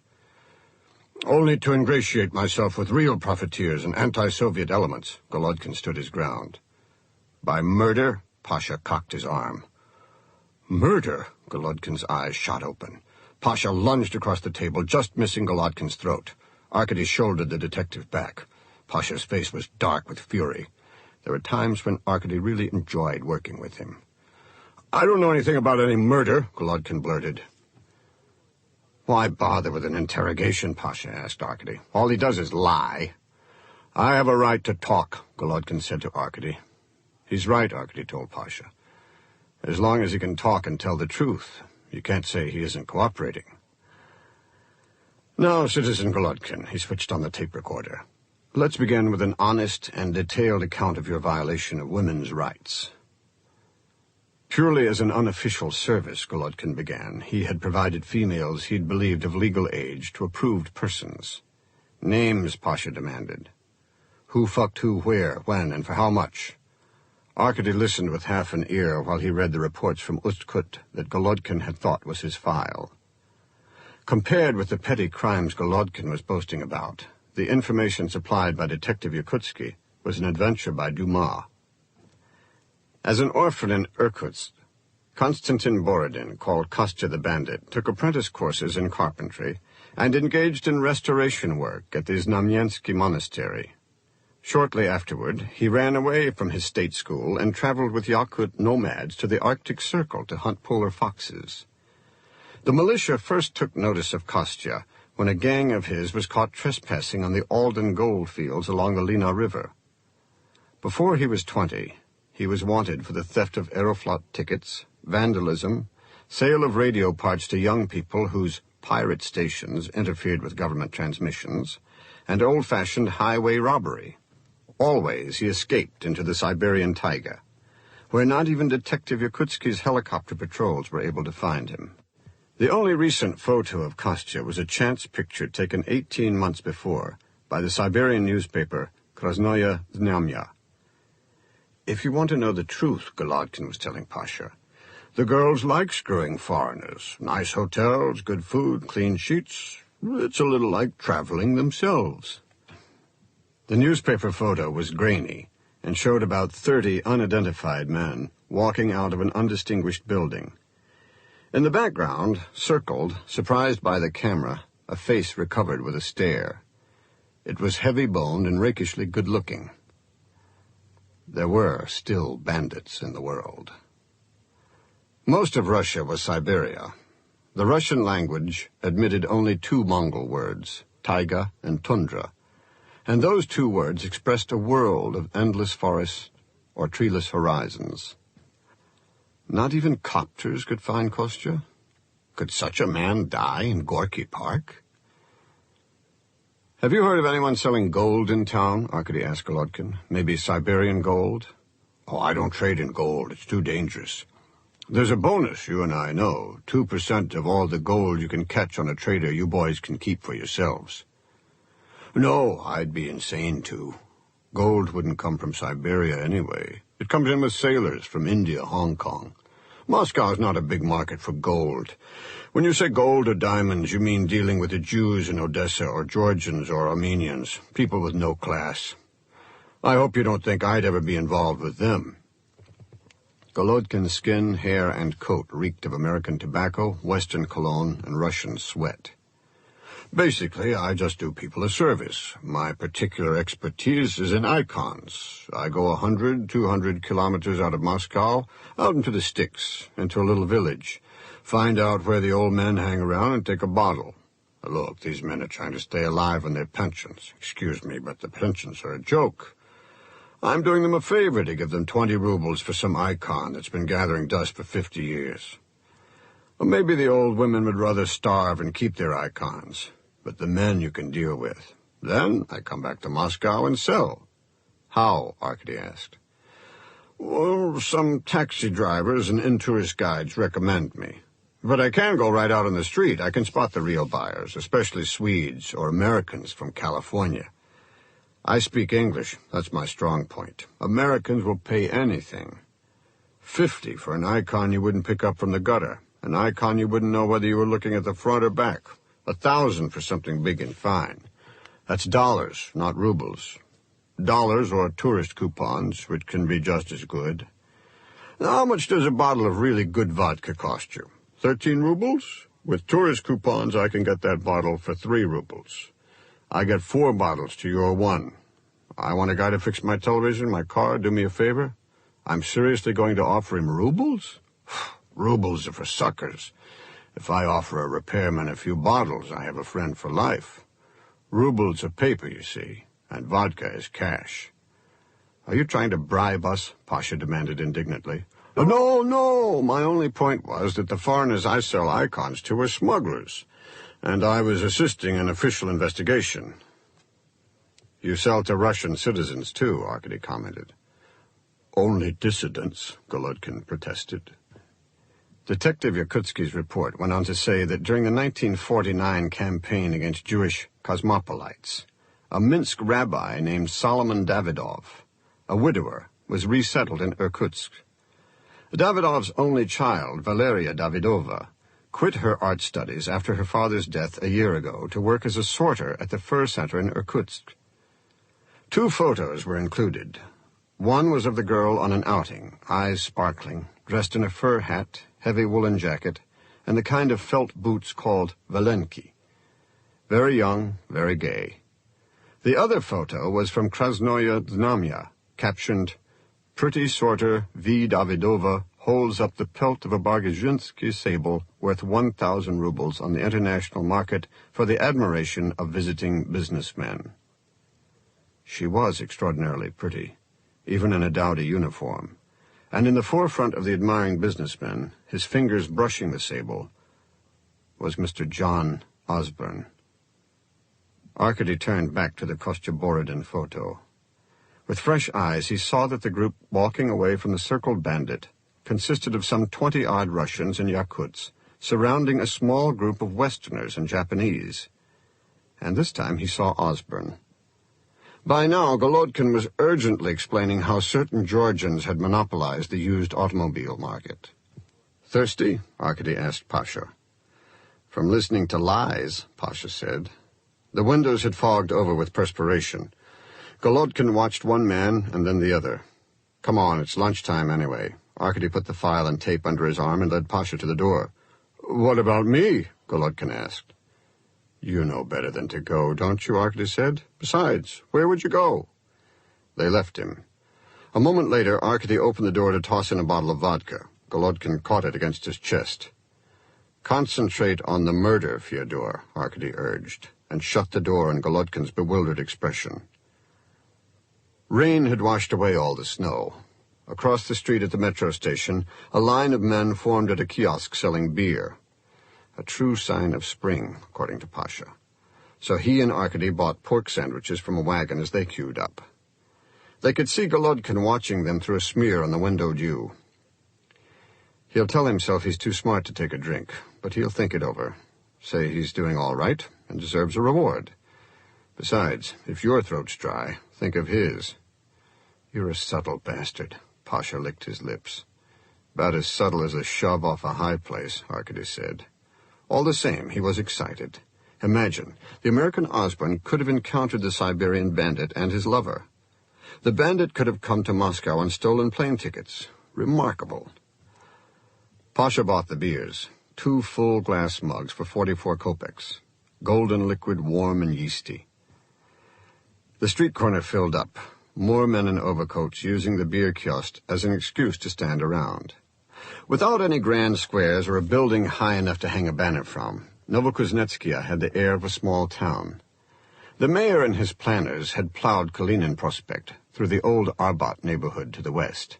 The Kirov section to the east of the Kremlin would be the next to go, laid to rest under a new boulevard 3 times longer than Kalinin.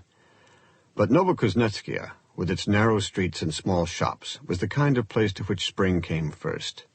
Men with beer mugs greeted each other as if during the winter everyone had been invisible. At times like these, Arkady felt that a figure like Golodkin really was an aberration. The break over, Pasha went off to the Foreign Ministry for travel histories of Osborne and the German Unman, and to the Ministry of Trade for exterior photos of the fur center in Irkutsk.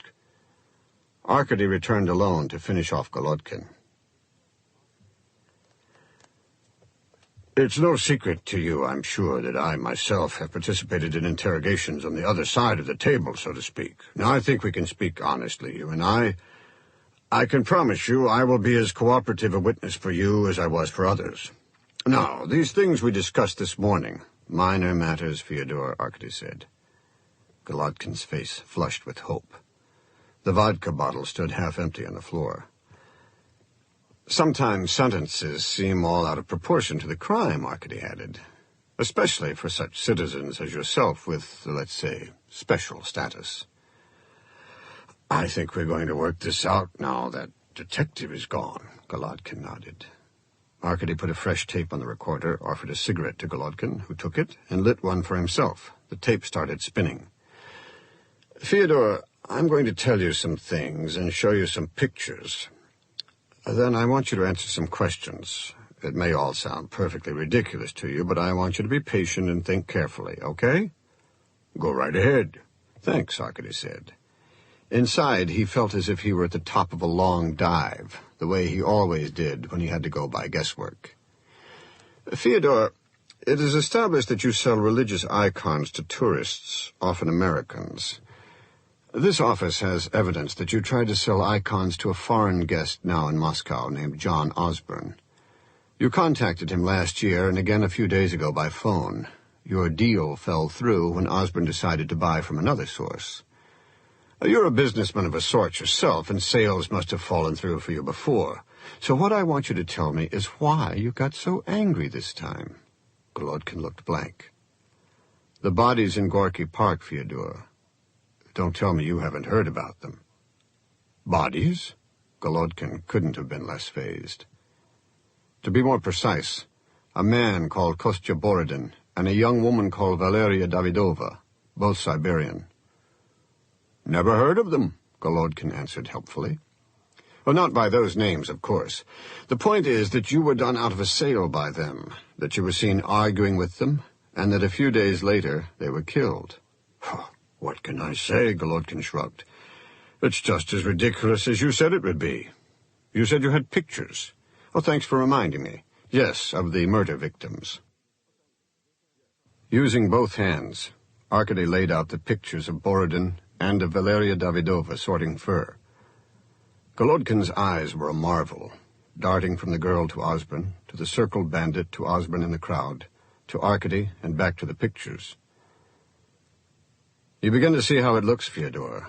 Two people come from thousands of kilometers away and live here secretly for a month or two. Hardly enough time to make enemies, except for a business competitor. Then they are killed by someone sadistic, a social parasite. You see, I'm describing a very rare bird. A capitalist, you might say. You, in fact, and you are the bird in my hand. The pressures brought on an investigator to close out this sort of case are enormous. Another investigator would need nothing more. You were seen arguing with the victims. You were seen killing them? That's a very fine line. Golodkin stared up at Arkady, eel and eeler. Arkady sensed this would be his only chance before the hook was coughed up. If you killed them, Fyodor, you will receive the death sentence for homicide aggravated by profit. If you perjure yourself, you'll get 10 years. If I as much as think you're lying to me, I'll send you away for all those minor matters we talked about before. The truth is, Fyodor, you're not going to have any special status in camp. The other convicts have very strong views about informers, especially unprotected informers. The truth is, Fyodor, you can't afford to go to camp. You'll have your throat slit before the first month is out, and you know it. Golodkin clamped his mouth shut, the hook deep in his guts now and not to be disgorged. He was landed and exhausted and losing color, all the vodka courage gone. I'm your only hope, Fyodor, your only chance. You must tell me everything about Osborne and the Siberians. I wish I was drunk. Golodkin slumped forward until his forehead rested on the table, as if his face were in the dirt.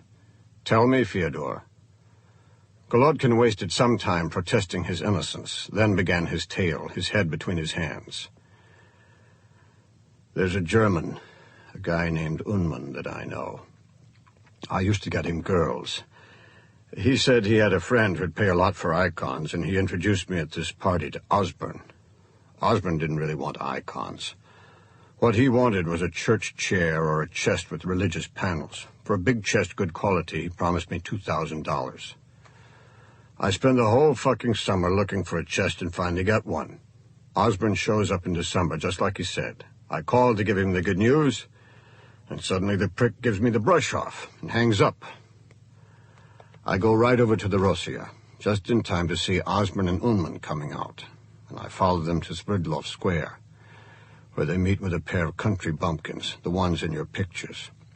Unman and Osborne split, and I follow the other two and talk to them. There they are in the middle of Moscow, reeking of turpentine. I know what's up, and I tell them so. They're fixing up their own chest to sell Osborne, while I'm left in the cold with mine. I had the deal first, and I had expenses. Fair is fair. I want half of what they get. A commission, like. The guy, this Siberian ape, puts his arm around me real friendly, and suddenly there's a knife at my neck. He puts this knife right through the collar of my coat to my throat in Sverdlov Square, and says he doesn't know what I'm talking about, but he better not see me again, and Osborne better not either. Can you believe it? Sverdlov Square.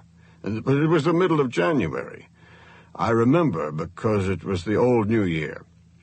Everyone's drunk, and I could bleed to death and nobody would notice.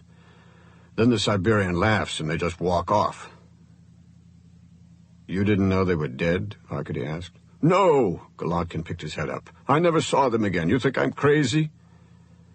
You got up the nerve to call Osborne as soon as you heard he was back in town. Just testing the water. I still have the chest. I can't sell it to anybody. You can't smuggle out a chest. The only customer was Osborne. I don't know what he had in mind. But you met Osborne in Gorky Park yesterday, Arkady tried. That wasn't Osborne. I don't know who it was. He never gave me a name. Just some American who called up and said he was interested in icons, and I thought maybe I could still unload the chest, or break it up and sell part. All he wanted to do was take a walk through the park. You're lying, Arkady pressed. I swear I'm not. He was some fat old guy with stupid questions. He spoke great Russian, I'll say that, but I'm pretty much of an expert at spotting foreigners. So we walked through most of the park and stopped at a muddy field. On the north side of the park off the path? Yeah. Anyway, I thought maybe he wanted some privacy to ask about a girl, having a party, understand. But he starts in about some exchange student, an American named Kerwill, I've never heard of. I only remember now because he kept asking. I told him I meet a lot of people. That was it. The jerk walks off. Golodkin snapped his fingers. Just like that. Anyway, as soon as I saw him, I knew he wasn't serious about buying icons. Why? He was so fucking poor. All his clothes were Russian. Did he describe what this Kerwill looked like? Skinny, he said. Red hair. Everything was coming Arkady's way. Another American name. Osborne and a black marketeer. 2 open sesames. He telephoned Major Priblida. I want information on an American with the last name of Kerwill. Kirwill. Priblida took his time answering. This sounds more like my business, he finally said.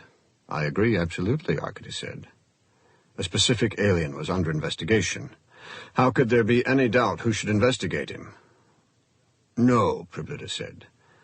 I'll give you more rope. You send your detective Fett around. I'll give him whatever I have.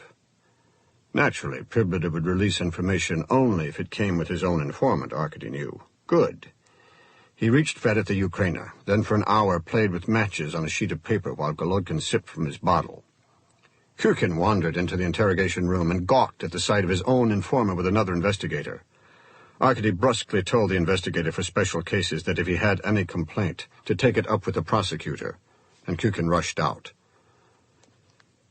Golodkin was impressed. Finally, Fett arrived bearing a briefcase and the air of a reluctantly invited guest. Maybe the chief investigator would care to fill me in. He adjusted his steel-rimmed glasses. Later, take a seat.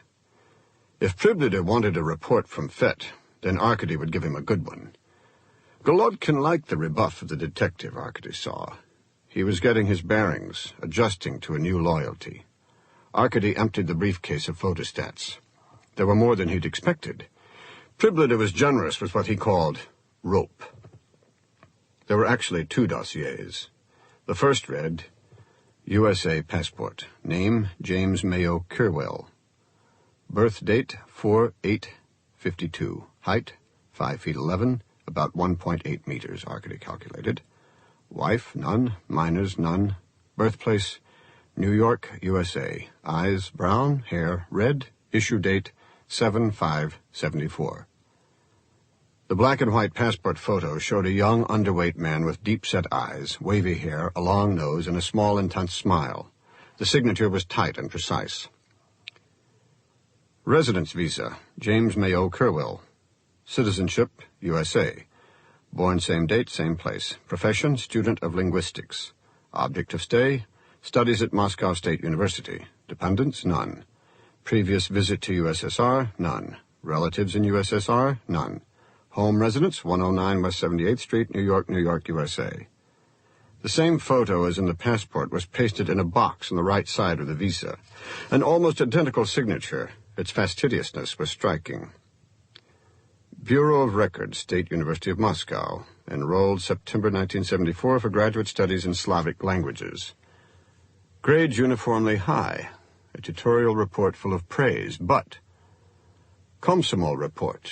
J.M. Kerwill mixes overmuch with Russian students. Displays too great interest in Soviet domestic policies. Mouths anti-Soviet attitudes. Rebuked by the Komsomol cell in his dormitory, Kerwill pretended to hold anti-American attitudes as well. Clandestine searches of his room uncovered material by the religious writer called Aquinas and a Cyrillic edition of the Bible. Committee for State Security. The subject was sounded out in his first year by fellow students for suitability for attention and was reported not worthy. In his second year, a female faculty member attempted, at our directive, intimacy with the subject and was rejected. A male student was directed likewise without success.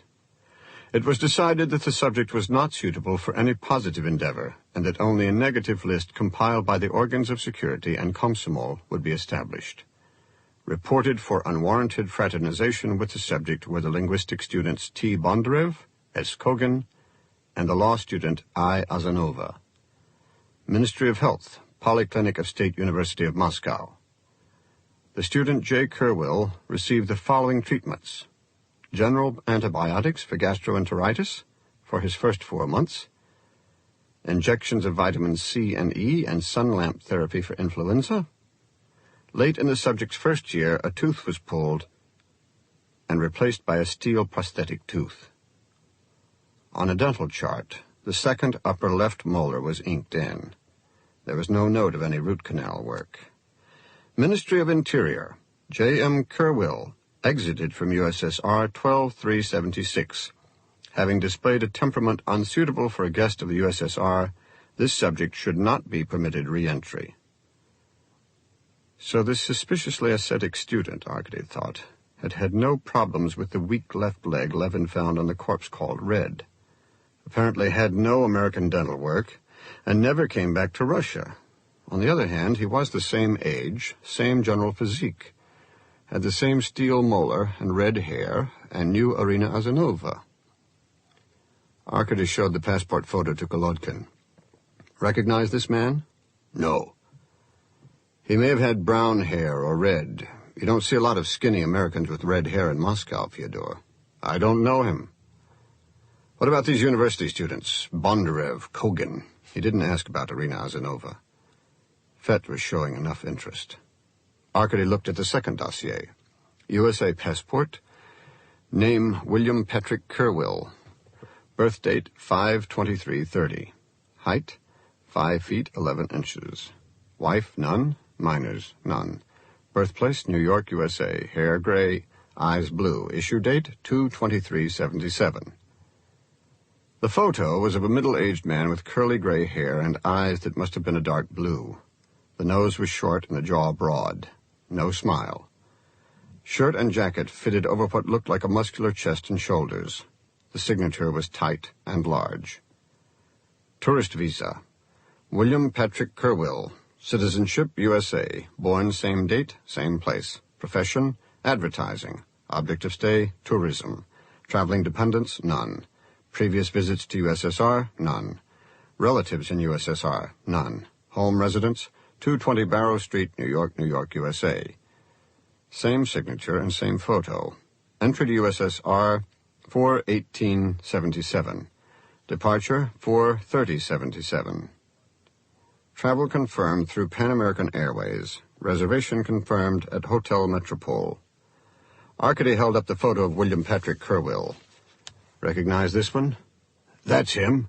That's the one I met in the park yesterday. You said, Arkady took a second look for himself, some fat old guy. Well, big, you know. His clothes again? Russian, very ordinary, all new. The way he speaks Russian, he could have bought the clothes himself, but, Golodkin sneered, why would anyone want to? How exactly did you know he wasn't Russian? Golodkin leaned forward, comrade to comrade. I've sort of made a study of it, spotting tourists on the street, possible buyers, see? Now, your average Russian always walks with his weight sort of above his belt. Your American walks with his legs. Really? Arkady looked at the photo again. He didn't know much about American advertising. He did see a face that expressed brute strength. A man who had taken Golodkin straight to the clearing where the bodies had been found, and where Arkady had lost a fight. Arkady remembered biting his assailant's ear. You saw his ears? I don't think, Golodkin mused, that there's any big difference between Russian ears and Western ears. Arkady called in tourist, which told him that 3 nights before, when Arkady was being expertly beaten, the tourist W. Kerwill had tickets for the Bolshoi. Arkady asked how to reach Kerwill's in-tourist guide. Kerwill was an individual tourist, he was told, and in-tourist did not supply guides for groups of less than 10 people. As Arkady hung up to face Fett's limpet-like attention, Pasha returned from his visit to the Foreign Ministry. "We now have a witness who links two probable victims directly to a foreign suspect." Arkady praised his remarks to his detectives grandiosely, the better for Fett to pass on to Priblida. "It was icons in a way, after all. It's unusual for us to hold a foreign suspect. I will have to discuss this with the prosecutor. Our witness may even provide us with a second-hand link to the third victim in the park. See, boys, it's starting to fit together. Fyodor here is the key to everything." "I said I was on your side," Golodkin told Pasha. "What suspect?" Fett couldn't hold back. "The German," Golodkin answered eagerly. "Unman." Arkady hustled Fett and the briefcase out the door. It wasn't hard, because at long last Priblida's canary had a song to sing. "Is it true about this Unman?" Pasha asked. "Close enough," Arkady said. "Let's see what you got." The detective had brought all the Soviet itineraries for Osborne and Unman for the last 16 months, done in ministry shorthand that made it seem as if they'd been trapped in revolving doors. J.D. Osborne, President, Osborne Furs, Incorporated. Entry, New York, Leningrad, 2176, Hotel Astoria. Moscow, 10176, Hotel Rossiya. Irkutsk, 11576, guest of Irkutsk Fur Center. Moscow, 12076, Rossiya. Exit, Moscow, New York, 12876. Entry, New York, Moscow, 71176. Exit, Moscow, New York, 72276. Entry, Paris, Grodno, Leningrad, 2177, Astoria.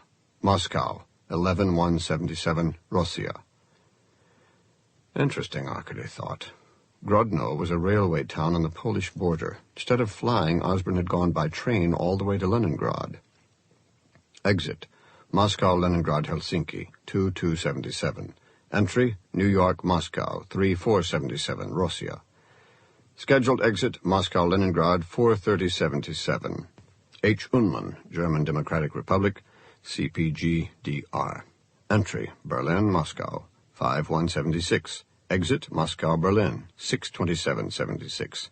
Entry, Berlin, Moscow, 4776. Exit, Moscow, Berlin, 3876. Entry, Berlin, Leningrad, 12:20:76. Exit, Leningrad, Berlin, 3277. Entry, Berlin, Moscow, 5377. There was no information about Unman's interior travel in Russia, but Arkady figured that Osborne and the German could have been in immediate contact for 13 days of January 76 in Moscow, for 11 days of July 76 in Moscow, then this winter, with strenuous coincidence, from January 2nd through 10th in Leningrad, and from January 10th to February 1st in Moscow, when the murders took place. On February 2nd, Osborne flew to Helsinki, while Unman seemed to have gone to Leningrad. They had now been in Moscow together since April 3rd, yet for the past 12 months, Osborne had called Unman only by public phone. Pasha also produced a glossy photo of the Irkutsk Fur Center. It was the same drab modern building as in the photo of Kostya Borodin. Arkady would have been surprised if it wasn't. "Drive our friend Fyodor back to his place," Arkady told Pasha. "There's a special chest there I'd like you to pick up and take to the Ukraina for safekeeping. Here, and take the tapes, too." He took the reels of Golodkin's confession off the machine. To make room for them in his pockets, Pasha had to shift his small, prized pineapple. "You should have got one, too," he told Arkady. "It would be wasted." "I'll be available, Comrade Chief Investigator," Golodkin put on his hat and coat, "just for you." When they were gone and he was alone, Arkady felt the excitement in himself running like a motor. He'd done it. This time, with Golodkin's testimony and the threat of detention for one of the KGB's favorite Americans, he could stuff the case down Priblida's throat. He put on his coat, went across the street, and had a vodka, already regretting he hadn't gone with Pasha so they could have shared a celebratory drink. Here's to us. They weren't such bad investigators after all. He remembered the pineapple. Pasha obviously had other plans of an earnestly erotic nature. Arkady found himself staring at the payphone. There just happened to be a 2-kopeck piece in his hand. He wondered where Zoya was. The Gorky Park investigation had been too strange. He'd escaped, and now he was returning to routine.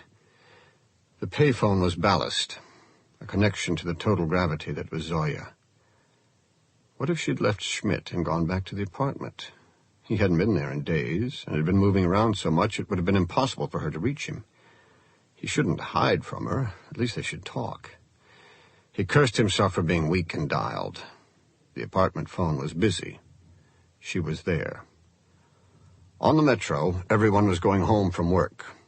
Arkady was one of them, and he felt almost normal, with hardly any pain in his chest. Melodramas filled his head. Zoya was repentant, and he was magnanimous. She was still angry, but he was tolerant. She was in the apartment by sheer chance, and he talked her out of leaving. All the variations in between, and all ending in bed. Yet he wasn't excited. The melodramas were sodden, cheap, and uninteresting. He was only determined to act them out. He came off Taganskaya, through the courtyard, up the stairs 2 at a time, and knocked on the door. The sound was hollow. He unlocked the door and entered. Zoya had been back, that much was clear. There were no chairs or tables, rugs or curtains, books or bookshelves, records or record player, china, glasses, or eating utensils. She had made a diligent sweep, a combination annexation and purge. In the first of the 2 rooms, she'd left nothing but the refrigerator, and that was empty even of ice trays, which showed, he thought, a disappointing greed. In the second room, the bed remained, so it was still a bedroom.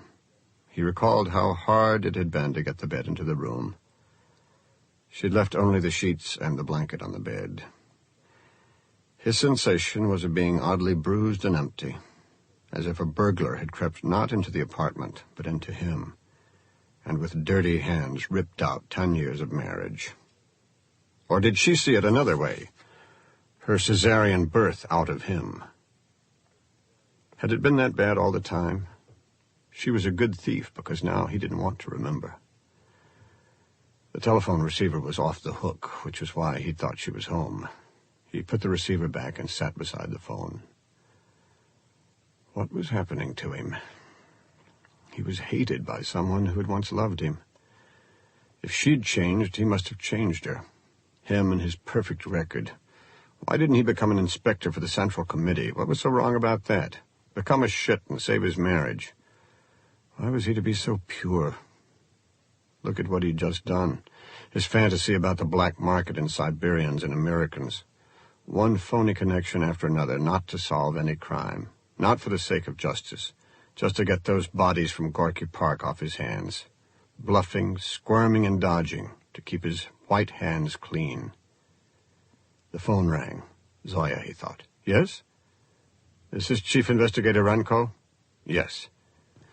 There's been a shooting at an apartment at Serafimov 2. A man called Golodkin is dead. And Detective Pavlovich, too.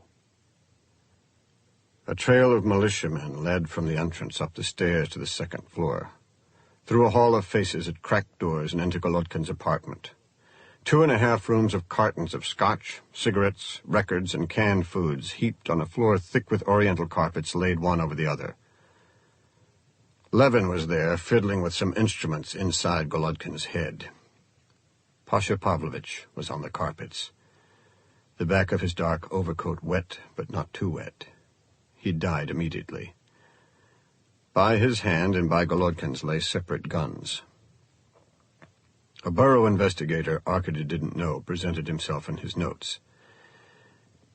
It's my guess, he said. Well, it's obvious that this Golodkin shot the detective in the back first, then the detective turned and as he fell, killed Golodkin in return. The people in the other apartments didn't hear the shots, but the bullets would seem to be a match for the guns. The detective's issue PM and Golodkin's TK. Though, of course, we'll check that with ballistics analysis. The people in the other apartments, did they see anyone leave here? Arkady asked. Nobody left. They killed each other. Arkady looked at Levin, who looked away. Detective Pavlovich was returning the other man here after an interrogation, Arkady said. Did you search the detective? Did you find any tape recorder reels? We searched him. We didn't find any reels, the borough investigator answered. Have you removed anything from the apartment? Nothing. Arkady went through Golodkin's apartment looking for the church chest with the icon panels, throwing armloads of parkas and skis out of the closets, cutting open cartons of French soaps while the borough investigator watched, rooted to one spot, not just by anxiety that he'd have to account for the damage, but out of horror for an assault on such valuables. When Arkady finally returned to the dead detective on the floor, the borough investigator ordered militiamen to start removing the goods.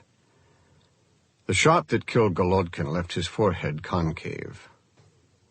Pasha seemed peaceful, eyes closed, his handsome Tartar face pressed into colored threads, a sleeping rider on a flying carpet. Golodkin's chest was gone, the tapes were gone, Golodkin was dead. As Arkady went down to the street, the militiamen on the stairs were passing from hand to hand cartons of liquor, watches, clothes, a pineapple, skis, reminding him in spite of himself of ants laboring under crumbs. Chapter 9. Almost all Russia is old, graded by glaciers that left a landscape of low hills, lakes and rivers that wander like the trails of worms in soft wood. North of the city, Silver Lake was still frozen, and all the summer dockas on the lake were deserted, except Yamskoy's. Arkady parked behind a Chaika limousine, went to the back door of the house and knocked. The prosecutor appeared at a window, motioned Arkady to wait, and 5 minutes later emerged as the very picture of a boyar, in a coat and boots trimmed with wolf fur. His bald head glowed pink with good health, and he set out immediately along the beach. "It's the weekend," he said irritably. "What are you doing here?" "You don't have a phone here," Arkady followed. "You don't have the number. Stay here." The ice was thick and dull at the center of the lake, fine and glassy at its edge. During the summer, every cottage would have its family badminton game, bright parasols and pitcher of lemonade. Yamskoy had gone to a small shed about 50 meters from the house. He returned carrying a tin horn and a pail of fish meal pellets. "I forgot. You must have had a house up here when you were a boy," Yamskoy said. "One summer, yes. I'm sure a family like yours. Blow this." He handed the horn to Arkady. "Why?" "Just blow," Yamskoy ordered. Arkady put the cold mouthpiece to his lips and blew. A honk echoed across the ice. His second blast was louder, sounding again from the willows on the far side. Yamskoy took the horn back. "Too bad about your detective. What was his name?" "Pavlovich." "Bad for you, too. If this profiteer Golodkin was so dangerous, you should have gone along and Pavlovich would still be alive. I've been getting calls all morning from the prosecutor general and the commissioner of militia. They have my phone number out here. Don't worry. I'll protect you if that's what you came to ask. It isn't?" "No," Yamskoy sighed. "You wouldn't. Pavlovich was a friend of yours, wasn't he? You worked together before." He looked away from Arkady to the sky, a white haze that blended into the silver birches. "Wonderful place, investigator. You should come up here later in the year. There are some excellent shops that have opened for the residents since you were a boy. We'll go to them together and you can pick out something you want. Bring your wife." "Pribleder killed him." "Wait." Yamskoy listened to a rustling from the trees right and left. Over the treetops rose strings of eiders, forming V's as they gained height. The males white with black bellies and caps, the females gray. The geese circled the lake, their wings beating rapidly. Pribleder had Pavlovich and Golodkin followed and killed. Why would Major Pribleder have any interest in this case? The suspect is an American businessman. I met him. How did you meet an American? Yamskoy began emptying the fish meal pellets onto the ground. A deep cooing and whirring of wings stirred the air. You led me to him, Arkady raised his voice. At the bathhouse. You've been following the case very closely, as you said. I led you to him? Oh, that's an enormous assumption. Yamskoy poured the pellets in a wavy, decorative line.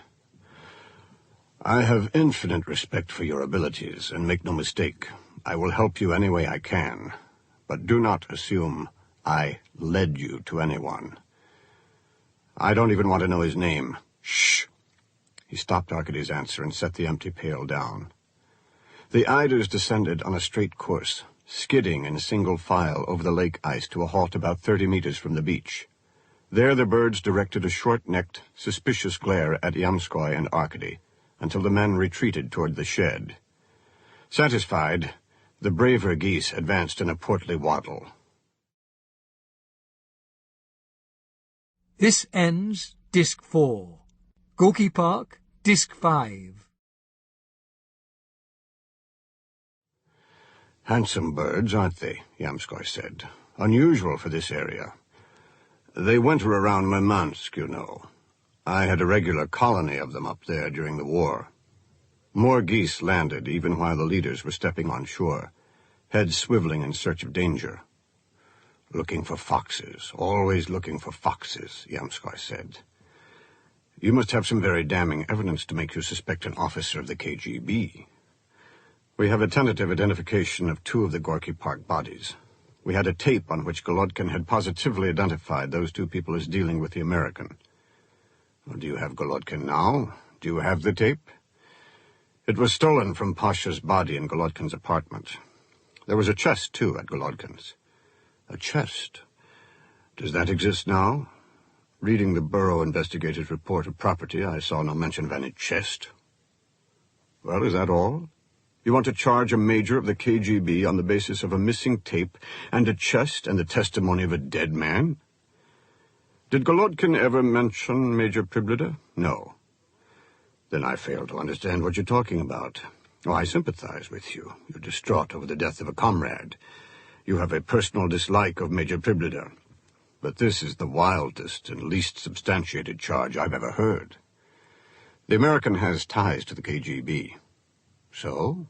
So do I. So do you. We all breathe air and we all piss water. All you're telling me is that an American businessman is no fool. Frankly, how big a fool are you? For your own sake, I hope you haven't shared these irrational suspicions with anyone else. They'd better not be in any report to my office. I want the investigation of Pasha's murder under my personal direction, as part of the Gorky Park investigation. Let me finish. The sort of American you hint at has wealth, not merely money as you understand it, and a great many influential friends here. More even, Yamskoy put it kindly, than you.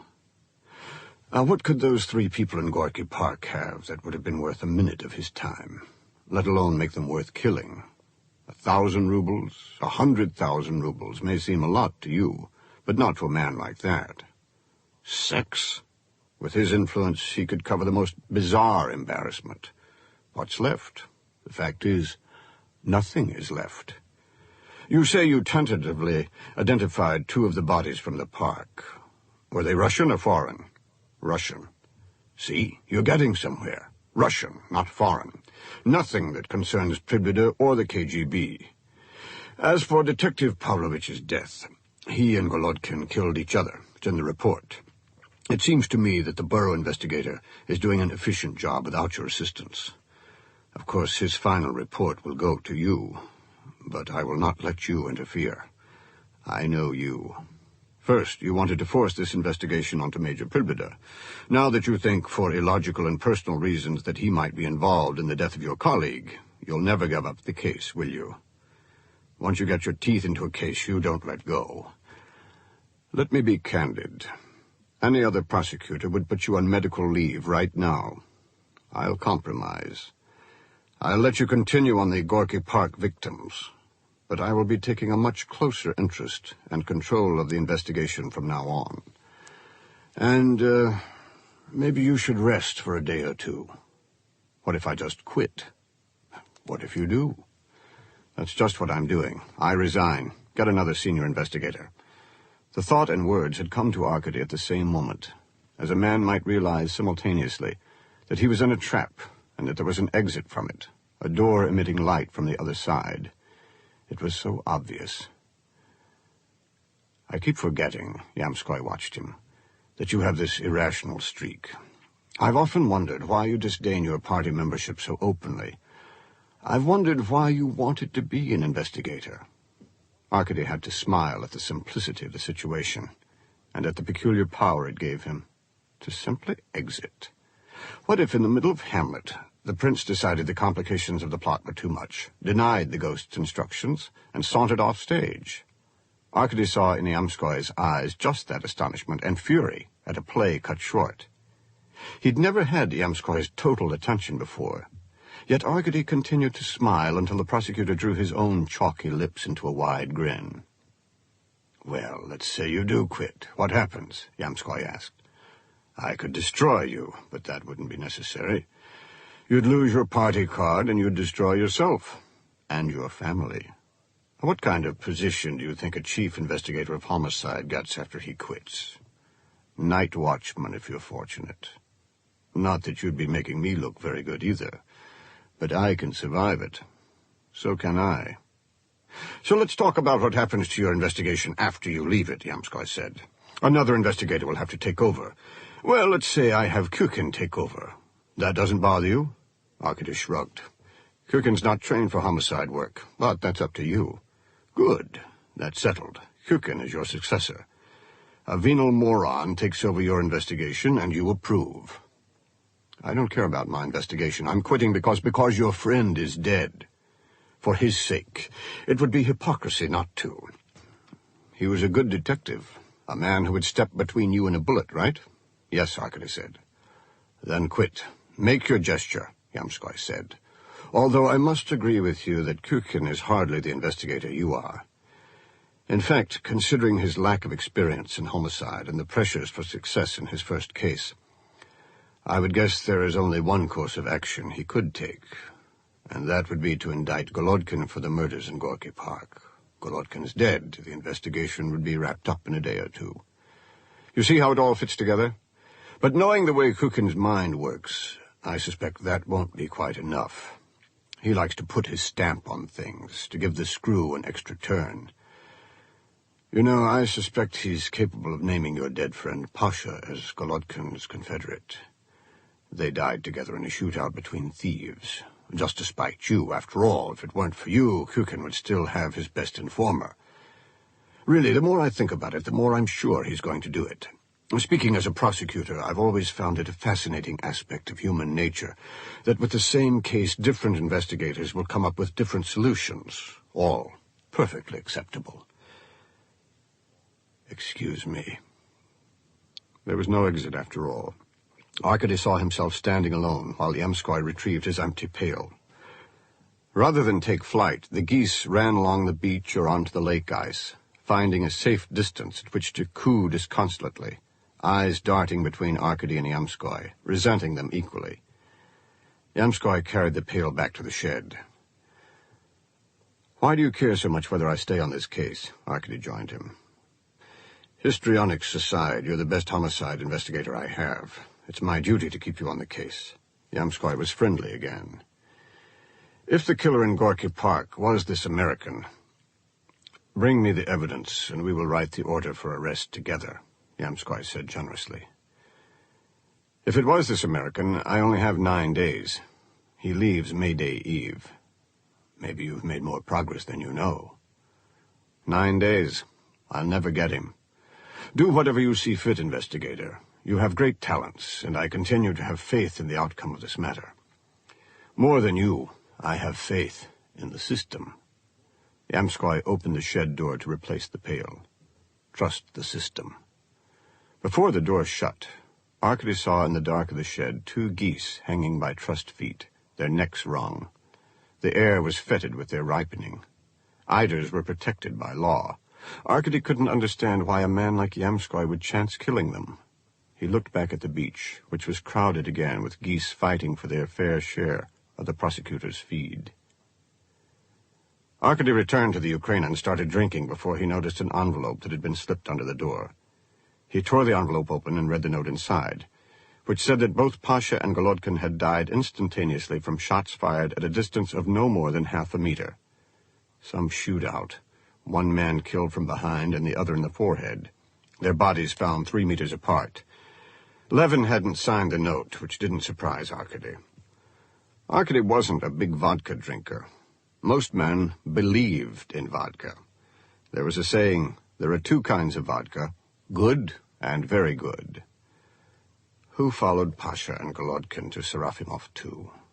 Who rapped on the door of that apartment and flashed the kind of identification that would satisfy Pasha and awe Golodkin? There would have been two men, Arkady thought. One visitor wouldn't have been able to do everything fast enough, and three men would have put even the trusting Pasha on his guard.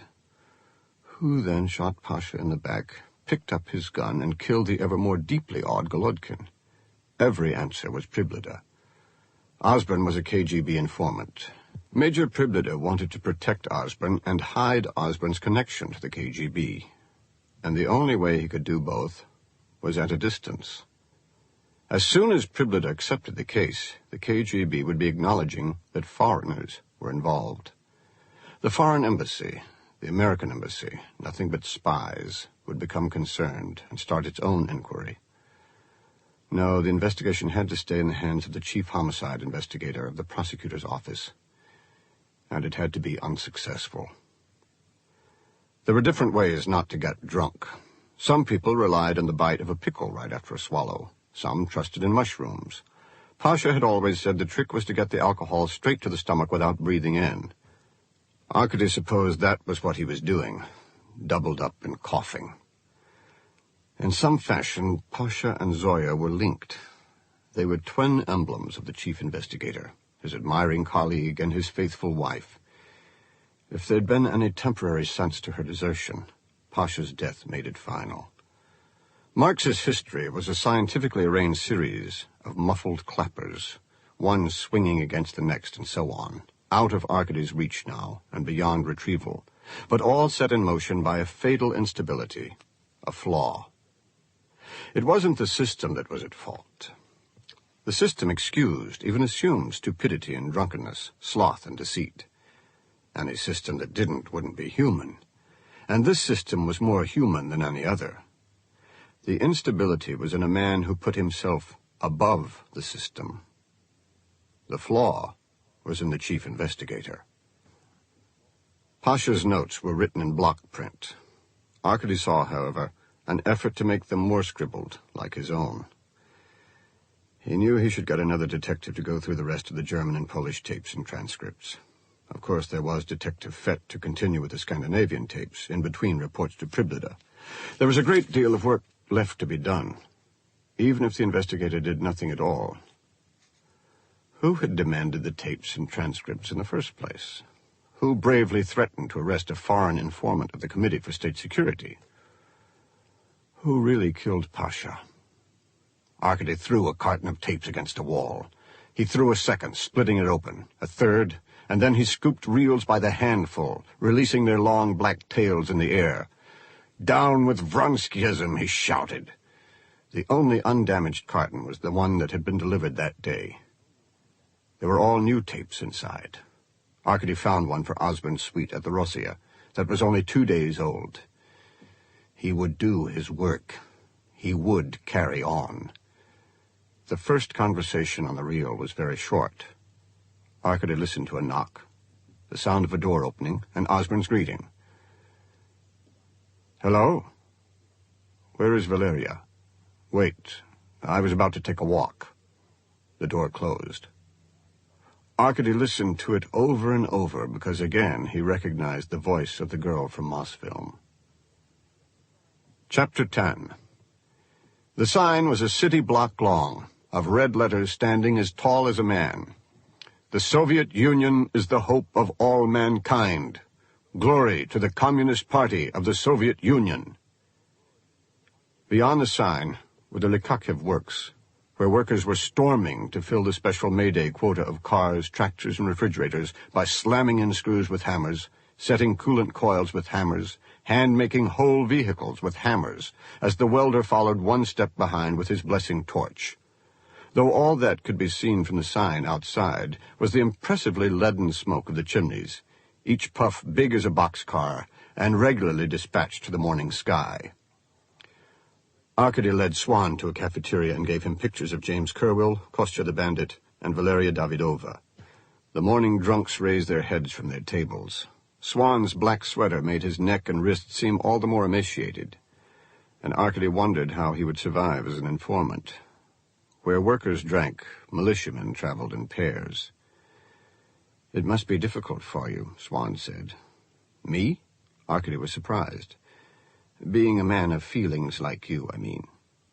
Arkady wondered if this was some sort of homosexual pass. "Just ask about those faces." He threw some ruble notes on the table and left. Irina Azanova lived in the basement of an unfinished apartment house near the Hippodrome. As she came up the steps, Arkady had the benefit of her full gaze and a look at the faint blue discoloration on her right cheek. The mark was small enough to cover with powder if she wished. Uncovered, it added a lazuli edge to her dark eyes. Her patched coat flapped in the wind. "Where is Valeria?" Arkady asked. "Valeria who?" she faltered. "You're not the kind of citizen who reports her skates stolen to the militia," he said. "You're the kind who avoids the militia. You wouldn't report your skates stolen unless you were afraid they might be traced to you." "What am I accused of?" "Lying. Who did you give your skates to?" "I'll miss my bus." She tried to pass him. Arkady grabbed her hand, which was warm and soft. "Who is Valeria, then?" "Where? Who? I know nothing, and neither do you." She pulled free. On the way back, Arkady passed a rank of girls waiting for a bus. Compared with Irina Azanova, they were as drab as cabbages. Arkady told a story to Yevgeny Mendel at the Ministry of Foreign Trade. A few years ago, an American tourist was visiting the village he was born in about 200 kilometers from Moscow when he dropped dead. It was summer, and the local people didn't want to be disrespectful, so they stuck him in the refrigerator. You know these villages. They have only one refrigerator. They called here, and the people in the foreign ministry told them to do nothing more until they received special forms for the death of tourists. A couple of days go by, no forms. A week, no forms. These forms take time to organize. 2 weeks went by, and the villagers got fed up with the tourist in the refrigerator. It was summer, after all. Milk was spoiling, and there was only so much they could fit on the American's lap. Well, you know villages. One night they got drunk, threw the body in a truck, drove all the way to Moscow, dumped the body in your lobby, jumped back in their truck, and drove off. This is a true story. The commotion here was unbelievable. There was a ring of KGB officers around the body. At 3 in the morning, they called an American attaché from the embassy. The poor bastard thought he was going to have a private word with Gromyko. And instead, here's this body. He wouldn't touch it, not without the right forms. Still, no one could find the right forms. Someone suggested there were no such forms, and that set off a panic. Nobody wanted this American. Maybe they should just lose him, someone else suggested. Take him back to the village, bury him in Gorky Park, give him a job in the ministry. Finally, they called in me and the head pathologist. It turned out we had the right form, and we threw the American tourist in the trunk of the attaché's car. And that was the last time I was in this building. Yevgeny Mendel, who had been with Osborne at the bathhouse and who appeared so often on the Osborne tapes, knew nothing about James Kerwill or the bodies in Gorky Park, Arkady was sure. No special anxiety or intelligence had stirred Mendel's soft face during the story. "What was the correct form for an American tourist?" Mendel asked. In the end, they settled for a death certificate. Yet Yevgeny Mendel was troubled. He knew now that Arkady was an investigator, and while he wouldn't have been bothered by an investigator who had worked his way up from the general population, he knew that Arkady was from that magic circle of Moscow children of the high ranks, a creation of the same special schools and mutual acquaintances. And someone from that circle should be more than a chief investigator. Mendel, the fool of that circle, had an English suit, a silver pen beside the party pin in his lapel, a large office high over Smolenskaya Square with 3 phones, and a brass sable emblem of Soyapushnina, the agency for fur exports, on the wall. Somehow this chief investigator had fallen, and the social implications brought a sweat to Mendel's chin, like water beads on good butter. Arkady used this reaction. He mentioned the great friendship between their fathers, praised the valuable labor of Yevgeny Mendel's father behind the lines during the war, and insinuated that the old brute was a coward. But he was decorated for bravery, though, Yevgeny protested. I can show you the papers. I'll send them to you. He was attacked in Leningrad. He was with the American you met the other day. Isn't that a coincidence? The two of them were attacked by a whole squad of Germans. My father and Osborne killed 3 fascists and drove the rest away. Osborne? An American furrier at the siege of Leningrad? He's a furrier now. He buys Russian furs and imports them to America. He buys one here for $400 and sells it there for $600. That's capitalism. You have to admire it. He's a friend of the Soviet Union. That's been proven. May I speak out of school? Absolutely, Arkady said encouragingly. Yevgeny wasn't vicious. He was nervous. He wanted the investigator to go away, but not until the investigator had a high opinion of him. The American fur market is in the grip of international Zionist interests, he said softly. Jews, you mean? Arkady said. International Jews. I regret to say that for a long time there has been an element in Soyuz-Pushnina close to those interests. My father hoped to break this relationship by reserving for certain non-Zionists especially competitive prices. Somehow the Zionists got wind of it, flooded the fur palace with their money, and took the entire sable harvest. Osborne was one of the non-Zionists? Oh, to be sure. That was about 10 years ago. From Mendel's window, the river ice showed dark fractures. Arkady lit a cigarette and dropped the match in a wastebasket. How did Osborne prove himself a friend of the Soviet Union, besides fighting heroically with your father at Leningrad? I shouldn't tell you this, and you might as well. Well, Mendel followed Arkady with an ashtray. A couple of years ago, there was a trade between Soyuz-Pushnina and the American fur ranchers. That's what they call it, ranching, like cowboys. It was a trade of the very best fur-bearing animals. 2 American minks for 2 Russian sables. Beautiful minks. They're still producing at one of our collectives. The sables were more beautiful. Nothing can compare with a Russian sable. However, they had one minor defect. Tell me. They were neutered. Well, it's illegal to export fertile sables from the Soviet Union. They shouldn't have expected us to break our own law. The American ranchers were upset. In fact, they even organized a plan to infiltrate a man into Russia, steal some sables from a collective, and smuggle them out. It took a true friend to inform us about his own countryman, Osborne. Osborne. We showed our gratitude by telling the Zionists that from then on an equitable share of the Russian sable market was going to Osborne for services rendered. The plane's delayed.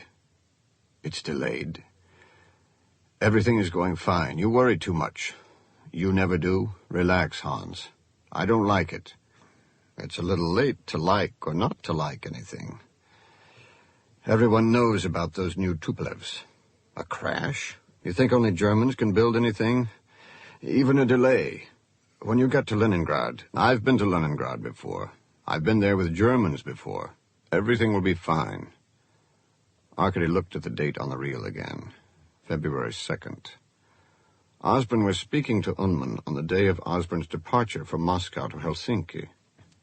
Arkady remembered Unman's itinerary. The German had gone to Leningrad on the same day, apparently not on the same plane. I've been to Leningrad before. I've been there with Germans before. Everything will be fine. How, Arkady wondered, had Osborne killed the 3 Germans in Leningrad? Listening to the new Osborne tapes, Arkady recognized the voice of Yevgeny Mendel. John, you will be the ministry's guest for Swan Lake on May Day Eve, yes? You know it's very traditional, very special. It's important to be there. We will have you driven immediately to the airport. I would be honored. Tell me all about what it will be like. There was a change from winter to spring. The winter Osborne had been maliciously entertaining. The spring husband was an agreeable boor, a business dullard. Arkady heard monotonous toasts endlessly repeated, and endless conversation becoming longer and duller. Yet after hours of listening, he felt a watchfulness on the tapes. Osborne was hiding among the endless words, like a man standing sideways among trees. Arkady thought of Pasha. A peasant goes to Paris, Pasha had told a joke while they were riding around looking for Golodkin. And when he comes back, all his friends get together to welcome him home. Boris, they say, tell us about your trip. Boris shakes his head and says, "Oh, the Louvre, the paintings, fuck your mother." "The Eiffel Tower," somebody asks. Boris stretches his hand as high as it can go and says, "Fuck your mother." "And Notre Dame," somebody else asks. Boris bursts into tears, remembering such beauty, and says, "Fuck your mother." "Ah, Boris," everybody sighs, "what wonderful memories you have." Arkady wondered how Pasha would describe heaven. Revolution Square used to be Resurrection Square. The Metropole Hotel used to be the Grand. Arkady turned on the lights. The bedspread and curtains were of the same threadbare red muslin. A Persian carpet had a pattern indecipherable from where. Table, bureau, and stand-up closet were mottled by dents and cigarette burns. "This is allowed?" The floor lady was anxious. "It is allowed," Arkady said, and shut the door on her to be alone in the room of the tourist William Kerwill. He looked down at the square, at the in-tourist buses lined up from the London Museum to the hotel entrance, and the tourist boarding in linguistically divided herds for evenings of ballet and opera. According to In-Tourist, Kerwill was booked for regional cuisine and theater. Arkady went into the bathroom, new, neat. Hygiene was the one demand of the Western traveler. Arkady took the bath towels to the bedroom, where he wrapped them around the phone and covered them with pillows. William Kerwill's bureau revealed American underwear, stockings, sweaters, and shirts, but none of the Russian clothes Golodkin had described. There were no clothes hidden under the bed. In the closet was a locked aluminum and vinyl suitcase. Arkady carried it to the bed and tried to jimmy the lock open with his penknife. The latch didn't move. He put the suitcase on the floor and stamped on the lock while he worked the knife. Half the latch sprung. He hammered the knife into the other side of the lock, sprung it open, put the suitcase back on the bed, and went through the contents. There were 4 small books: A Concise History of Russian Art, A Tourist's Guide to Russia, A Guide to the Tretyakov Gallery, and Nagel's Moscow and Environs, held together by a thick rubber band. By itself was an immense edition of Schultes' Soviet Union, 2 cartons of Camel cigarettes, a Minolta 35mm camera fitted on a hand grip, also a 10-inch long focus lens, filters, and 10 unopened boxes of film, traveler's checks to the amount of $1,800, 3 rolls of toilet paper, a metal tube with a threaded cap on one end and a grooved plunger on the other that pushed up into an artist's razor-bladed knife, used socks rolled into a ball, a small case shut tight with thick rubber bands. Inside the case, a gold pen and pencil set, a pad of graph paper, a plastic bag containing a can opener, a bottle opener, a corkscrew, and a thin, flat metal bar bent at one end and dog-legged at the other, with a screw through the bar above the dog leg. A book of in-tourist dining coupons. No Russian clothes. Arkady went through the suits hanging in the closet. Nothing but American goods. He looked behind and under all the furniture. Finally, he returned to the broken suitcase. If the American was so crazy about Russian products, he could go buy some new luggage, something nice in cardboard. Arkady took the rubber band off the guidebooks and flipped through them. He picked up the Schultes tome of color photographs, a bulky item for a light traveler. In the center, between a 2-page spread of a horse festival in Alma Alta, was a loose graph paper keyed 5 feet to 1 inch. Drawn precisely were trees, footpaths, the edge of the river, a clearing, and in the middle of the clearing, 3 graves. Except for the difference between meters and feet, it was almost an exact rendition of the militia baseline drawing of the clearing in Gorky Park. Between the following 2 pages of the book, he found a drawing of the whole park scaled at 20 feet to 1 inch. He also found a tracing of an X-ray of a right leg. A shadow marked a compound fracture of the shin, the same fracture as on the 3rd body from the park. A dental chart and a tracing of dental X-rays showed root canal work on the upper right incisor, but no steel molar. Arkady looked at the rest of the contents of the suitcase with a different eye. The metal tube that held the artist knife was curious. What did a businessman plan to cut in Moscow? He unscrewed the cap of the tube, and with a plunger at the other end of the tube, pushed up the knife, which appeared unused. There was a faint odor from the tube. The odor was gunpowder. Looking down the hole, he could just make out the sharp point of the inside of the plunger. The tube was a gun barrel. In Moscow, guns were hard to come by, and the most improbable weapons were concocted. One gang made shotguns out of exhaust pipes. Now that he knew what he was looking for, the investigator was in his element. He was angry that he hadn't seen it all immediately. For apparently so devoted a photographer, this tourist took no pictures at all. Arkady removed the camera from the wooden hand grip. There was a groove along the top of the grip that the tube fit into snugly. Only an inch of the barrel protruded from the front, and the plunger at the rear. On the left side of the grip was a screw hole. For a moment, Arkady was stumped. Then he broke open the plastic bag, dumped out the openers and corkscrew, and picked up the odd-shaped metal bar he'd noticed before. The main shaft was 10 centimeters long, the right angle at one end about 3 centimeters, the dog leg at the other end about 4 centimeters. With his thumbnail, he twisted its screw into the hole of the grip, leaving enough play for the bar to move. Now the dog leg was a trigger, and the right angle at the other end set firmly on the barrel plunger, preventing it from sliding forward. He pulled the trigger. The right angle rose, and the plunger was free. He set it again, and wrapped one of the heavy rubber bands twice from the front of the grip to the back of the plunger. Ammunition. American airports X-rayed luggage.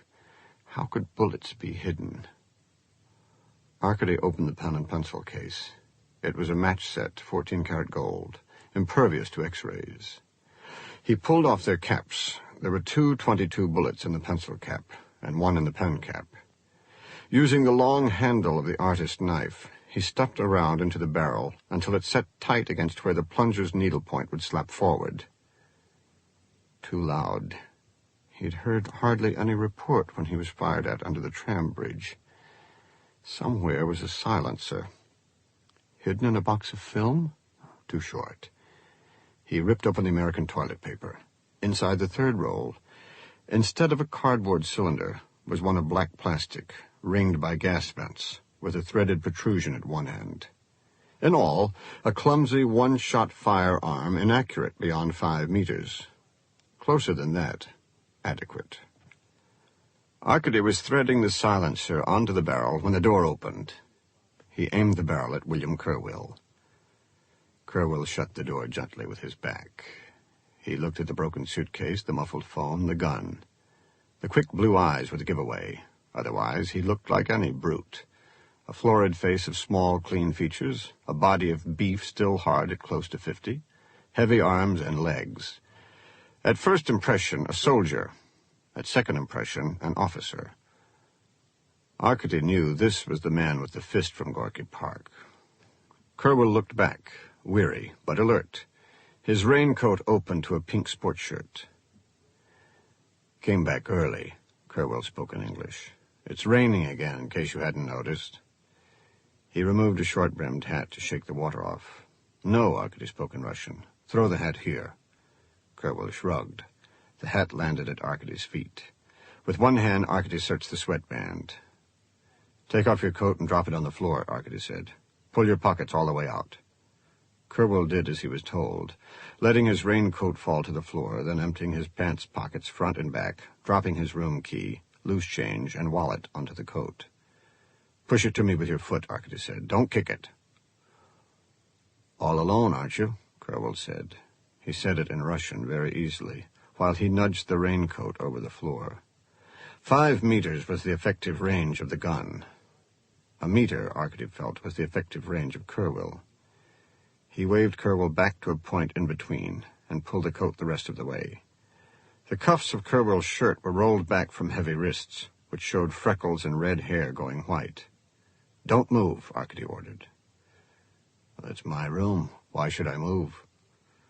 Kerwell's passport and visa were in the raincoat. In the wallet, Arkady found 3 plastic credit cards, a New York driver's license and car registration, a paper with the phone numbers of the American Embassy and 2 American news services. Also, 800 rubles in cash, a lot of money. Where's your business card? Arkady asked. I'm traveling for pleasure. I'm having a wonderful time. Face the wall. Put your hands up and spread your legs, Arkady said. Kerwell very slowly did so, and Arkady shoved him from the back at an angle against the wall, then felt his shirt and pants. The man was built like a bear. Arkady backed up. Turn around and remove your shoes. Kerwell took his shoes off, watching Arkady and the gun. Shall I hand them to you or mail them? Kerwell asked. Incredible, Arkady thought. The man was actually ready to attack a Soviet investigator again in a room at the Metropole. Sit down. Arkady pointed to a chair beside the closet. He could see Kerwell gauging the chances of a rush.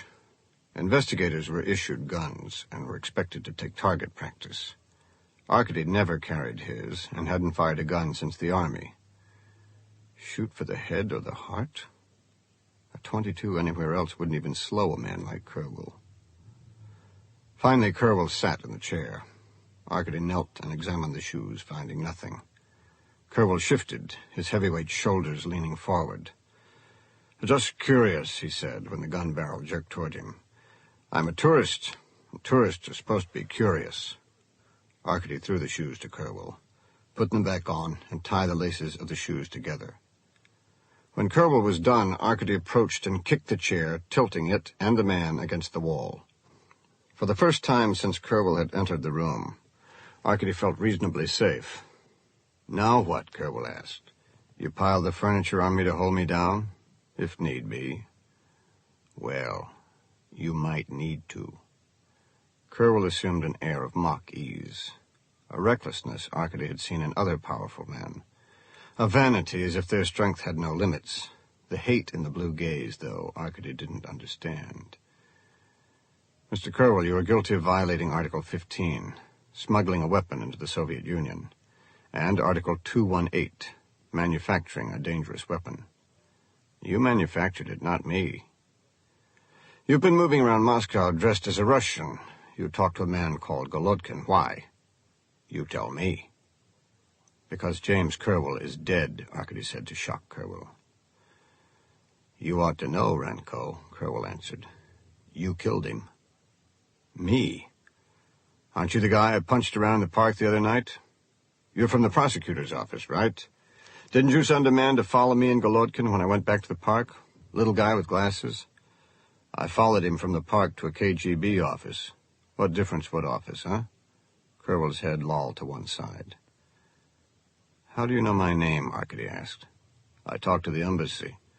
I talked to the correspondents. I read every back issue of Pravda. I talked to the people on the street. I watched your morgue. I watched the prosecutor's office. When I found out your name, I watched your apartment. I didn't see you, but I saw your wife and her boyfriend clean the place out. I was outside your office when you let Golodkin go. Arkady didn't believe what he was hearing. This madman could not have watched him, followed Fett to Pribdita's office, seen Zoya. When he and Pasha queued for a beer at the corner kiosk, was Kerwell in the line behind them? Why did you choose this time to come to Moscow? I had to come sometime. Spring's a good time for bodies to come up from the bottom of the river. Good time for bodies. And you think I killed James Kerwell? Well, maybe not you yourself, but you and your friends. Does it matter who pulled the trigger? How do you know he was shot? In the clearing in the park, the depth of the digging. For slugs, right? Anyway, you don't stab 3 people to death. I wish I'd known it was you in the park, Renko. I'd have killed you. Kerwell spoke with regret and some amusement for his missed opportunity. His Russian had no accent, yet retained a distinctly American voice. He folded his arms as if he were laying them aside. An outsized man of intelligence exerts a force of gravity, a threat of physical absorption, especially in a small room. Arkady sat down on a night table against the opposite wall. How could he have not noticed someone like Kerwell? You came to Moscow to ask questions among the foreign community about a murder, Arkady said. You have drawings of X-rays and dental charts. You must have meant to aid the investigation. If you were a real investigator. There's a record of James Kerwell leaving the Soviet Union last year. There is no record of him returning. Why did you think he was here? And why did you think he was dead? But you are not a real investigator. Your detectives spend as much time with the KGB as they do with you. There was no way of explaining Fett to an American, and Arkady didn't try. How are you and James Kerwell related? You tell me. Mr. Kerwell, I operate under the directive of the Moscow town prosecutor, no one else. I am investigating the murder of 3 persons in Gorky Park. You came all the way from New York with information that might be of help. Give it to me. No. You're not in a position to say no. You've been seen dressed as a Russian. You smuggled in a firearm. You've already fired at me. You're withholding information, and that, too, is a crime. Renko, you find any Russian clothes here? Anyway, it's a crime to dress like you. As for the gun or whatever you're aiming at me, I never saw it before. You broke into my suitcase. I don't know what you planted in it. And what information are you talking about? Arkady was stopped for a moment by such massive contempt for the law. Your statements about James Kerwell, he began again. What statements? The microphone is in the telephone, and you've taken care of that. You should have brought some friends along, Renko. As an investigator, you're not too competent. Well, there are your drawings of the murder scene in Gorky Park and the X-rays and dental charts you brought, which will connect you to James Kerwell if he was one of the victims. The drawings and chart are done by a Russian pencil and Russian graph paper, Kerwell answered. There are no X-rays, only tracings. What you should be thinking about right now, Renko, is what the American embassy is going to say about a Russian cop who assaults innocent American tourists when he's caught. Kerwell glanced at the open suitcase, apparently in the act of burglary. You didn't plan to take anything, did you? Mr. Kerwell, if you report anything to your embassy, they will put you on the next plane home. You didn't come here to go right home, did you? You also don't want to spend 15 years in a Soviet rehabilitation center. I can handle it. Mr. Kerwell, how is it that you speak Russian so well? Where have I heard your name before you and this James Kerwell? It seems to me now it's a familiar name. Goodbye, Renko. Go back to your friends in the secret police now. Tell me about James Kerwell. Get out. Arkady gave up. On his way, he put Kerwell's passport, wallet, and credit cards on the night table. Don't bother, Kerwell said. I'll clean up after you. The wallet was heavy in the palm and stiff, even without credit cards. There was hand-stitching along one lip of the wallet. Kerwell rocked forward. Arkady waved the gun. A spy, Arkady thought. Something as ridiculous as a secret message sewn into a wallet and a heroic roundup of traitors and foreign agents with a chief investigator bumbling around in the middle. He ripped the stitching open, keeping one eye on Kerwell. From the wallet he drew a gold metal shield embossed in blue with the figures of an Indian and a pilgrim. City of New York was above the scale, and lieutenant below it. A policeman? Detective, Kerwell corrected. Then you must help, Arkady said, as if it were clear, because it was to him. You saw Golodkin leave my office with a detective, a friend of mine, Pasha Pavlovich. A name like that would mean nothing to an American, Arkady decided. Anyway, a detective I worked with many times, a very good man. An hour later, in Golodkin's apartment, both Golodkin and the detective were killed by someone else. I don't care about Golodkin. All I want to do is find the man who killed the detective. Things can't be so different in America. Being a detective, you understand how it is when a friend, Renko, go fuck yourself. Arkady wasn't aware of raising the makeshift gun. He found himself aiming the barrel at a point between Kerwell's eyes and pulling the trigger so that the doubled rubber band and plunger started to move smoothly. At the last moment, he aimed away. The closet jumped, and a hole 2 centimeters across appeared in the closet door beside Kerwell's ear. Arkady was astonished. He'd never come close to murdering anyone in his life. And when the accuracy of the weapon was considered, he could as easily have killed as missed. A white mask of surprise showed where the blood had drained around Kerwell's eyes. "Get out while you can," Kerwell said. Arkady dropped the gun. Unhurriedly, he collected the X-ray tracing and dental chart from the open suitcase. He kept the badge and threw the wallet aside. "I need my shield," Kerwell came out of his chair. "Not in this city," Arkady walked out the door. "This is my city," he murmured to himself. No one was on night duty at the lab. Arkady matched the tracings and dental chart with Levin's records himself, aware that at the same time William Kerwell was probably disposing of his gun, a hand grip here, a barrel there around the city. By the time he got to his office at Novokuznetskaya and wrote a report for Yamskoy, he knew that Kerwell was probably seeking asylum at the American embassy. Fine. All the more proof for the prosecutor, because now it was certain that James Kerwell was the third body from Gorky Park. Arkady left the report on the desk of Yamskoy's deputy, to be found in the morning. A bright searchlight stood in the middle of the Moskva. No, it moved. There was a sound as of stones shifting. Arkady stopped his car and watched from the embankment as an icebreaker plowed by, pushing a crest of broken ice ahead, trailing floes that rose and fell in the thrust of the wake. Water, freed, twisted in braids of black. Arkady drove along the river until he had finished a pack of cigarettes. He was shaken by the encounter at the Metropole. He hadn't shot William Kerwell, but he'd wanted to, and had come within a finger's breadth of doing so. He was shaken because he hadn't cared particularly one way or the other. Neither, he suspected, had Kerwell. Going to Gorky Park, he noticed the lights in Andreev's studio on top of the Ethnological Institute.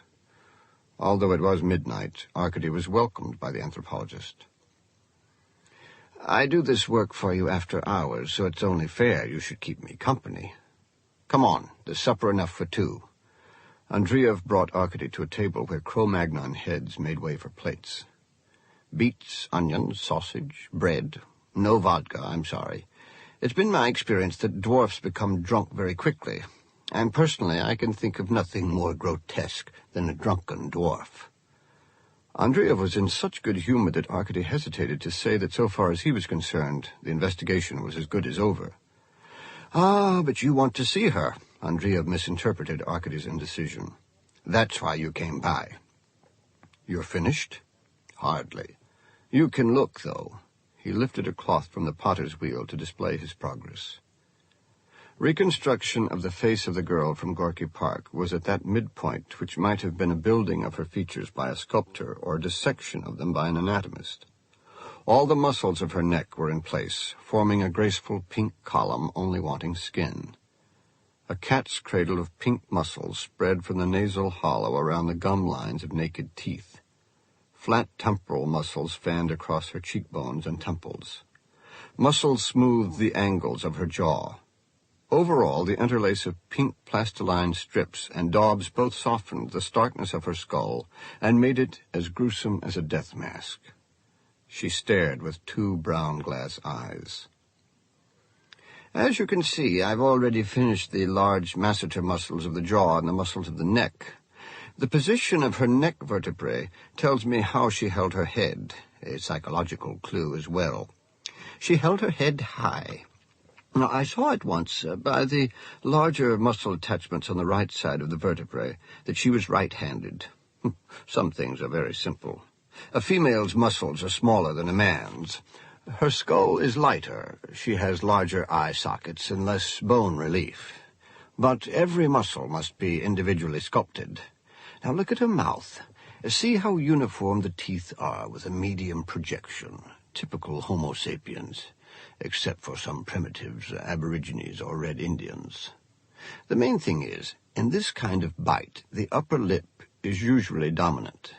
In fact, the mouth is one of the easier areas of reconstruction. Wait and see. She has a lovely mouth. The nose is more difficult. A triangulation from the horizontal profile of the face and the contours of the nasal opening and eye sockets. The glass eyes, anchored in plastiline, bulged hysterically. How do you know what size eyes to insert? Arkady asked. Everyone's eyes are about the same size. You're disappointed. The windows of the soul and all that. Where would romance be without eyes? The fact is, when we talk about the shape of a woman's eyes, we're really describing the shape of her eyelids. She deliberately shrouded the light in her eyes, but in spite of herself it gleamed in the faintly perceptible smile. Anna Karenina. A literate man. I suspected it all along. And it's eyelids, nothing but eyelids and muscle attachments. Andreev climbed a stool and carved a piece of bread for himself. You like the circus, investigator? Not especially.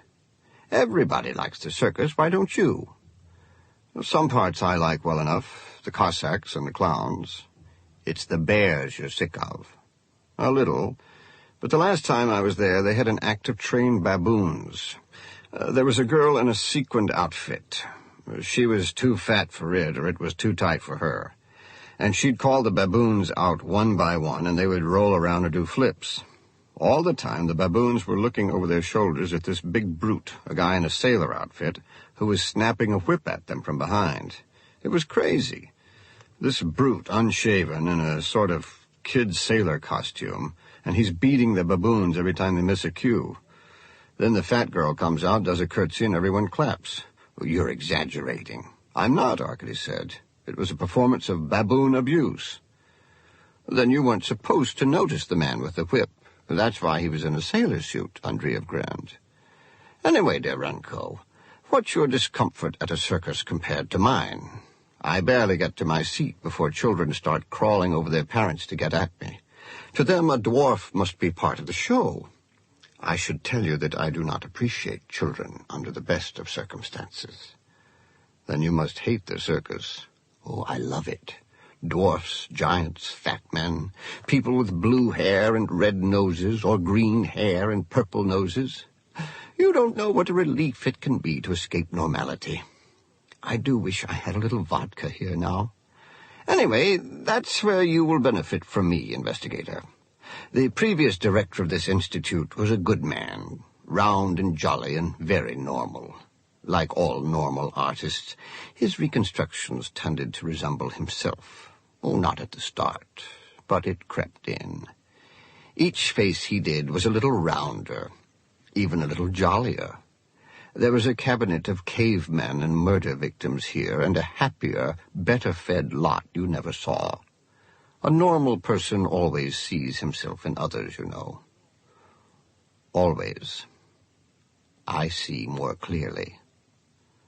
Andreev winked. Trust the freak's eyes. As he slept, the phone rang. The caller was Detective Yakutsky, who asked first what the time was in Moscow. Late, Arkady muttered. Calls between Moscow and Siberia, it seemed to him, always began with the ritual establishment of the time difference.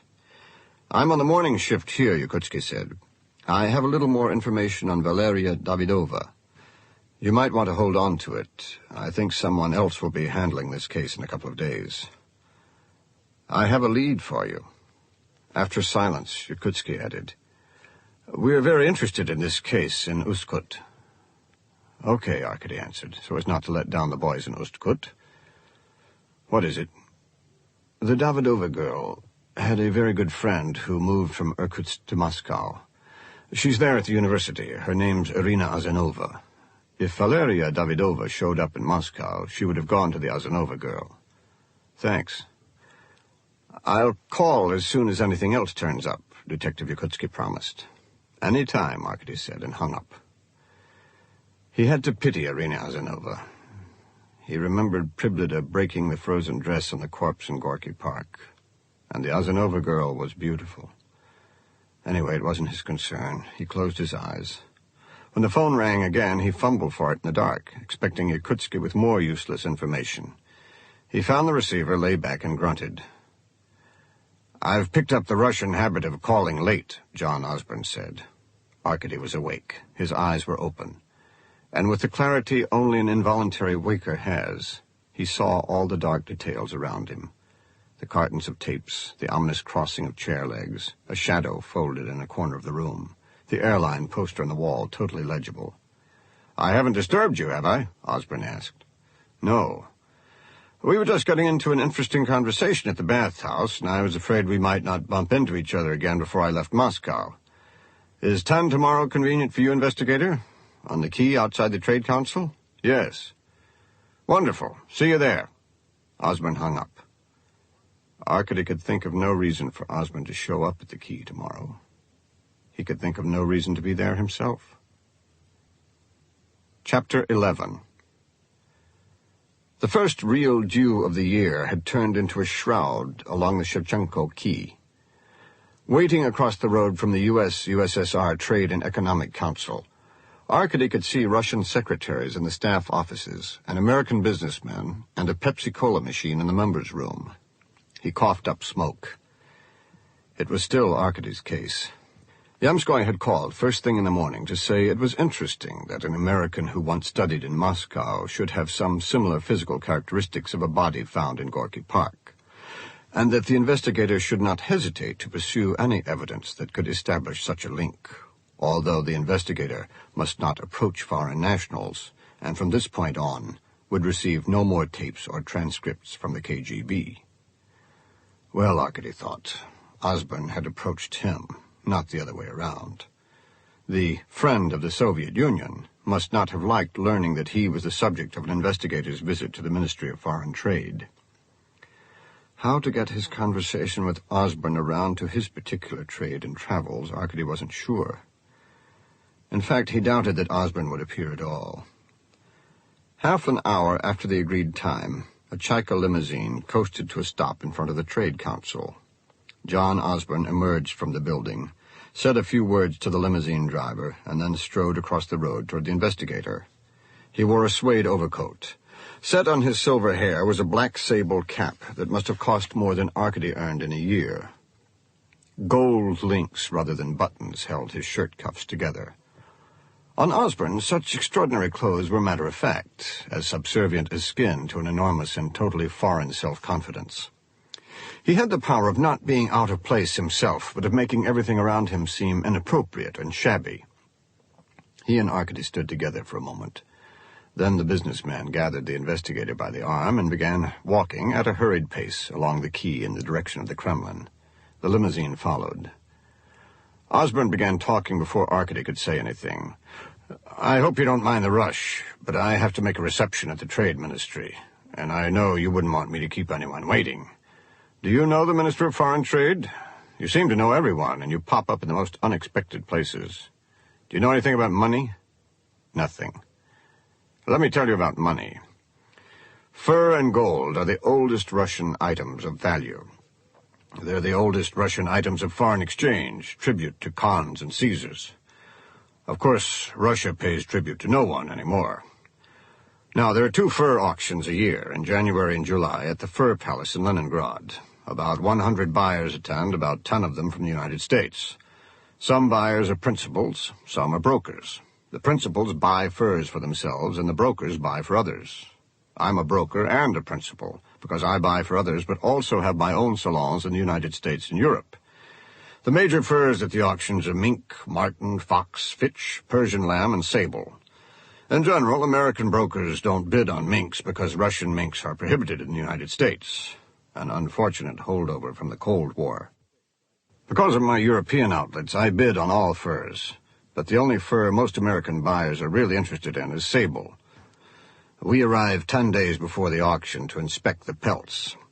When I buy minks, for example, I look carefully at 50 mink pelts from a particular collective. Those 50 pelts will give me the worth of a string of 1,000 pelts from that collective. Since there are 8 million mink pelts harvested in the Soviet Union in a year, the string system is a necessity. Sables are a different matter. Less than 100,000 export-quality sables are harvested in a year. There are no strings. Each sable has to be examined individually for color and richness. If the pelt is harvested 1 week early, thickness is missing. 1 week late, and the gloss is gone. The bidding is in dollars, simply as a standard of exchange. I buy about $500,000 worth of sable at each auction.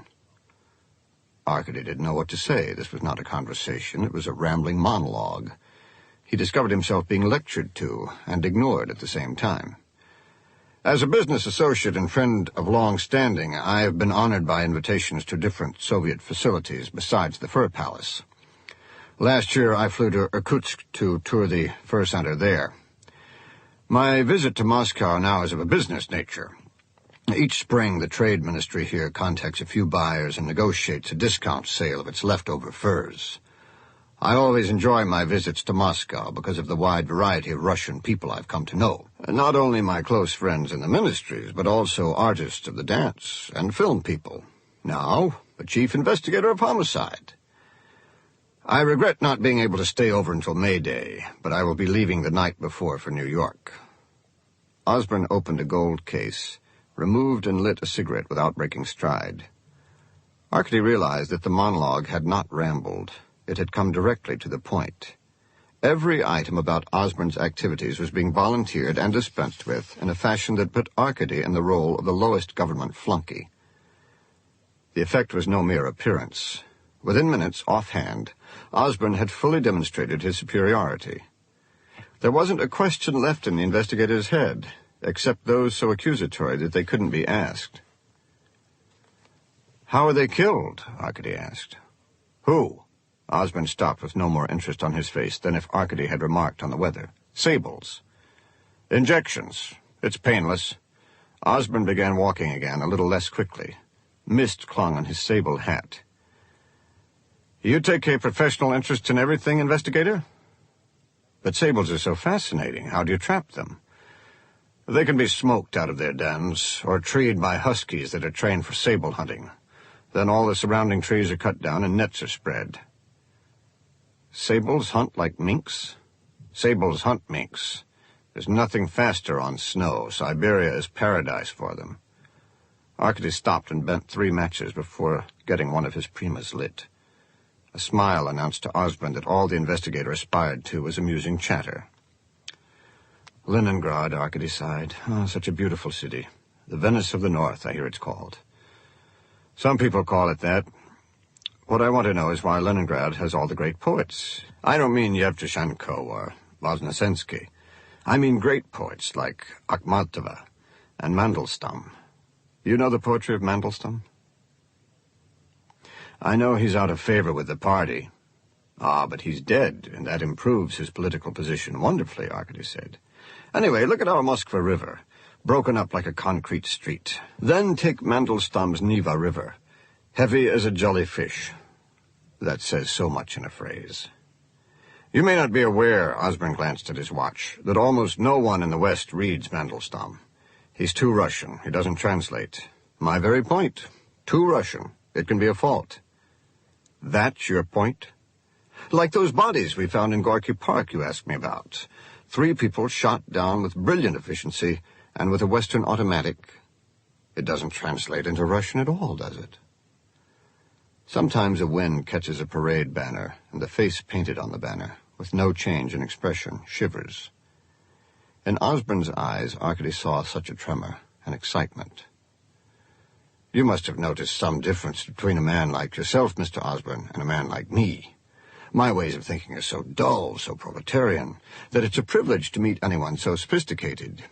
You can imagine my difficulty in trying to fathom why a Westerner would bother killing 3 Russians. This isn't war or espionage.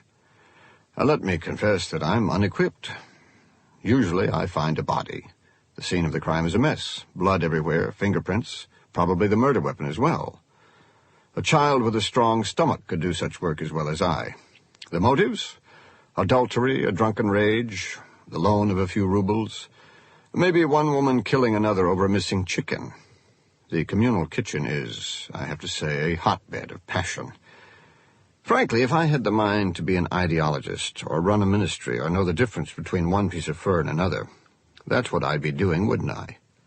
So all sympathy should go to a plodding investigator who comes across a crime of executive planning, daring operation, and, unless I'm very mistaken, wit. Wit? Osborne was interested. Yes, remember what Lenin said? The working class is not separated from the old bourgeois society by a Chinese wall. And when the revolution occurs, it will not happen that when a given individual dies, the dead man will bury himself. When the old society dies, it will be impossible to sew its corpse in a shroud and put it in a tomb. It will putrefy among us. This corpse will oppress and contaminate us. Consider, then, a bourgeois businessman who can execute 2 Soviet workers and leave them in the heart of Moscow, and tell me he is not a character of great wit. 2, you say? I thought you found 3 in the park. 3. You know Moscow well, Mr. Osborne? You enjoy your visits? They were walking again, leaving dark footprints on the stones. Despite the hour, drivers had turned on headlights. Ahead, a sour yellow haze clung to a bridge. Are you enjoying yourself in Moscow? Arkady repeated. Investigator, during my tour of Siberia, I was welcomed by a village mayor who showed me the most modern structure in town. It had 16 toilets, 2 urinals, and a single sink. It was the communal excretory. There, the village leaders gather with their pants down and shit while they make their important decisions. Osborne paused. Of course, Moscow is much larger. Mr. Osborne, Arkady stopped short. Excuse me, did I say something to annoy you? You couldn't annoy me. It occurs to me that I might be taking away from your investigation. Not at all, please. Arkady touched the suede of Osborne's arm and resumed their stroll. If anything, you're a help. If I could, for 1 minute, think not as a Russian, but as a business genius, my troubles would be over. What do you mean? Wouldn't it take a genius to find something worth killing Russians for? Well, that's not flattery, that's admiration. Furs? No, he could buy them from you. Gold? How would he carry it out? He had enough trouble disposing of the bag. What bag? Arkady slapped his hands together explosively. The deed is done. Both men and the girl dead. The killer shovels food, bottles, gun into a leather bag torn by the shots. He skates through the park. It's snowing, growing dark. Out of the park, he must put his ice skates in the bag, and hopefully without being noticed, get rid of it. Not in the park, and not in a wastebasket, because in either case the bag would be found, and at least in Moscow, reported. The river? The river has been frozen all winter. Absolutely true. Yet even with the bag magically gone, he must return to this side of the river. The Krimsky Bridge, Osborne gestured in the direction they were going. Without attracting the notice of any suspicious babushka or militiaman? People are so nosy. Taxi? No, very chancy for foreigners. A friend waiting on the Key Road in a car. That's obvious enough even to me. Then why wasn't the accomplice in on the murder? Him? Arkady laughed. Never. We're talking about seduction and charm. The accomplice couldn't lure flies to pudding. Arkady turned grave. Seriously, the first man, the killer, thought this all out very carefully. Someone saw him with the bag? The river edged sideways into drizzle. Osborne was concerned about a witness. That could be returned to. Insignificant. What I want to know, Arkady said, is the reason. Why? I don't mean an object, say an icon. I mean, why would an intelligent man, successful and wealthier probably than anyone in the Soviet Union, why would he murder for more? If I could understand the man, I could understand the crime. Tell me, could I understand him? Osborne was seamless. Arkady felt himself scratching at an unmarred and slippery surface. Suede, sable, skin, eyes, they were all the same. All. Money. That was a word the investigator had never used in this context before. In the abstract, in thieves' fantasy, yes. But never had he come into physical contact with money. For that was what Osborne was, a man magically dripping money from his every pore. Understand a man like this? I would suppose not, Osborne answered. Sex? Arkady asked. A lonely stranger meets a beautiful girl and takes her to his hotel room. The floor ladies will look the other way for the right foreigner. The man and girl start meeting regularly. Suddenly, at the end, she demands money and produces a rough-looking husband. She's a regular extortionist. No. There's a flaw? In perspective, to Westerners, Russians are an ugly race. Is that a fact? In general, women here have no more appeal than cows. That's why your Russian writers make such a fuss about their heroines' eyes, their veiled looks and alluring glances, because no other physical aspect invites description. Osborne expanded. It's your long winters. What could be warmer than a heavy woman with hairy legs? The men are slimmer, but even uglier. Since good looks have been bred out, the only sexual triggers left are thick necks and heavy brows, like bulls. Arkady thought he could have been hearing a description of troglodytes. From your name, you have a Ukrainian background yourself, don't you? Osborne added. Yes. Well, we'll put sex aside. That seems wise. Which leaves us a crime without a motive. Arkady frowned. Turning as slowly as a door, Osborne regarded him. Astonishing. You are full of surprises. Are you serious? Oh, yes. A triple killing purely for a whim? Yes. Incredible. I mean, Osborne became full of life. Literally not to be believed. Not from an investigator of your training. From another kind of man. Not from you. Osborne took a deep breath. Let's say such an event happened. A totally random murder without witnesses. What would be your chances of finding the murderer? None. But that's what you think happened. No. I only mean I haven't found the motive. Motives are different. The perspective, as you said. Assume a man who visits occasionally an island of primitives, Stone Age people.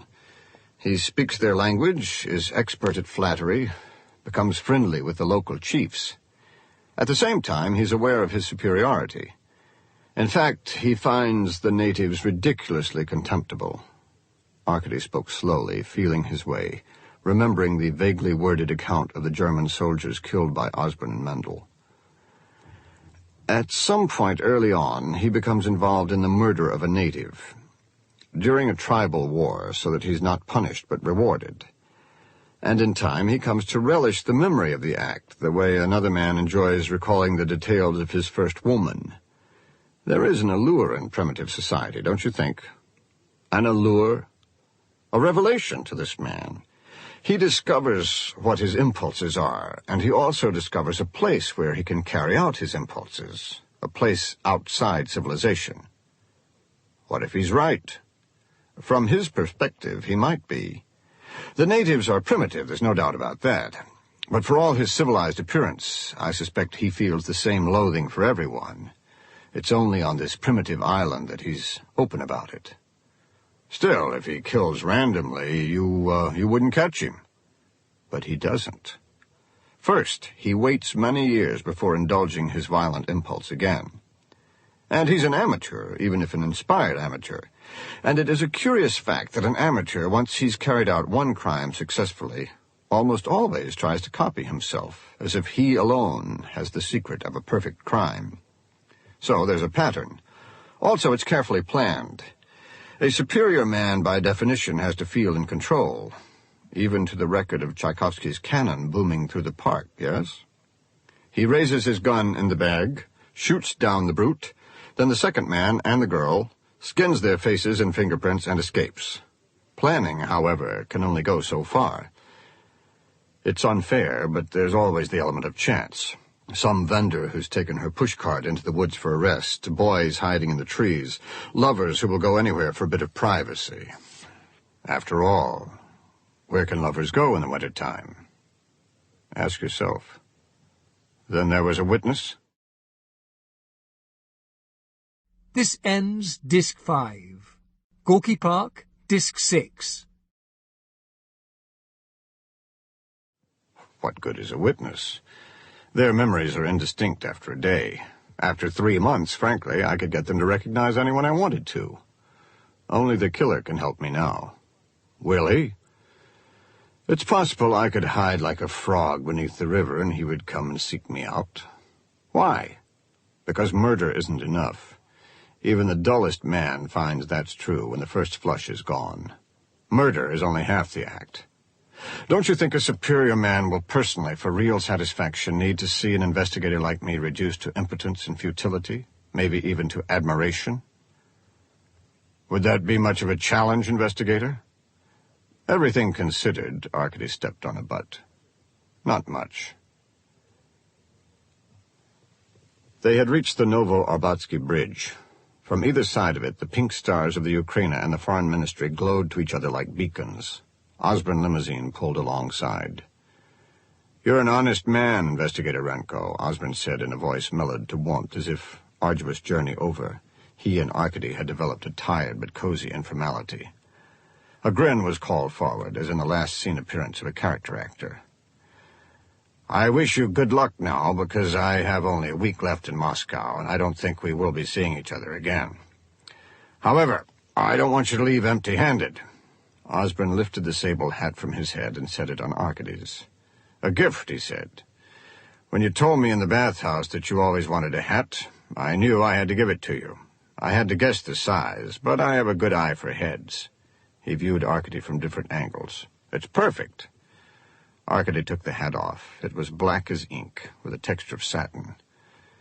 "It's lovely, but," he handed the hat back regretfully, "I can't accept it. There are regulations about gifts." "I'd be very offended if you refused." "Very well, give me a few days to think about it. That way we have an excuse to talk again." "Any excuse will do." Osborne shook Arkady's hand firmly, then got into his limousine and rode across the bridge. Arkady picked up his car at the Ukraina and drove on to the Oktyabrski precinct station, where he asked about any foreigners noticed waiting in cars near the park around the time of the murders. By the time he left, a broad orange sun had come out. It slid between the cables of the Kremsky Bridge. Bits of it glittered like coins from ministry windows. Pools of it burned into the Key Road where he and Osborne had walked shortly before. Chief Investigator Ilya Nikitin, his thin hair combed wet, straight back over his round head, squinted orientally through the smoke of the cigarette clamped between his teeth. He lived alone in the Arbat district, in a narrow house where paint flaked from the walls and plaster dropped from the ceilings to be lost among the stacks of books, dusty and tagged with slips of yellowed paper, that rose 2 and 3 meters tall and 5 volumes thick. Arkady remembered triple-paned windows that had looked out on the river and the Lenin Hills, but the view existed only in memory. Stacks had grown in front of the windows, into the kitchen, up the stairs, and into the bedrooms of the second floor. Kerwill. Nikitin carefully pushed aside files of partial amendments of the charter of the All-Union Publishing Polygraphic Combine to uncover an almost empty bottle of Romanian port. He drank while he winked and started crawling up the stairs. "So you still come to Ilya when you need help." When Arkady first joined the town prosecutor's office, he inferred from Nikitin that the man was a genius and a progressive, or a genius and a hardliner, an author of legal reforms, or a Stalinist, a drinking companion of the Negro singer Robson, or a confidant of the reactionary novelist Sholokhov. At the very least, a genius of Gnostic hints. A figure of white or black painted by his own winks, supported by the names he dropped. There was no doubt that Nikitin had been a brilliant chief investigator of homicide. Though Arkady would build the case, it was always Nikitin who came into the interrogation room with 2 bottles and a leer, to emerge hours later with a pliant, shame-faced killer. "Confession is all," Nikitin explained. "If you won't give people religion or psychology, at least let them confess to a crime. Proust said that you could seduce any woman if you were willing to sit and listen to her complain until 4 in the morning. At heart, any murderer is a complainer." "For the bribes, Boychik," Nikitin explained when Arkady asked why he transferred from homicide to government liaison. Kerwill, Reds, Diego Rivera. The Battle of Union Square. Twisting to look back, Nikitin asked, "You do know where New York City is?" He slumped a step, dislodging a book, which carried 2 more down the stairs, then another. After a precarious moment, the slide subsided. "Tell me about Kerwill," Arkady said. Nikitin wagged his head like a finger. "Correction. Kerwill's. Red Star."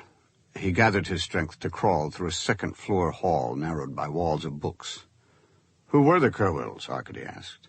Nikitin dropped his empty bottle, stumbled over it with his knee, and rolled onto his back, belly wedged between the stacks, helpless. "You stole a bottle from my office, Akasha. You're a thief. You can go to the devil." At Arkady's eye level was a hard crust of cheese and half a bottle of plum wine, on top of a book entitled Political Oppression in the United States, 1940-1941. Holding the bottle under one arm, he flipped through the book's index. "Can I borrow this?" "Do me a favor," Nikitin said. Arkady dropped the wine into Nikitin's hands. "No," Nikitin let the bottle slip away. "Keep the book. Don't come back." Belov's office was a monument to the war. Small, grainy soldiers marched across newspaper photographs. Framed headlines on newsprint as fine as tissue declared, "Valiant defense on the Volga.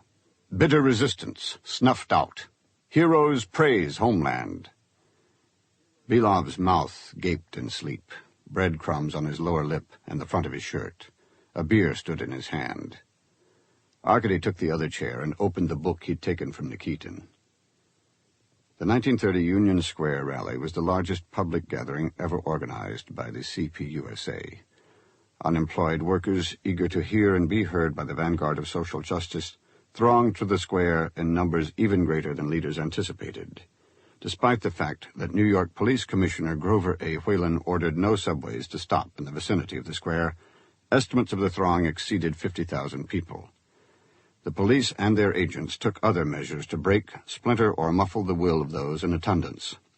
During the singing of the Internationale, undercover agents of the so-called Radical Squad infiltrated the square.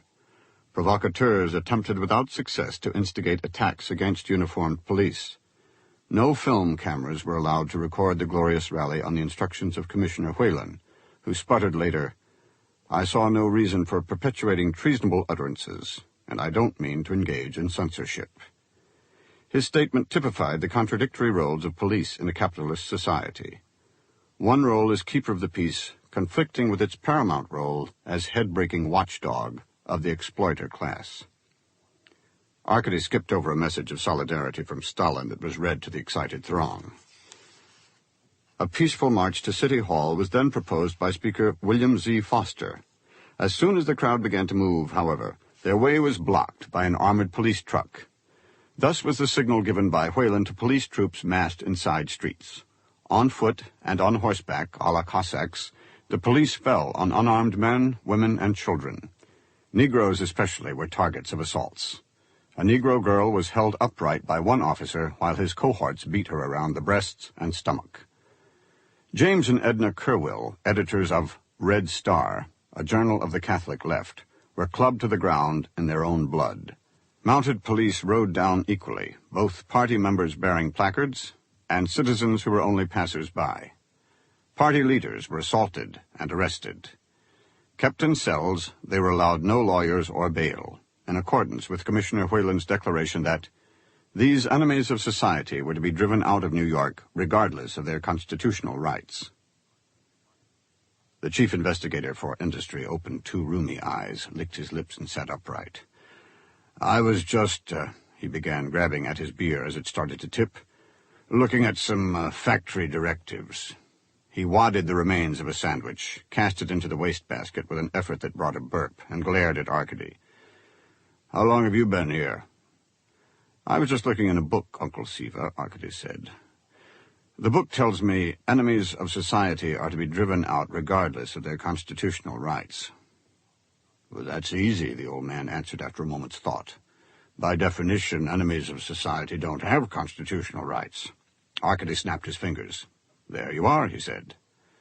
"That's first-grade stuff," Belov waved away flattery. So what do you want? You only listen to me these days when you want something. I'm trying to find a weapon that was thrown into the river in January. Onto the river, you mean. It was frozen over. True, but maybe not everywhere. Some factories still discharge warm water into the river, where the ice might never form. You know the factories better than anyone else. Pollution is an area of major concern, Akasha. There are firm directives concerning the environment. You were the one who always used to complain to me about the factories when you were a kid. You were a regular pain in the ass. Clean, warm water may be discharged under a special industrial continuance. Everyone thinks they're a special case. Discharging wastewater into the Moskva within city limits is strictly forbidden, thanks to people like you. But industry must progress. A country is like a body, first the muscle, later the hair lotion. True, and you think you're making fun of me, Arkasha, when you say something that's true. You'd rather be in a fancy city like Paris. You know why they have such big boulevards there? The better to shoot down communists. So don't come griping to me about pollution. Ugh. When Belov rubbed his face, it shifted like pudding. What you want is the Gorky tannery. Under a very special continuance, they do discharge treated water. All the dye is out, understand. I have a map. Belov rooted through his desk drawers and found an industrial map, an orange and black affair that unfolded to tablecloth dimensions. Gloves, notebooks, holsters, that sort of thing. Here. His finger descended to the key beside Gorky Park. An effluent pipe. The river is iced there, but it's just a crust. Something heavy could drop through it, and the crust would form again in an hour or so. So, Arkasha, what do you think the chances are that a man throws a gun in the river in the only place the ice is not a meter thick? How did you know I was looking for a gun, Uncle? Akasha, I'm just old. I'm not totally senile, and I'm not deaf. I hear things. What things? Things. Belov looked at Arkady, then to the framed heroics on the wall. I don't understand things anymore. It used to be a person could believe in the future. There were cliques, errors in judgment, purges that perhaps went too far. But at heart, we were all pulling together. Today, Belov blinked. The old man had never unburdened himself to Arkady like this before. The Minister of Culture is dismissed for corruption. She made herself a millionaire. She built palaces. A minister. Didn't we try to change all that? Mosfilm's day of outside shooting was over. Arkady followed Irina Azanova around the set of a log cabin in birches propped into place by wire struts. He felt electrical cables under squares of sod. Despite a sign that warned no smoking, the girl smoked the cheapest cardboard and tobacco papirosi cigarette in an old lacquered holder. Her raffish Afghan jacket was open to a flimsy cotton dress and a pencil that hung from a string around her neck. And this somehow accented the grace of her neck. Her long brown hair was loose, and her eyes looked boldly at Arkady, almost at his level. The mark on her cheek was faded in a red glow that had nothing to do with the setting sun.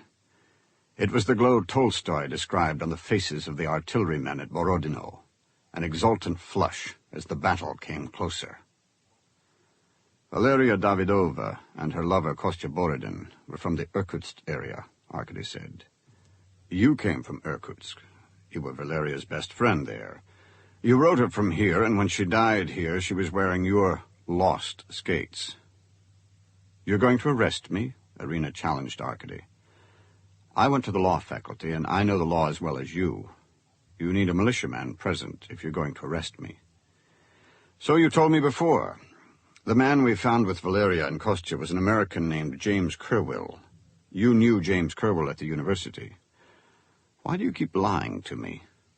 She moved away from his questions, leading him in a circle around the make-believe cabin. For all her bravado, he felt as if he were stalking a deer. But don't take it personally, she looked back. I generally lie to your kind. Why? I deal with you the way I deal with a leper. You're diseased. You're a member of a leper organization. I don't want to be infected. You were studying law to become a leper? A lawyer. A doctor, in a sense, for the defense of the healthy against the sick. But we're talking about murder, not disease. Arkady lit a cigarette of his own. You're very brave. You expect some barrier to come out here and eat a baby before your eyes. I must disappoint you. I'm only here to find the person who killed your friends. Now you're lying to me. Your only interest is dead bodies, not someone's friends. Your friends you'd care about, not mine. It was a throwaway accusation, but she'd hit home. The only reason he'd come to the studio was for Pasha. He changed the subject. I've looked at your militia record. What was this anti-Soviet slander of yours that got you expelled from the university? As if you don't know. Pretend I don't, Arkady said.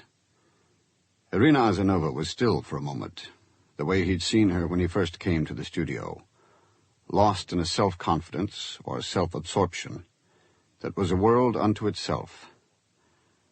I think, she said, I prefer your counterparts from security. At least there's honesty in slapping a woman. Your approach, your phony concern, shows a weakness in character. That's not what you said at the university. I'll tell you what I said at the university. I was in the cafeteria talking to friends, and I said I would do anything to get out of the Soviet Union. Some Komsomol creeps were listening at the next table. They turned my name in, and I was dropped from the student roster. You were kidding, of course. You should have explained.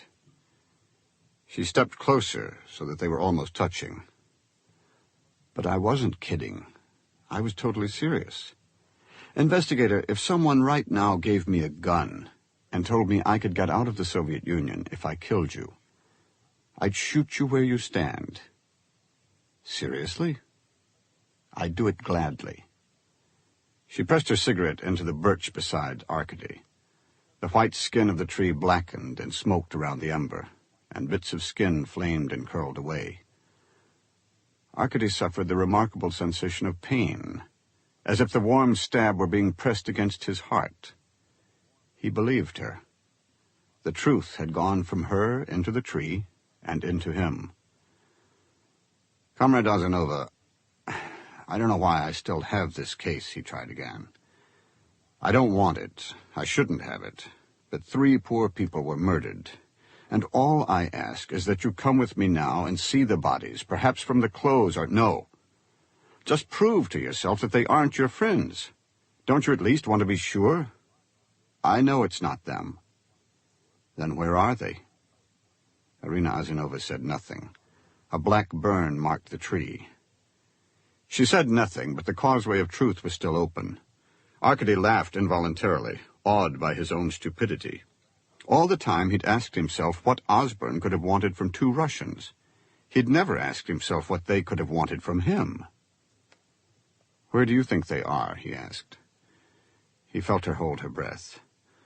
Kostya and Valeria were running from Siberia, Arkady answered himself. That wouldn't be any problem for a bandit like Kostya, not with his stolen Aeroflot tickets.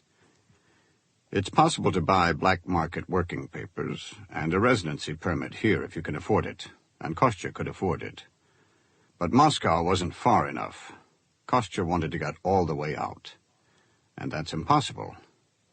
Except that he died with an American for whom there is no record of re-entry into the Soviet Union. Irina Azanova stepped backward into the last rays of the sun. In fact, Arkady said, that's the only reason you admit you knew them at all. I know they died in Gorky Park, but you think they're alive on the other side of the border. You think they got out. She had the radiant look of triumph. Chapter 12. Divers kicked up a spinning murk, the winter's silt. Sealed floodlights were lowered into the water. A hand could be seen, then a fin, as the men probed where the underwater effluent pipes of the Maxim Gorky tannery joined the Moskva. Above, on the embankment road, militiamen with lanterns waved on the occasional early morning truck. Arkady crossed to an unlit area where William Kerwill sat deep in the shadows in the back of Arkady's car. I promise nothing, Arkady said. You can go back to your hotel if you want, or you can go to your embassy. I'll stick around. Kerwell's eyes glinted in the dark. There was a splash over the embankment as another diver went in. Another floodlight rattled down on a chain, and militiamen pushed loose ice floes away from the wall with poles. Arkady showed a thick envelope.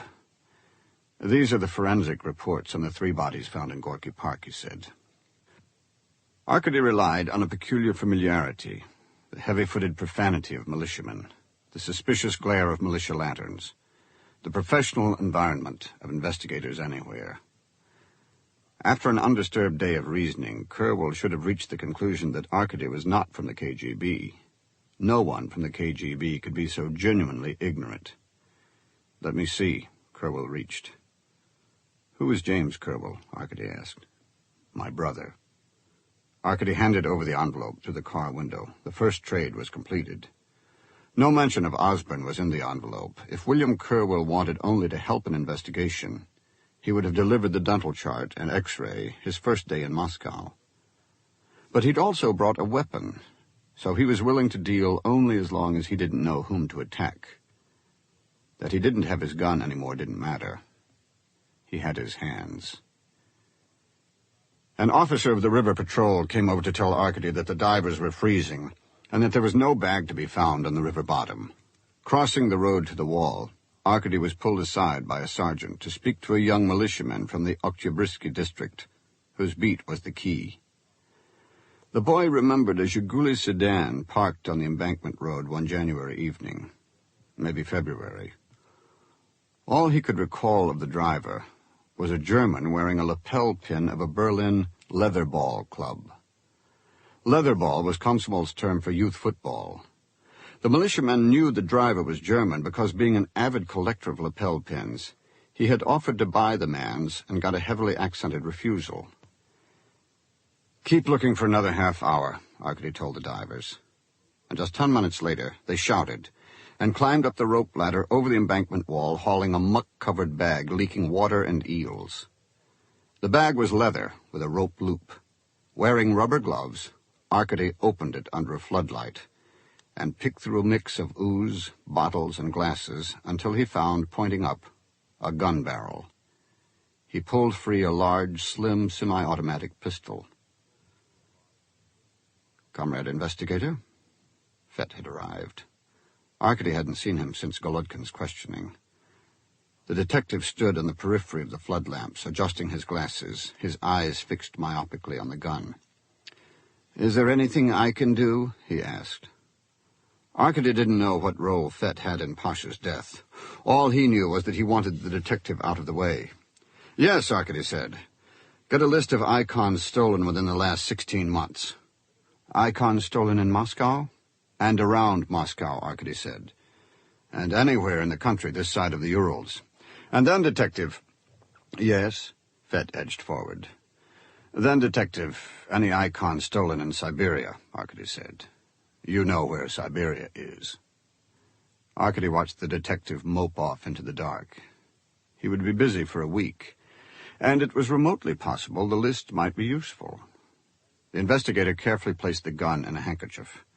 None of the militiamen, not even the veterans, recognized its make. Arkady gave the river patrol officer money for brandy for the divers and carried bag and gun to his car. He drove Kerwell to a taxi garage under the Krimsky Bridge. Dawn was breaking. Outside the garage, drivers in shirt sleeves were gutting and reconstructing taxis that were on the point of collapse. Wandering among the cars, entrepreneurs sold stolen parts from oversized coats. Kerwell examined the pistol. Good gun. Argentine version of the 7.65 millimeter Mannlicher. Big muscle velocity, accurate, carries 8 rounds. Mud spurted onto his shirt as he slid a magazine from the grip. Arkady hadn't noticed when he'd roused him in his hotel room that Kerwell had dressed again as a Russian. 3 rounds left. He slid the clip back and handed the gun back. Used to be the Argentine service weapon before they went to a different pistol, a Browning. The Mannlichers were sold to gun dealers in the States, so that's how I know. The pillows. Arkady studied Kerwell's clothes. I didn't look in your pillows. That's right. Kerwell came close to a smile. He handed back the envelope, wiped his fingers, and then pulled a card from his shirt pocket. The card had 10 ink smudges, a fingerprint card. "You missed this, too." He shook his head and put the card away, even as Arkady started to reach. "See, I wouldn't show you that." Kerwell spread his arms, covering the sill of the back window. "But I've been thinking. Maybe you're just what you pretend to be, Renko. Maybe we can work something out. You say a detective of yours was shot, and you lost Golodkin, too. You're going to need all the help you can get. So? Your file on Jimmy," Kerwell nodded to the folder. "Jimmy was what you called him?" "Yeah," Kerwell shrugged. "The forensic work isn't too bad, but there's no follow-up." "What do you mean?" "Detective work. It's called getting off your ass. 50 men questioning anyone who's been in the park this winter, asking them once, twice, 3 times. Stories in the newspapers, and a special police telephone line announced on television." "What wonderful ideas," Arkady said.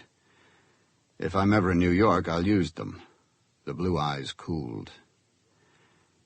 "If I did identify my brother's body, what would happen?" "It would become a case for state security." "The KGB?" "That's right." "What would happen to me?" "You'd be detained to give evidence. I could withhold information about our meeting in the park, about your weapon. Your detention wouldn't be too unpleasant." "Could you make it fun?" Kerwell asked. "Not great fun." The unexpected question made Arkady laugh. Then Kerwell lit a cigarette and flipped the match through the window. "I think I prefer this arrangement. Just you and me." One of the taxi drivers crossed the street to ask whether they had auto parts to buy or sell. Arkady brushed him off. "An arrangement?" Arkady asked Kerwell. It was what he'd had in mind, but hearing it from Kerwell, the spoken word made him uncomfortable. "An understanding, mutual assistance," Kerwell said. "Now, it seems to me that the big guy, Kostya, went down first, right? Jimmy would be second. With his bum leg, I'm surprised he was even skating. Last, the Davidova girl. What I don't get is the shots in the head, unless the murderer knew about Jimmy's root canal and knew it would be different from Russian dental work. Now, you don't suspect any dentist, do you, Renko? Or," he produced his half-smile, "any foreigners?" "Anything else?" Arkady asked in a flat voice, though it had taken him days to work out the root canal answer. "Okay. The gesso on the clothes, icons, right? Now, that's why you sent that guy off for a list. By the way, that's the guy I tailed back to the KGB. Maybe you're not a scab for them, but he is. We're thinking along the same lines. Good. Now, give me my shield back." "Not yet. Renko, you're holding back on me." "Mr. Kerwell, we're holding back on each other. You're just one step ahead of outright lying, remember? Now, since neither of us knows when the other's going to turn on him, we'll just have to do this step by step. Now, don't worry, you'll get your police shield back before you go home. Detective shield," Kerwell corrected him again. "And don't kid yourself. I don't need it. If it makes you feel better, keep it for a day or 2. In the meantime, you understand the expression, sucks? Because that's what your legwork on this case does, not to mention that you've done 0 so far on the icon angle. I think it would be better if we worked apart and only met to exchange information. Look, you'll only come out ahead that way. Give me some numbers where I can reach you." Arkady wrote out the phone numbers of his office and the room at the Ukraina. Kerwell stuffed them in his shirt pocket. "The girl was pretty, huh? The one killed with Jimmy?" "I think so, but why do you? Your brother was big with the ladies?" "No. Jimmy was a professional ascetic. He didn't touch women, but he liked to be near them, and he was very choosy." "Explain." "Madonnas, Renko. You know what they are?" "I don't believe I understand." "Well, don't push." Kerwell opened his door. "I'm just starting to believe that you're for real at all." Arkady watched Kerwell across the street and move among the taxi drivers, plowing in with a confident haphazardness. At an open hood, he leaned over and offered a judgment. In a second, he'll be handing out cigarettes, Arkady thought. Kerwell did, and the drivers gathered around. Arkady's intent was to use Kerwell. The American, clearly, had something else in mind. After dropping the bag and gun off with Lyudin, Arkady went on to the Central Telephone and Telegraph Office to order the payphones around the address of Irina Azanova monitored. It was not unusual for someone like her not to have a phone of their own. People waited years for the privilege. What interested Arkady were other examples of penury. Her second-hand clothes and boots, cardboard cigarettes. Mosfilm was full of women paid the same wages but stylishly dressed for attendance at the parties the Filmmakers' Union gave for foreign guests, where the civilized appreciation of a bottle of French perfume or a wash-and-wear skirt was routine. Irina Azanova must have been invited. Instead, she scrimped for kopecks. He admired her. Colonel Lyudin was introducing Arkady to the dried and examined debris of the bag found in the river when the lab phone rang. An assistant answered it and handed it to Arkady, saying, "Comrade Renko." "Let me call you back later," Arkady told Zoya. "We have to talk now." Her voice was strident. Arkady gestured for Lyudin to continue. "The leather bag is a Polish manufacture," the forensic expert began. "Arkady?" Zoya asked. "A leather rope through the metal eyes around the top of the bag," Lyudin demonstrated, "so that it can be carried by hand or from the shoulder. Very sporty, and only for purchase to the general public in Moscow and Leningrad. Here," he pointed with a sharpened pencil, "a single hole at a bottom corner of the bag, the hole enlarged by more than one shot. There are traces of gunpowder around the hole, and the leather of the bag matches the leather fragments found on slug GP1, the bullet that killed Kostya Borodin." Arkady nodded encouragement. "I'm filing for a petition of divorce at City Court," Zoya said. "The cost is 100 rubles. I expect you to pay half. After all, I did leave you the apartment." She paused for a reply. "Are you there?" "Yes," Arkady answered sideways to the phone. Lyudin enumerated the items on a table. 3 key rings, a similar key on each ring. A cigarette lighter, 1 empty bottle of extra vodka, 1 half-empty bottle of Martel cognac, 2 Spartak ice skates, size extra large, a broken jar of French strawberry preserves. Not imported, I might add. It must have been bought abroad. No cheese, bread, sausage? Fish and eels have been in and out of that bag for months, investigator, please. There are traces of animal fats indicating other food. Also, traces of human tissue. Arkady, you have to come down right now, Zoya said. It will look better, and we can have a closed session with the judge. I've already talked to her. I'm busy, Arkady said into the phone, and asked Lyudin, "Fingerprints?" "You didn't honestly expect any, investigator." "Now," Zoya insisted, "or you'll be sorry." Arkady put his hand over the phone. "Excuse me, Colonel, give me a minute." His watch held up for elaborate scrutiny. Lyudin moved away from the table with a coterie of lab assistants. Arkady turned his back to them and whispered, "Just what grounds are you petitioning on? I beat you? I drink?" "To begin with," he heard her throat tighten. "Incompatibility. I have witnesses. Natasha and Dr. Schmidt." "What about—" he couldn't get his thoughts together. "What about your party standing?" "Ivan? Dr. Schmidt says I will not be adversely affected." "Well, thank heaven for that.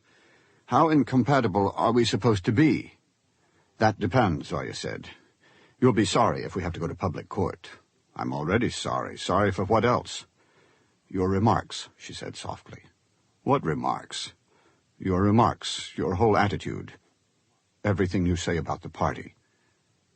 Arkady stared at the receiver. Trying for a mental image of Zoya, he came up with the poster of the pioneer, with the hair as gold as corn. Then a blank wall, the ransacked apartment, dead scenes, as if their marriage had been picked clean over the years by invisible voracious animals. But that was thinking like Lyudin, and there was really nothing at all to grasp. The images were already becoming mixed, and he was talking to a void. Analyses of political, emotional, and ironic natures all died in that void, where one talked to one's soon-to-be former wife. "I'm sure your future will not be adversely affected," he said. "I just need until May, a few more days." He hung up. Liuden clapped his hands. Back to work. The gun must come out of an acid bath before ballistics can fire a test round. However, I can tell you this much now, investigator. Our munitions experts are strongly of the opinion that the gun is a Mannlicher, and of the same caliber as the gun that fired the fatal bullets in Gorky Park. By tomorrow I will be able to tell you the exact model. In the meantime, we will do more than is humanly possible. Investigator Renko, are you listening? Going by Novokuznetsk to check on any calls from Kerwell, Arkady got caught in an ideological meeting. They took place infrequently enough, and usually only involved one man reading aloud from the front page of Pravda while everyone else leafed through sports magazines. But this time it was a real production. The first-floor interrogation room was filled with district investigators facing Kukin and a doctor from the Serbsky Institute. Soviet psychiatry is on the threshold of a major breakthrough, a major statement on the entire basis of mental illness, the doctor was saying. For too long, the organs of health and justice have worked separately in an uncoordinated fashion. Today, I am happy to say, this situation is nearly at an end. He paused to place a lozenge in his mouth and sort his papers on the table. It is the finding of the Institute that criminals suffer from a psychological disturbance we term pathoheterodoxy. There is theoretical as well as clinical backing for this discovery. In an unjust society, a man may violate laws for valid social or economic reasons. In a just society, there are no valid reasons except mental illness. Recognizing this fact protects the violator as well as the society whose law he attacks.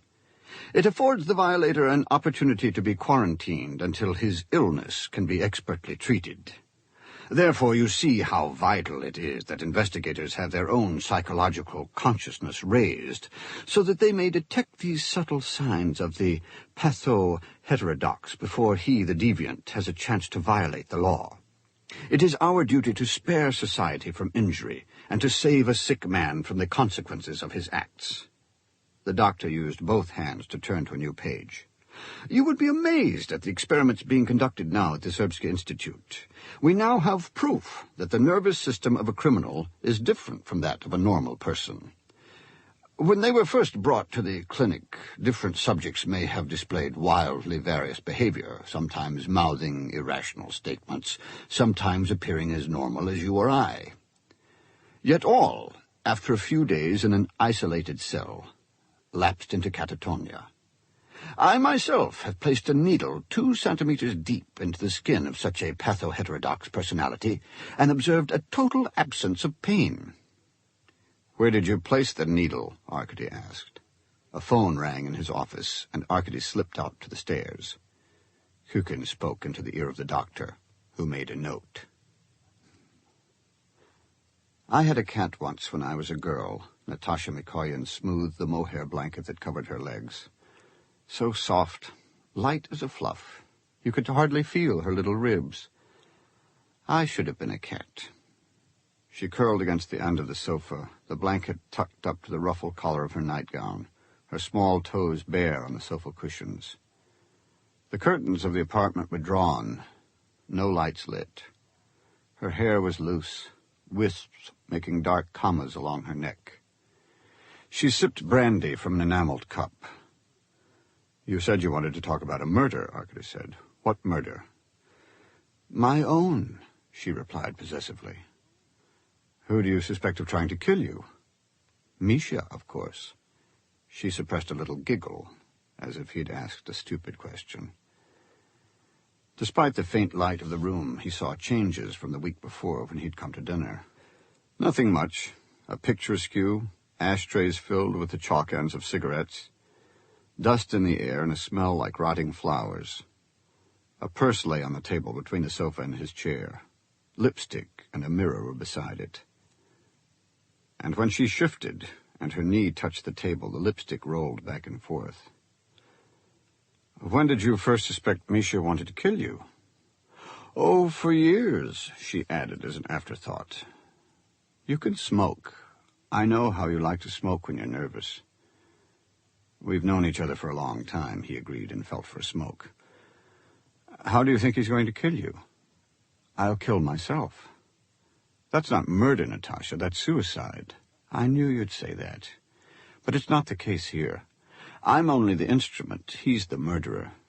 He's a lawyer. He doesn't take any chances. You mean he's trying to drive you crazy, is that it? If I were crazy, I wouldn't be able to tell you what he's doing. Besides, he's already taken my life. We're just talking about me now. Ah. She didn't appear crazy.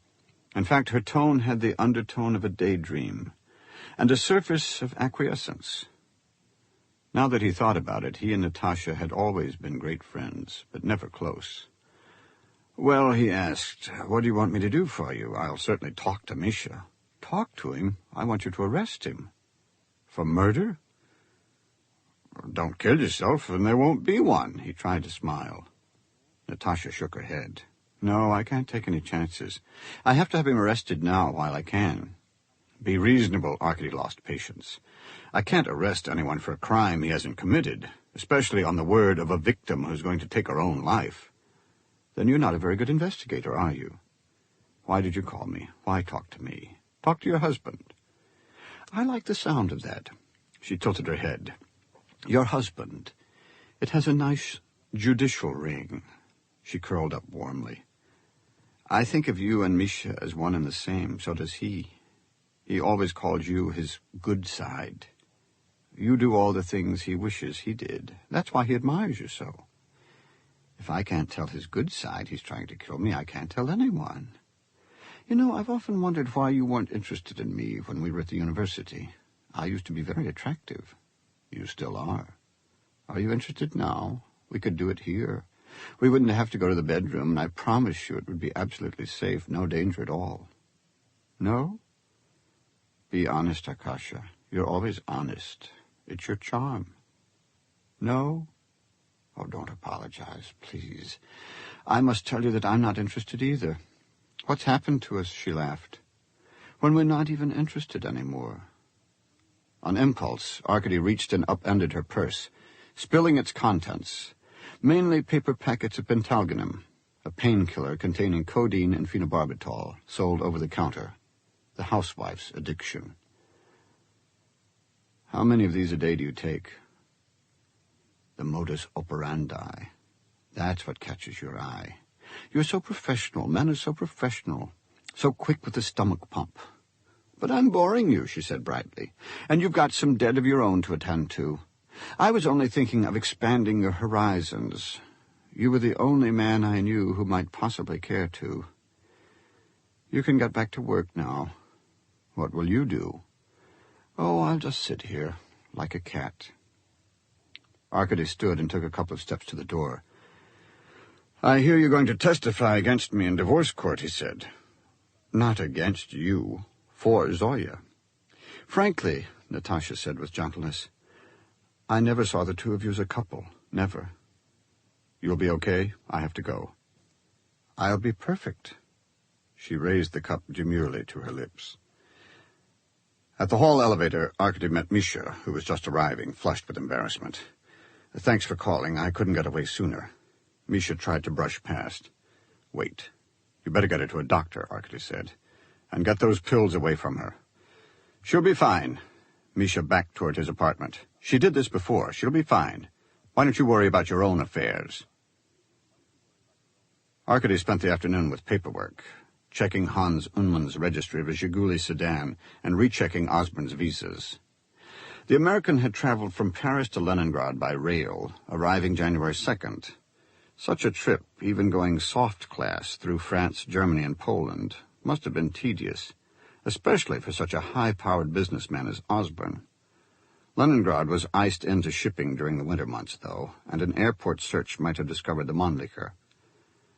Late in the afternoon, Arkady attended the cremation of Pasha Pavlovich, whose body had finally been released, so that it could be placed in a pine box and rolled onto gas jets. Hooligans had kicked down all the words of the red sign except for one. Hope. The chimneys of the Lukachev works vanished at night.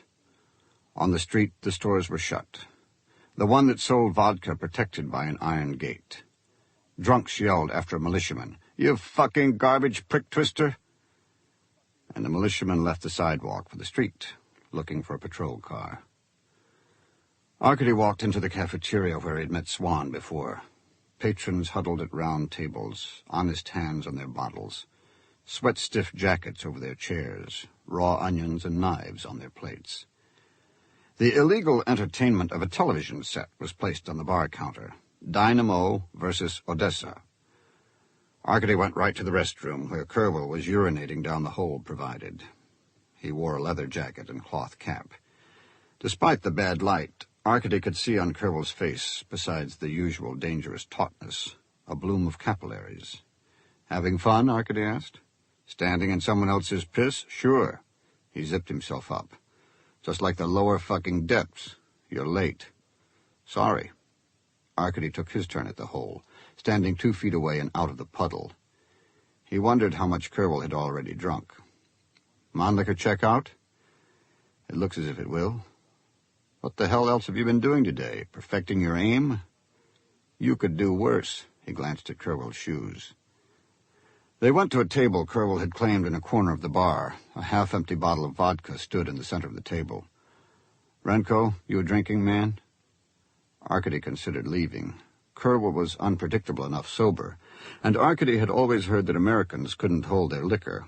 But Swan was coming, and he didn't want to miss him. "What do you say, Renko? Later on we'll have a pissing contest. Distance, time, aim, and style. I'll take a handicap. 1 leg. That's not enough? No hands?" "You're actually a police officer?" "The only one I see here." "Come on, Renko, I'm buying." "You're quite an insulting character, aren't you?" "Uninspired. You'd rather I punched you around like I did before?" Kerwell leaned back, crossed his arms, and looked around appreciatively. "Nice place." His eyes returned to Arkady and restlessly mimicked a childish hurt. "I said it was a nice place." Arkady went to the counter and returned with a bottle and a glass for himself. He laid 2 matches on the table between his bottle and Kerwell's, snapped 1 match in half, covered both so that only the match heads peeked out from his hand, and said, "Short match pours from his bottle." Frowning, Kerwell pulled one out. The short match. "Shit." "Good Russian, wrong expression." Arkady watched Kerwell pour. "Also, you should trim your hair closer at the sides. Don't put your feet up on the chair. Only Americans put their feet up." "Oh, I see we're going to work well together." Kerwell emptied his glass in 1 gulp, head back, the same as Arkady. Again they drew matches, and again Kerwell lost. Fucking etiquette of the lumpen proletariat. Cute, Renko. Why don't you tell me what you've been doing besides letting your blood go from your brain to your butt? Arkady wasn't going to tell him about Osborne, and he didn't want Kerwell going after Rena Ozanova. So he talked about the reconstruction of the dead girl's skull. "Wonderful," Kerwell said when Arkady was done. "I'm dealing with a fucking nut. A face from a skull? Christ. Well, this is fascinating, like seeing police procedure in ancient Rome. What's next? Entrails from birds? Or do you throw bones?" "Reconstructing icons, that's what Jimmy was up to. Your own notes mentioned a chest of icons. To be stolen or bought, not reconstructed." Kerwell scratched his chin and his chest. Then his hand wandered into a jacket pocket and dangled a postcard before Arkady. On the blank side was a short description of a religious chest, Cathedral of the Archangel, the Kremlin. The other side showed a color photograph of a gilded chest bearing sacramental goblets of crystal and gold. Around the chest, icon panels illustrated a battle between white and black angels. "How old, investigator, would you say that is?" 400 years old, 500, Arkady guessed. "Try 1920. That's when the cathedral and everything in it was renovated, comrade. Who said Lenin didn't have taste? Now, I'm just talking about the chest frame. The panels are original. They'd go as a set for $100,000 and up in New York. And they do. Panels get out of here all the time, but sometimes they don't just leave as icons. Maybe a dealer exports a mediocre chest built around icons doctored to look bad. So I spent the day following this clever idea of mine to every goddamn embassy in town, trying to find out who'd exported icons, or a chest or a chair of icons in the last 6 months. Got nowhere. Went back to the American embassy, to the political attaché, who's the local CIA chief and a man who couldn't find his asshole with a mirror, so he could tell me in secret that smuggling a decent icon was a good hedge against inflation. You could get a hernia trying to lift a diplomatic pouch over there. Only no private dealers are allowed. Then I realize, of course, that you can't do any reconstruction without gold, and you can't buy or steal gold in this country, so the whole idea is out the window. And, a little thirsty, I stumbled onto this toilet you so cunningly chose to meet at. Kostyaboroddin could, Arkady said. Buy gold here? Steal gold in Siberia. But wouldn't it be too obvious putting a new chest around old icons? They antique it. Rub off some gold to let the red bowl show through. Rub in some umber. Send a detective to every art store in town to check on anyone buying Armenian bowl, gesso, granulated gelatin, whiting, carpenter's hide glue, cheesecloth, extra-fine sandpaper, chamois. You seem to have some experience, Arkady made a list. Any New York cop knows this. Also, cotton, alcohol, punches, and a flat-faced burnisher. Quirrell poured another glass for himself while Arkady scribbled.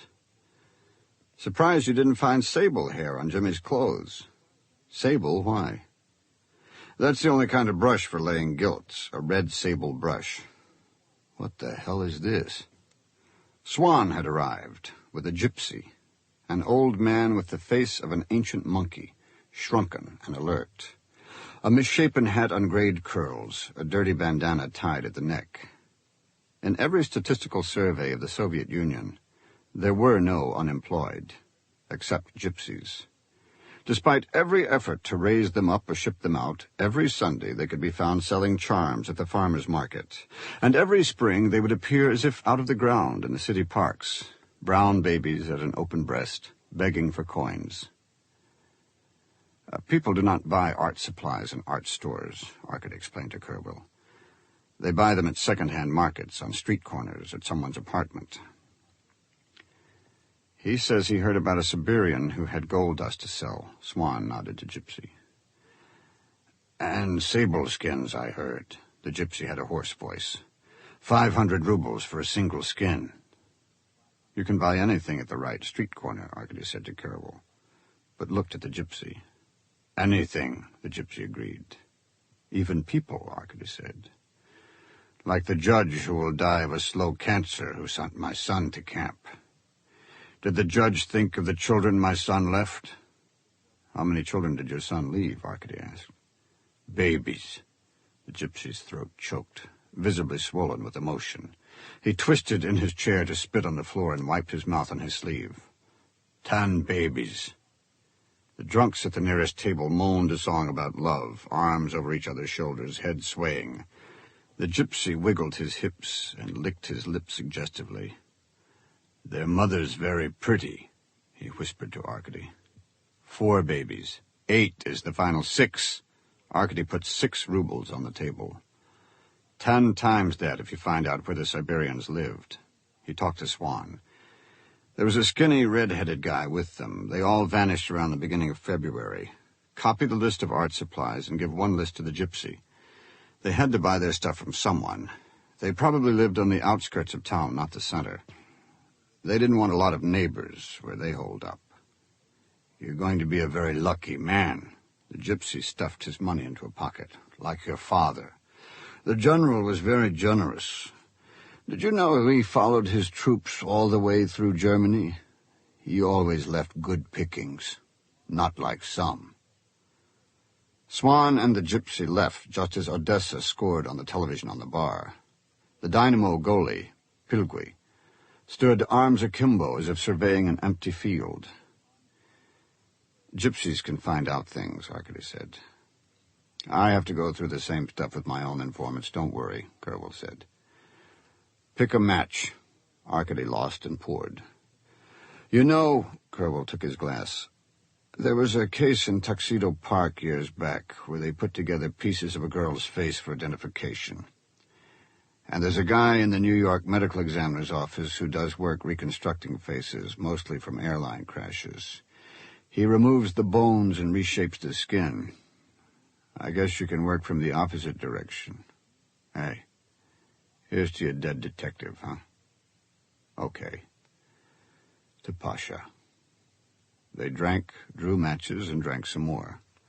Arkady felt the vodka insinuating its way from his stomach to his limbs. Kerwell, he was pleased to see, showed none of the feared signs of alcoholic paralysis. In fact, comfortably filling his chair, a glass cradled in one hand, he showed the signs of a practiced drinker.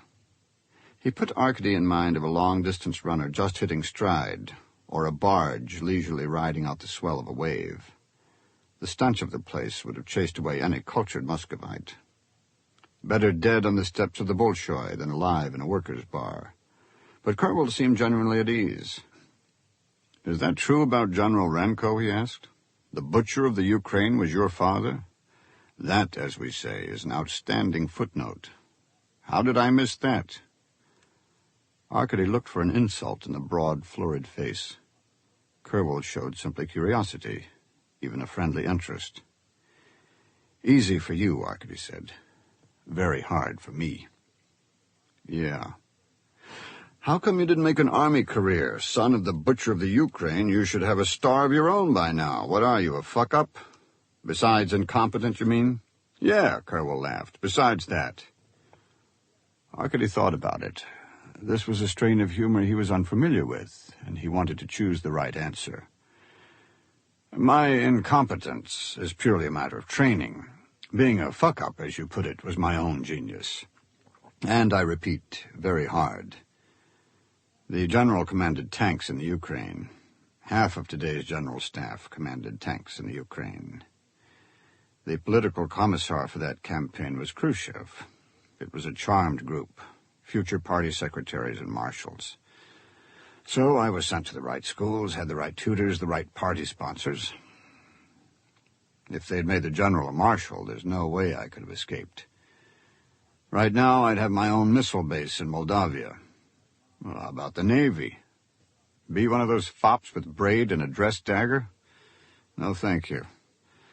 Anyway, they didn't make him a marshal. He was Stalin's arm. When Stalin died, no one else could trust him. A marshal of the army? Never. They killed him, retired him. And I was allowed to degenerate into the investigator you see today. Pick a match. It's a funny thing. Kerwell picked the short match and poured. How people always ask how you become a cop, right? 3 jobs always get that question. Priests, whores, and cops. The most necessary jobs in the world. But people always ask. Unless you're Irish. Why? If you're Irish, you're born into the Holy Name Society, and you only go into one of the 2 branches, the police or the church.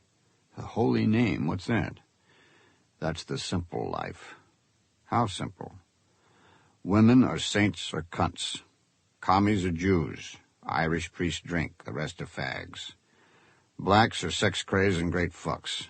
The best book ever written was The 13th, Greatest of All Centuries, by John J. Walsh, the nuns tell you. Hoover was queer. Hitler had a point. A district attorney will piss in your pocket until it's raining. Those are the facts of life and the golden rules. The rest is horse shit. You think I'm a pretty ignorant son of a bitch, don't you? There was no mistaking the contempt on Kerwell's face. The amiability that had been on it a moment before, real when it was there, had vanished. Arkady had done nothing to cause the appearance of one expression or the disappearance of another. He had no more influence on Kerwell than he would have had on the sudden aspect of motion of a ship, or over the changing aspect of a planet. Kerwell leaned over the table, enveloping it with his arms, his eyes bright and close. I'm not so goddamn ignorant. I know about Russians. I was brought up by Russians. Every goddamn Russian Stalin scared out of this piss-hole of a country lived in my house. I heard your parents were radicals, Arkady said carefully. Radicals? Fucking Reds. Irish Catholic Reds. Big Jim and Edna Kerwell. You're goddamn right you heard about them. Arkady glanced around the bar. Every other occupant was drunkenly intent on the television. Odessa scored again, and those who could whistled. A painful grip on Arkady's wrist tugged his head around. Big Jim and Edna, bleeding hearts of the Russian world. Anarchists, Mensheviks, you name it. If it was Russian and crazy, it had a home in New York City, our home. when nobody else would take the man. One permanent benefit for displaced Reds. I'll tell you this, anarchists made the best car mechanics. Very mechanically minded anarchists. Comes from rigging bombs. The American left seems to have an interesting history, Arkady started. Don't tell me about the American left. I'll tell you about the fucking American left. The limp-wrist Catholic Marxist movement, with all their cute magazine names like Work, Worship, Thought. As if any of them worked harder than lifting a sherry glass or passing a fart, or sniveling after Jesus names like Orate Fratres or the Gregorian Review. The Gregorian Review, oh, I love that. A little monastic bum punching with brothers Marx. Only they were never around when the heads got busted, and the cops who did the busting trooped into church to get their clubs blessed. The priests were worse than the cops, held the Pope as fascist. In America, to be a prince of the church, you had to be vicious, ignorant, and Irish. That's it. Beat on Edna Curwell's head. She was 4'10", and your kids confirmed at St. Patrick's. Why? Because for 20 years, Red Star was the only Catholic journal with the balls to call itself communist. Right on the banner. That was the way Big Jim did things. He came from an old IRA family, built like a beer wagon, 2 hands that could cover this table. Curwell spread his own immense hands, and too fucking educated for his own good. Edna was lace Irish. Her folks had a brewery, and she was going to be the family nun, that kind of family. That's why Big Jim and Edna were never excommunicated, because her old man kept buying retreats for the church, 3 up the Hudson and 1 in Ireland. Of course, we had our own retreat, Joe Hill House, Mary Farm. Deep intellectual conversations around the fireplace. Desjardins was a closet capitalist. Yes or no? Should we boycott Going My Way? Oh, we were weekend monks. Did the Gloria with tom-toms, stained glass, gilded icons. We fucking stank of brotherhood until the war was over and the Rosenberg trial started. Then all the monks pulled their hoods over their heads and asses and ran for cover, except for Big Jim and Edna, and the same miserable Russians we started out with. Which didn't do us a hell of a lot of good with McCarthy and the FBI parked at the door. I was killing Chinese in Korea when Jimmy was born. It was a family joke. Hoover had Big Jim and Edna so trapped in the house that they'd gone back to screwing again. Dynamo finally scored, exciting bleary approval the length of the bar. Then I got this personal bereavement leave to go home because they were dead. A double suicide. Morphine. The only decent way to go. March 10th, 1953, 5 days after Stalin, when the Soviet Union was going to rise up from confusion and light the way to a socialist Jerusalem. Only it wasn't going to happen. It was the same old boatload of butchers steering the same old tub of blood, and Big Jim and Edna Plain died of mortal disappointment. Still, we had an interesting funeral. Socialists didn't come because Big Jim and Edna were communists. Catholics didn't come because suicide was a sin. Communists didn't come because Big Jim and Edna didn't clap for Uncle Joe. So it was just the FBI, Jimmy, and me. About 5 years later, someone from the Soviet embassy comes around asking if we'd like to have Big Jim and Edna move to Russia. They wouldn't get slots in the Kremlin wall, nothing so wonderful as that. But a nice plot in Moscow. Fairly amusing in retrospect. The point of all this, me talking and you sitting there like you got an egg between your cheeks, the point is that I know you and your people. Someone in this city killed my little brother. You're playing along with me now, but somewhere along the line, because you want to go chasing after the guy who wasted your detective, or because your boss tells you to, or because you're the fucker behind it all, you're going to try to leave me with a hard-on and a rope around my neck. And I just want you to know that when you do, I'm going to get you first. I just want you to know. Arkady drove aimlessly. He wasn't drunk. Sitting with Curwell had been like sitting before an open furnace that burned vodka off in a vapor and left a futile energy. At every other block, red banners were being hoisted into place under floodlights. Snail-humped sanitation trucks browsed in the gutters. Moscow was sleepwalking toward May Day. Hungry at last, he stopped for a bite at Petrovka. The militia cafeteria was empty except for a table of girls from the private alarm room. Some people paid so many rubles a month for special burglar alarms. The girls were dead asleep, heads on their forearms. Arkady dropped change into a can for hard rolls and tea, ate one roll and left the rest. He had a sense that something was happening, but he didn't know what or where. In the halls, his footsteps sounded ahead of him like another man's. Most of the officers on night duty were out on the annual push to clear the central city of drunks before May Day. Conversely, on May Day, it would be patriotic to be drunk. Timing was everything. Kerwell's radicals, ghosts from an obscure chronology of dead passions that Arkady doubted even Americans knew or cared about. How could they have anything to do with murder in Moscow? In the communications room, 2 sergeants with loosened collars typed out radio messages that came in snatches, bits, and ends, invisible litter from the outside world. Although there were no lights on the city map, Arkady stared at it. He moved on to the detective squad room. One man alone was typing up court transcripts. Trials were recorded in longhand and filed in type. Bulletins on the wall exhorted vigilance for a glorious week and invited ski groups to the Caucasus. He sat at a desk and dialed Central Telephone and Telegraph. Getting an answer on the 20th ring, he asked about phone calls from the payphones around Irina Azanova's apartment. A voice clotted with sleep replied, "Investigator, I'll send a list in the morning. I'm not going to read you 100 phone numbers now." "Any calls to the Russia Hotel from the payphones?" Arkady asked. "No." "Hold on." The squad room had a single telephone book. Arkady scrambled through the R pages to Russia.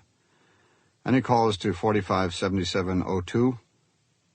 There was a snort of disgust on the other end, and then a long silence before the voice came back on. "At 2010, a call was placed from public phone 902825 to 457702. Duration? 1 minute." Arkady hung up, dialed the Russia number, and asked for Osborne. Mr. Osborne was out of his room, the clerk said. Osborne was meeting Irina Azanova. In the garage, Arkady ran to his car and swung onto Petrovka Street, one way south. There was little traffic. Assuming that she had called Osborne, Arkady thought, then it was at her initiative, even insistence. A minute was more time than needed to merely state a meeting place. She demanded one. Where? Not in Osborne's room, and not some place where he would seem out of place and conspicuous, not in a car. That could catch the eye of a militiaman. And if not in a car, then Osborne wouldn't be driving her home. Public transportation stopped at 12:30. Arkady's watch said 12:10. The truth was, he didn't know if they were meeting, or where, or when. He could only try the obvious. He turned into Revolution Square, cut his motor, and rolled to a stop in the shadow between streetlights. This was the nearest metro station to the Russia, also a direct line to her neighborhood. A militia emergency car raced by, blue overhead lights flashing, no siren. For once, Arkady regretted the lack of a radio in his car. He felt his heart pound. He tapped the steering wheel. His excitement told him that he was right. Revolution Square opened at its north on Sverdlov Square, at its south on Red Square. He kept watch on the shapes emerging from the glow of Red Square, a haze bright as snow crystals that filtered past the giant front of GUM, the Government Universal Store. But footsteps came from all directions, tugging his eyes one way and then another. Out of the steps, some strolling, some running for a train, he picked out the sound of her stride. Irina Azanova came in sight around the corner of the department store, hands in her jacket pockets, her long hair behind like a flag. She entered the metro station's glass doors directly across from Arkady's car. He saw 2 men, one at each side of the entrance, fall in behind her. Inside the station, Irina had her 5 kopecks ready. When he entered, Arkady had to get change from a machine. By the time he was on the down escalator, she was far ahead, along with the two men she still hadn't noticed. They were in overcoats and hats, guises of drabness that could be found on every third or fourth step of an escalator that descended 200 meters, bomb-shelter depth, beneath the city. Yet it was an hour for romance. There was a staggered swoon of couples, men one step lower than the women, on whose bosoms they rested their heads. Impassive as sweatered cushions, the women stared ahead at the unreeling ceiling, to glare possessively when Irina pushed by. The two men in overcoats pushed forward behind her, as did Arkady from farther back. Where the escalator's descent ended at the low white gullet of the ceiling, Irina stepped off and vanished, and the two men in overcoats followed. The passages of the lower station had marble floors, crystal chandeliers, rounded walls of mosaics, revolutionary panoramas of flesh, gun, and fire-colored stones that hid the hiss and tremor of unseen trains. Arkady ran past two small Mongolian soldiers, dragging a single heavy suitcase past a mosaic of Lenin addressing Bolsheviks. A musician stepped along in glassy pumps near Lenin rallying factories. Tired couples dawdled where Lenin hunched over a manifesto. Arkady couldn't see Irina Azanova, and he couldn't hear the echo of her steps over his own running.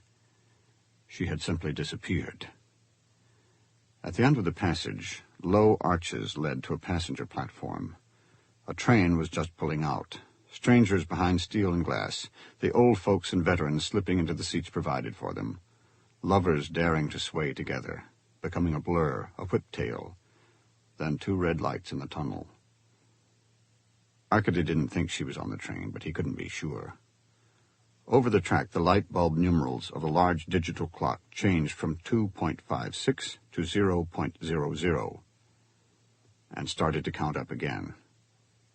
During rush hour, trains were never more than a minute apart, so that there was always a hushed, insistent trembling in the tunnels, and at night, even toward the end of service, no train was more than 3 minutes after the previous one.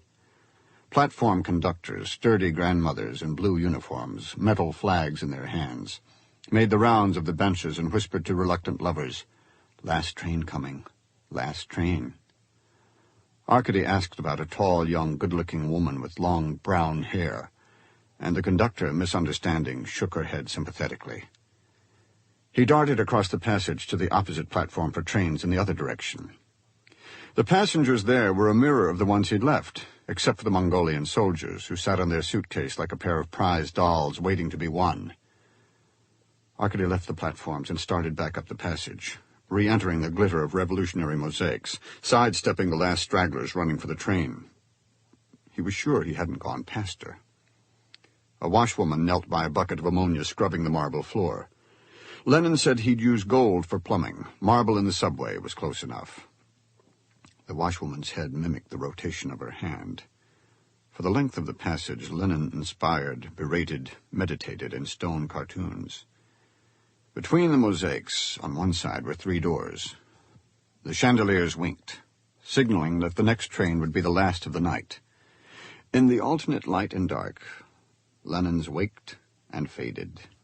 Arkady opened a door marked by a red cross, and found a closet of oxygen tanks, fire extinguishers, bandages, and leaning stretchers, the props of emergency. A door marked "Prohibited" was locked. The second door marked "Prohibited" swung open easily, and he slipped through it. This ends Disc 6. Gorky Park, Disc 7. He found himself in an area the size of a locomotive cab. A red bulb was reflected by banks of meters. Another wall was a crosshatch of circuit breakers and chalk strikes. From the floor he picked what first looked like a rag. It was a scarf, black under the bulb. An iron door was marked "Danger."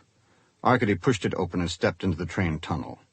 He was on a metal catwalk chest high in the tunnel. The air was reverberant, gray from the light that seeped from the faraway platform. Irina Azanova lay on the track directly below, her eyes and mouth open, as a man in an overcoat arranged her legs. The other man, who was on the catwalk, swung a sap at Arkady. Arkady took 2 hits on his arm and felt a warm numbness from the elbow down. He had learned from Kerwell in Gorky Park, though. As the other man drew back to bring a blow directly to the soft fontanelle in the center of his skull, Arkady savagely brought his foot up to that larger, softer area between the legs. The man folded like a chair and dropped his weapon. Arkady gathered it up and swung in one motion, snapping the man's head back. The man sat down on the catwalk, one hand over his groin, one hand catching the dark burst of blood from his nose.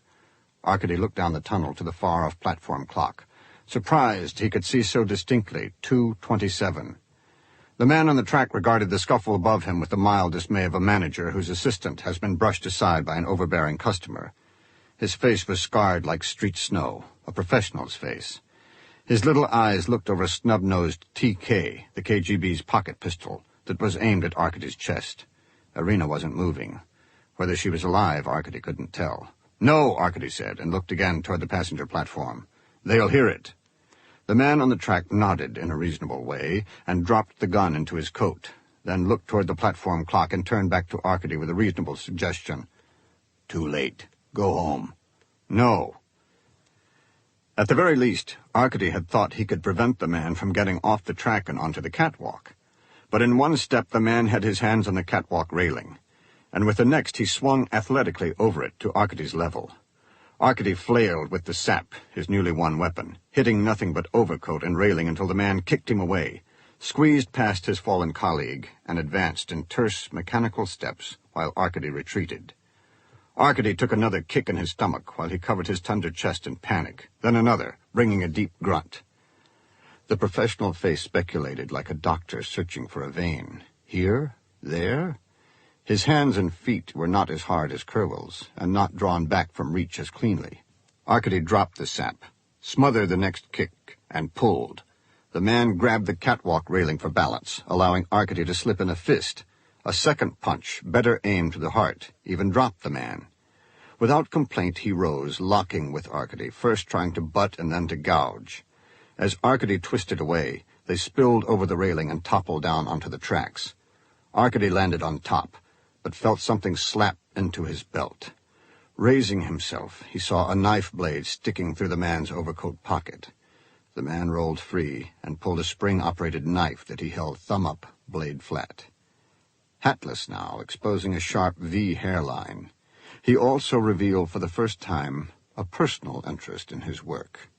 The blade circled and stabbed, first a peck to the eyes and then a thrust to the body.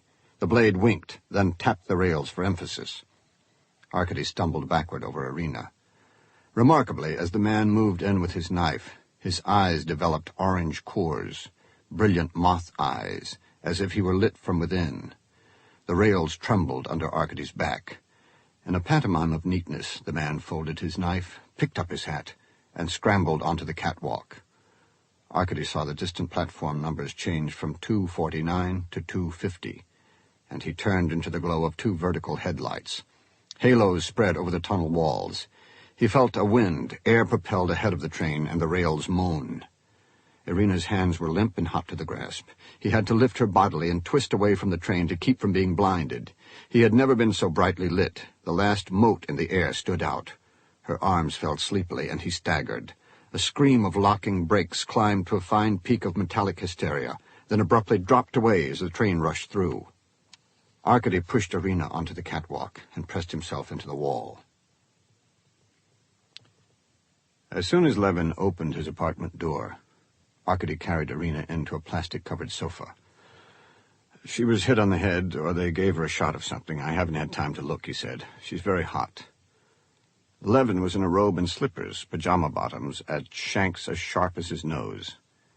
It was clear that he was debating whether to tell Arkady to go or not. "I wasn't followed," Arkady offered. "Don't insult me." Levin made his choice, folded his robe, sat and took Irina's temperature. Her face was flushed and slack, her Afghan jacket finely reduced to the scruff and patches it really was. Arkady was embarrassed for her. He hadn't considered yet what he looked like. Levin held up her right forearm to show a bruise marked by pinpricks. Injections. Sulfazine, probably, from her temperature. A messy job. She was probably struggling. Yes. Levin's tone underlined the stupidity of the remark. He struck a match and passed it slowly over her eyes, covering one eye and then the other. Arkady still felt the after-thrill of near death. The subway train had stopped short of the platform, and by the time the engineers reached it and the platform conductors called a militia, Arkady had carried Irina from the station to his car. Escaped was the description. The word moved inside him like a flywheel out of control. Why would a chief investigator run from the militia? Any more than an unconscious girl should seem so dangerous to Levin. It was a wonderful country where everyone understood secret signs so well. It took him some time to look clearly at Levin's flat. He'd never been here before. Instead of comfortable knickknacks, shelves and tables were crowded with lacquered men on chessboards of ivory, teak, and colored glass. Each board set for a game in progress. Instead of the usual embroidered babushkas nailed to the wall were photos of Lasker, Tal, Botvinnik, Spassky, and Fischer, all chess masters, all Jews. "If you have any brains, you'll take her back where you found her," Levin said. Arkady shook his head. "Then you'll have to help me," Levin said. They took her to Levin's bed, a plain iron cot. Arkady pulled off her boots and helped Levin remove her dress and underclothes. Each article was spongy with perspiration. Arkady thought of the many times he and Levin had stood over other bodies that were white, cold, and stiff.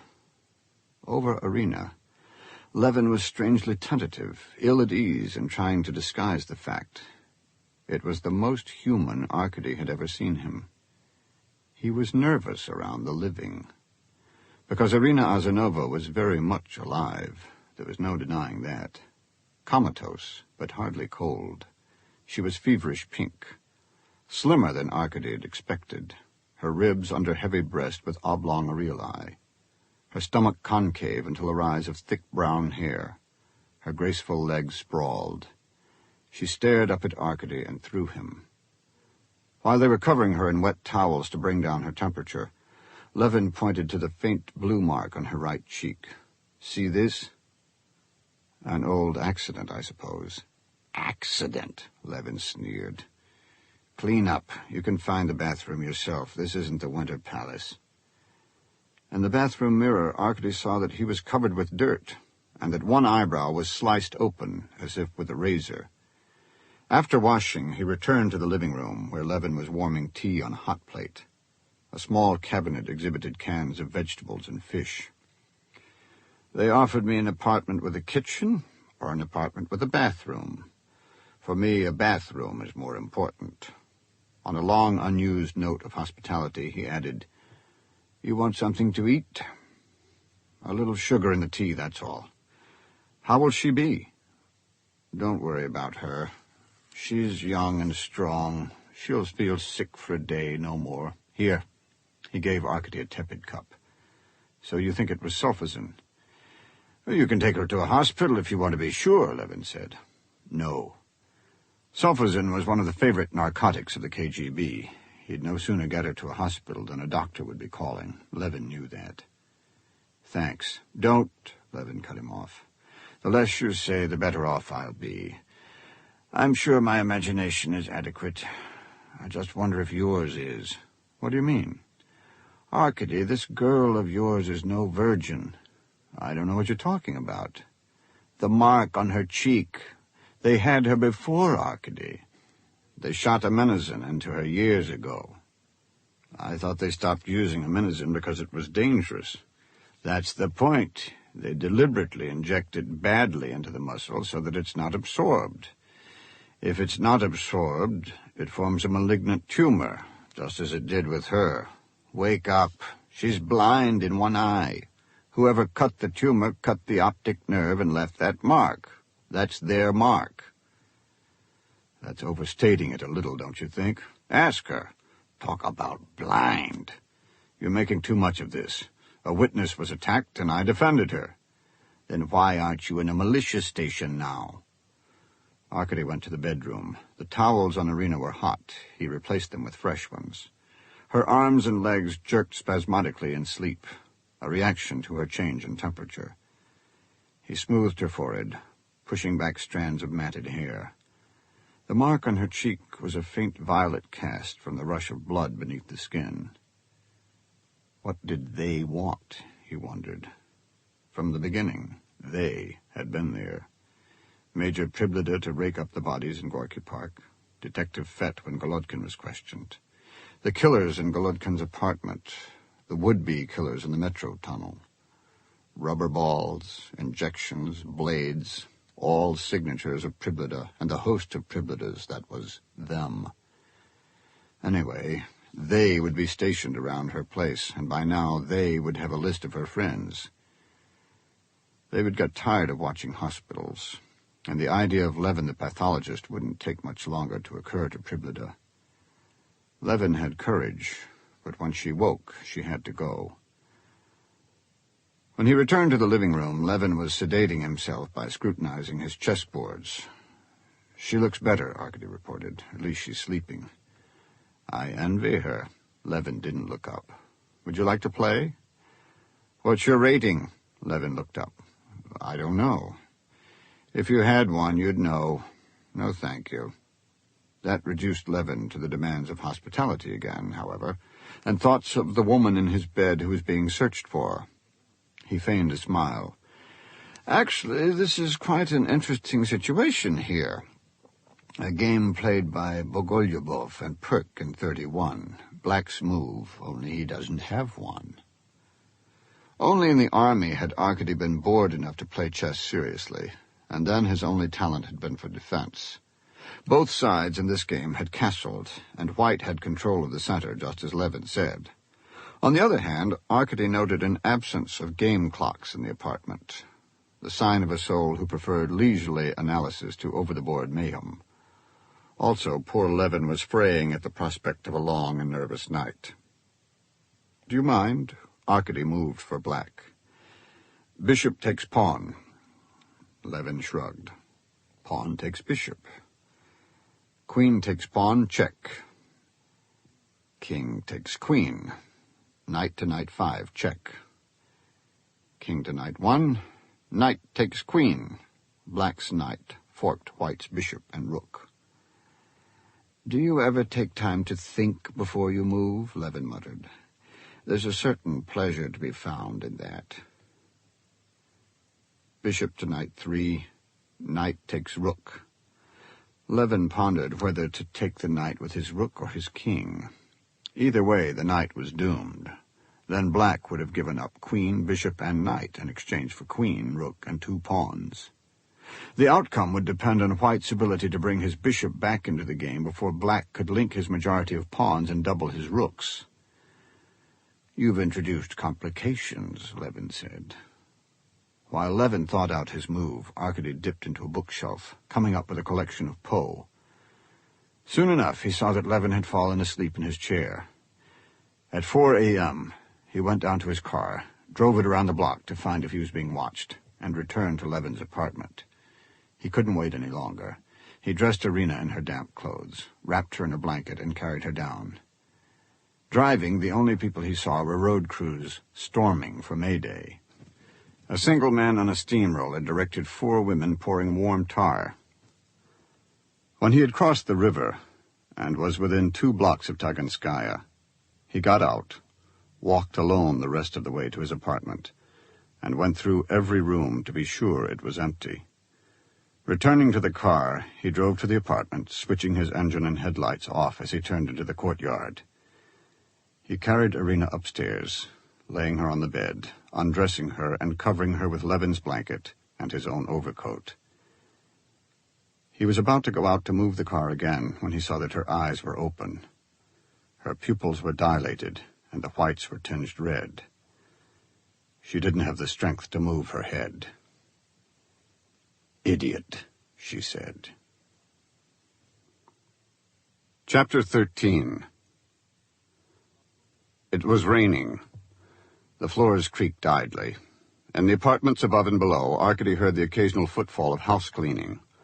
On the hall stairs, the sideways climbing of an old woman.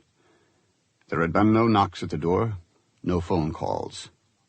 Irina Azanova lay facing him, her skin as wan as ivory now that her fever was broken. He was still in his clothes. At first he tried to find some other place to curl up, but there were no chairs or sofa, not even a rug. And in the end they'd shared the bed.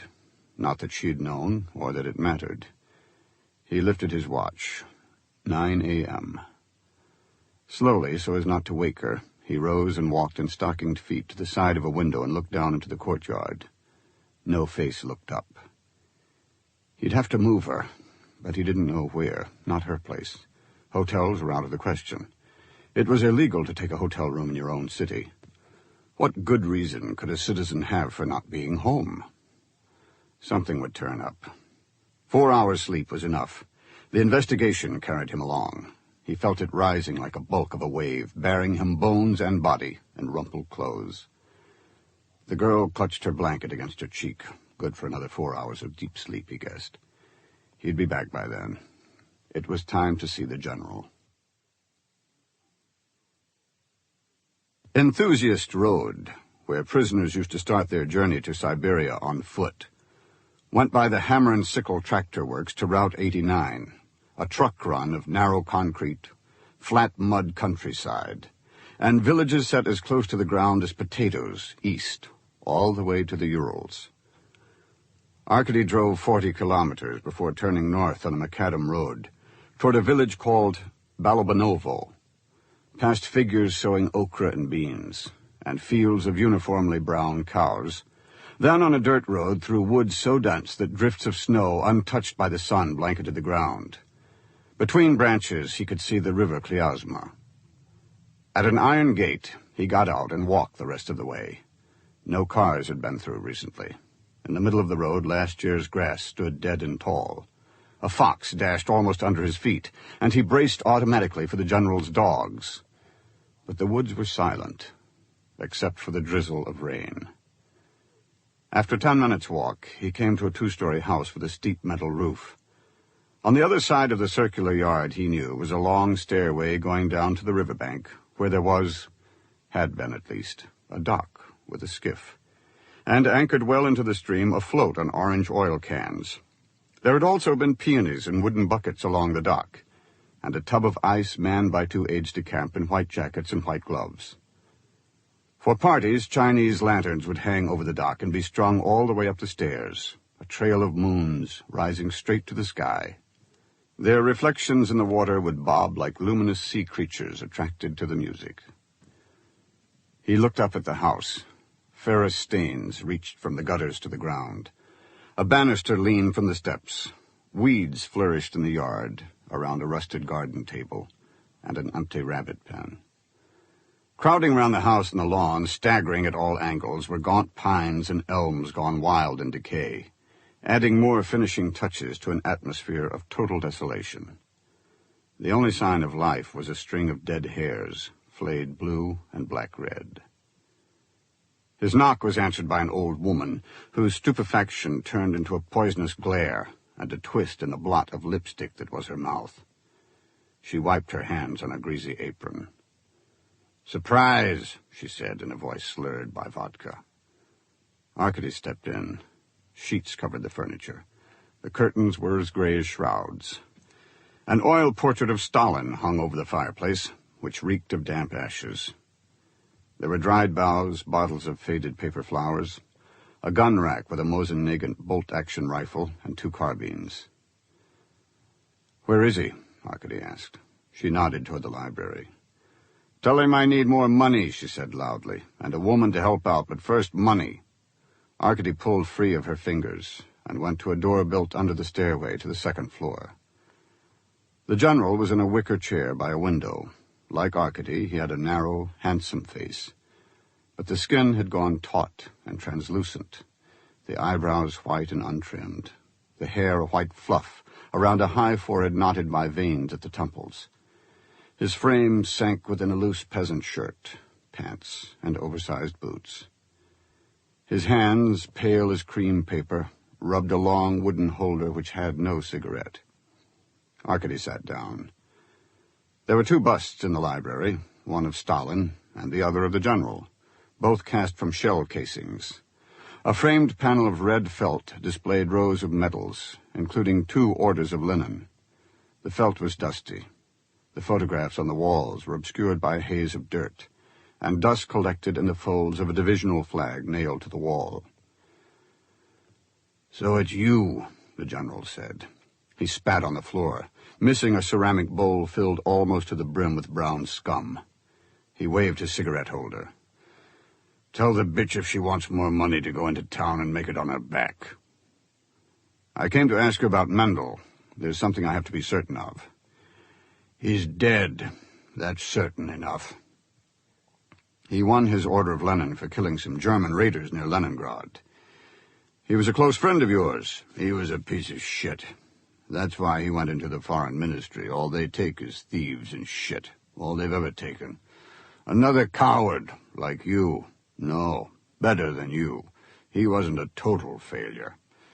It's a new world, and turds float down. Go home, sniff after that silly cunt you married. You still married?" Arkady took the general's holder and put a cigarette in it. He put one in his own mouth, lit both, and gave back the holder. The general coughed. "I was in Moscow for the October reunion. You could have come around and seen me then. Belov did." Arkady studied one of the clouded photographs. Was it of men dancing or hanging? Another one was of a freshly turned garden or a mass grave. It had been so long he'd forgotten. "You there?" "I'm here." For the first time the general turned his face to Arkady. There was little left in it. Muscles worked like wires directly between skin and bone. The black eyes were blind, milky with cataracts. "You're a weakling," he said. "You make me sick." Arkady looked at his watch. The girl would be waking in a few hours, and he wanted to pick up some food before getting back to Moscow. "Heard about the new tanks? Tried to show them off for us fucking limousines. That's that asshole Kosygin for you. Designed by plant directors. Plant directors. One runs a nuclear reactor. Let's put in atomic shells. One makes lemonade. Let's put in chemical war sprayers. Another makes air conditioners. Let's air condition the damn thing. You make toilets, we'll put in toilet seats.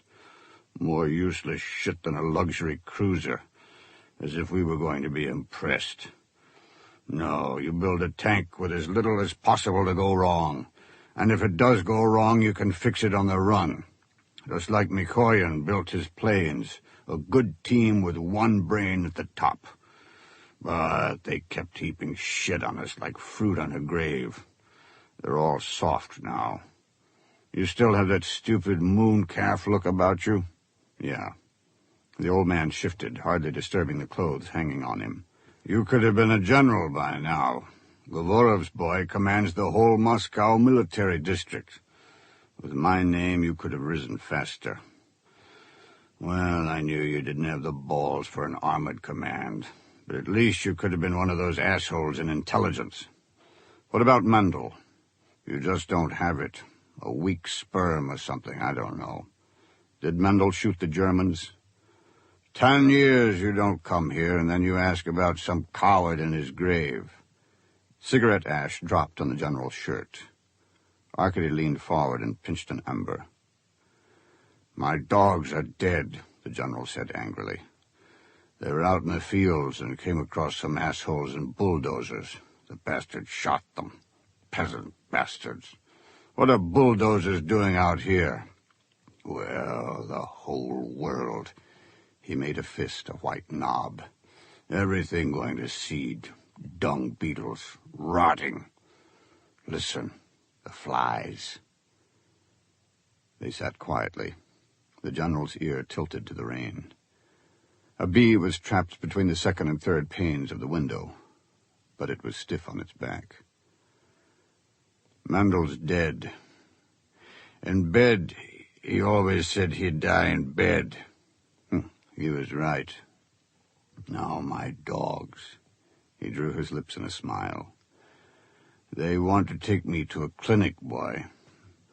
There's a clinic in Riga. Very fancy. No expense spared for heroes. I thought that's why you came. I have cancer. All through me, rotten with it. It's all that's holding me together, you know. And they have this clinic with radiation and heat cures, and I'm invited. They won't get me there because I know I'd never come back. I've seen doctors in the field. I won't go. I didn't tell the bitch. She'd want me to go because she thinks she'll get my pension. Same as you, right? I can smell you coming like monks with shit in your pants. I don't care where you die, Arkady said. That's right. The main thing is I'll cheat you. See, I always knew why you joined the prosecutor's office. All you ever wanted to do was tear me down, come sniffling up here with all your detectives, bring the whole thing up again. Did the wife of the general die in a boating accident, or was she killed? That explains your whole life right there. Getting me. And I'll be dead before you do, and then you'll never know. But I do know.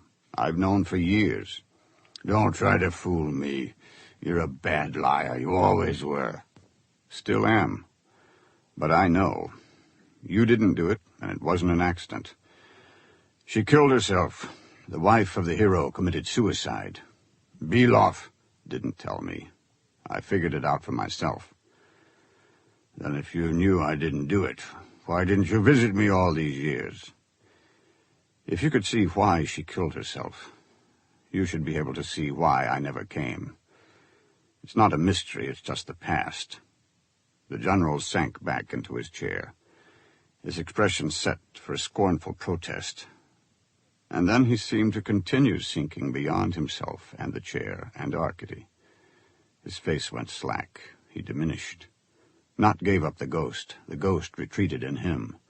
Shirt and pants might simply have been left on the chair, unruffled as they were by movement or breath, as unruffled as his head or hands. In the silence, Arkady thought, he didn't know why, of the Asiatic folk tale of life. Perhaps it was the abrupt peacefulness of the figure in the chair. The tale had it that all life was preparation for death, that death was a passage as natural as birth, and that the worst a man could do in his life was to struggle to avoid death. There was a mythical tribe where all births were without crying, and all deaths were without agony. Where the hell these mythical people thought they were going after they were dead, he forgot. However, they had their advantages over the universal Russian, who went through life struggling like a man caught in a river rushing toward the falls. By the second, he could see his father growing more inert, the force in him fading to one last central stronghold. Then, just as visibly, he saw the force painfully rally. The breathing deepened, and blood, ordered like reinforcements, sent a tremor through the limbs. It was a picture of a man reconstituting himself out of sheer will, holding on within himself. At last, the waxiness of the face was gone, and the milky eyes stared forward, corrupted but defiant. Mendel was in my class at the Frunze Military Academy, and we both had armored commands on the front line when Stalin said, "Not one step back." Me, I understood the Germans would be spread out, ripe for infiltration. The effect of my radio reports from behind their lines was electric. Stalin listened every night in his bomb shelter. The newspaper report said, "General Renko, somewhere behind enemy lines."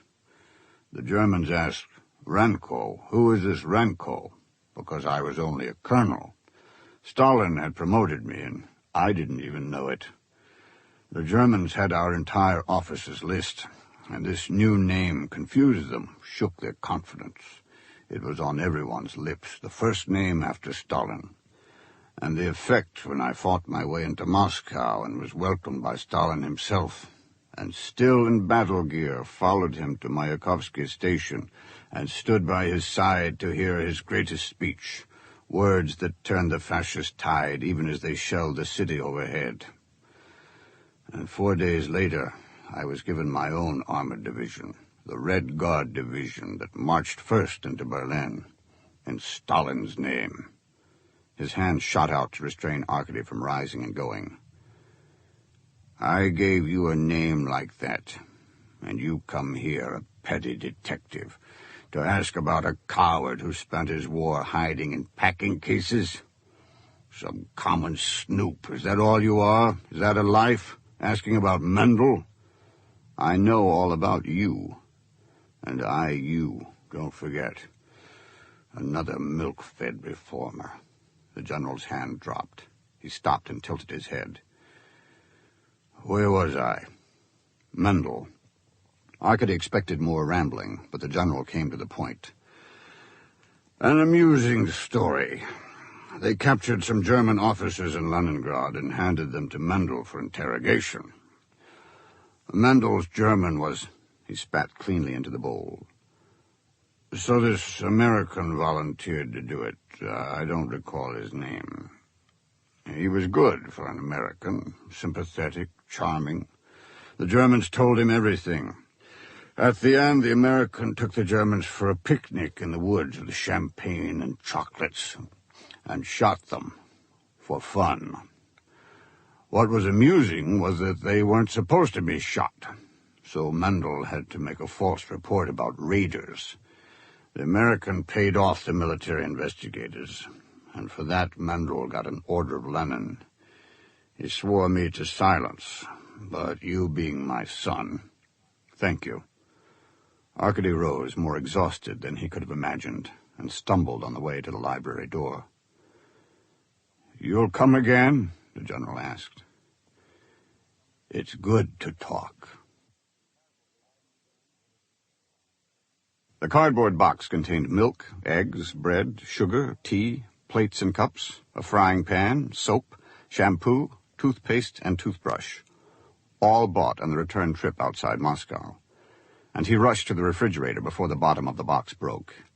He was kneeling, putting the food away, when he heard Irina behind him. Don't look, she said, picked up the soap and shampoo and was gone. He heard water running into the tub. Arkady stayed in the living room, sitting on the windowsill and feeling foolish for hesitating to enter the bedroom, when there was no real place to sit here. The rain had stopped, yet no characters in overcoats had emerged on the street.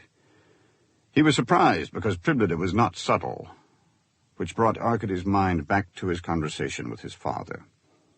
Osborne had killed the 3 Germans.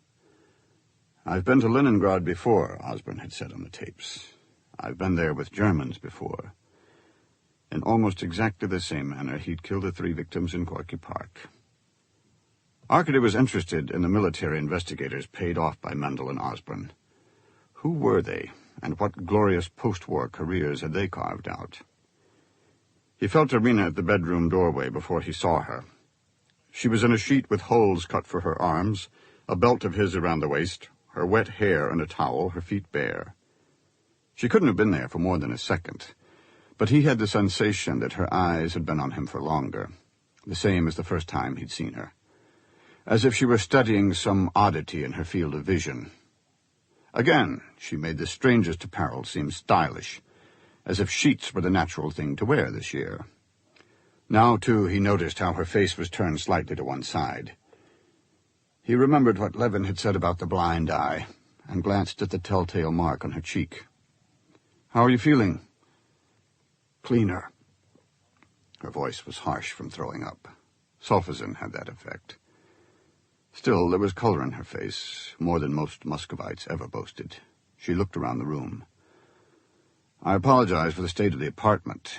He followed her gaze. My wife did a little spring cleaning. She took a few things out. It looks like she took herself out. She did. Arms folded, Irina walked to the stove with its single frying pan, cups, and plates. Why did you save my life last night? She asked. You're important to my investigation. That's all? What else could there be? She looked into an empty closet. I don't want to upset you, she said, but it doesn't look as if your wife's coming back. An objective opinion is always appreciated. She rested against the stove, across the room from him. Now what? When your clothes are dry, you go, Arkady said. Where? Well, that's up to you. Home. They'll be waiting for me, thanks to you. I can't even go to the studio. Friends, then. Most of them will be watched, but there must be someone you can stay with, Arkady said. With the chance of getting them in trouble as well. That's not what I do to friends. Well, you can't stay here. Why not? She shrugged. No one else is. The apartment of the chief investigator seems perfect to me. It would be a crime to let it go to waste. Comrade Azanova, Irina, you've undressed me enough. I think you can call me by my first name. Irina, this may be hard to grasp, but this is the worst place for you to be. They saw me last night, and this is one of the first places they'll come. You wouldn't be able to go out for food or clothes. You'd be trapped here. You mean we'd be trapped here. The longer they talked, the more the sheet attached itself to her still damp body, the damp spots showing through. I won't be around that much. Arkady looked away. I see 2 plates and 2 cups, Irina said. It's very simple. Either you are with them, in which case it doesn't matter where I run because you'll have me followed, or you're not with them, in which case I can drag a friend down with me, or I can drag you. I've thought it over. I want to take you. The phone rang. It was in a corner of the bedroom floor, black, insistent. On the 10th ring, Arkady picked up the receiver. It was Swan saying that the gypsy had found where Kostya Borodin did the icons. The place the gypsy had found was a garage near the go-kart track on the south side of the river. A mechanic called the Siberian had disappeared a few months ago. 2 carts hung by hooks from the ceiling, apostrophes above a corroded pobeda that was set on blocks. Sawdust and oil coated the floor. A work-table vise clutched a half-sawed board. Metal and car parts were piled in one corner and wood trash in another. There was a frame for stretching canvas hanging on a wall and cans of whiting, linseed oil, and turpentine. A locker with a broken door had coveralls too filthy to steal. There were no tool chests, nothing valuable and portable in sight. Accelerating and decelerating whines came from the track outside. You know how to do this? Arkady asked. I spent 2 years in latent prints. I've tried to keep up, Kerwold said. Swan and the gypsy stood aside, the gypsy using his pocket as an ashtray. Arkady set down a floodlight, spread his forensic case on the floor, and took out a flashlight, thin rubber gloves, black and white cards, tongs, powders, black, white, and dragon's blood, camel's hair brushes, and atomizers. Kerwold put on a pair of gloves, unscrewed the garage's suspended 60-watt light bulb, and replaced it with one of 150 watts. Arkady started at the windows, playing his flashlight over dirty panes as he brushed on white powder, then moved to the drinking glasses and bottles on the shelves, applying white powder and dropping black cards into the glasses to see the prints. Kerwold started on porous surfaces with an atomizer of ninhydrin, working clockwise from the garage door. Dusting was the sort of work that could be done well in a day or badly in a week. After all the obvious places, points of entry, handles, glasses, were covered, an investigator had to consider all the unlikely places a human finger could reach. Tires, picture backs, the bottoms of paint cans. Generally, Arkady avoided dusting if possible. This time he welcomed it. It was normal and occupied the mind. The American detective worked with a methodical energy and a certain grace, directing muscle and concentration on minute labor. Nothing was said to spoil the immersion in work.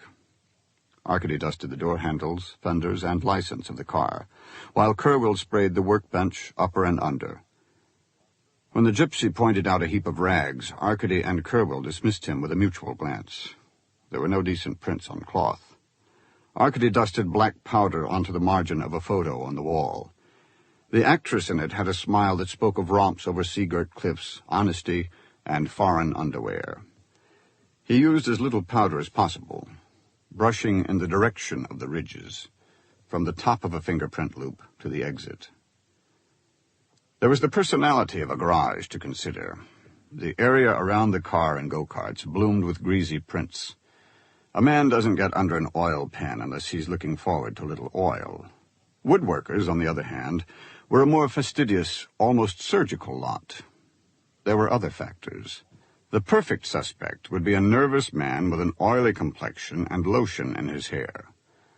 But a cool, dry man could just have shaken hands with the oily one or shared the same bottle. Also, winter was an item. Cold closed human pores. Wood dust could absorb latent prints like a sponge. While Arkady returned his instruments to his kit for a magnifying glass and a fingerprint card of Kostya Borodin, Kerwill plugged in the long extension cord of the flood lamp, turned it on, and began retracing his steps, shining the intense heat of the lamp where he'd sprayed before. Arkady noted that Borodin's card showed unusual double loops on each first finger and a scarred whorl on his right thumb. Gathering evidence for court, he would have used a slower routine, photographing the prints and lifting them on tape, trying to gain as many points of reference between the card and the brushed prints as he could. Instead, he worked now for speed, and Kerwill moved quickly as well. The light spray of ninhydrin, combined with residue amino acids of forgotten touches, dried purple under the lamp's glow. Then Kerwill retraced his route a second time, without the lamp, and without a magnifying glass, comparing the ninhydrin prints with his own card of the prints of James Kerwill. They didn't exchange cards. When Arkady was done with the dusted prints, he switched to the sprayed ones, while Kerwill moved on to Arkady's work. 3 hours after they had arrived, Arkady repacked his case. Kerwill leaned on a car fender, lighting a cigarette and being bummed for one by the gypsy, who'd showed signs of starving for a smoke for the last hour. Arkady lit one himself.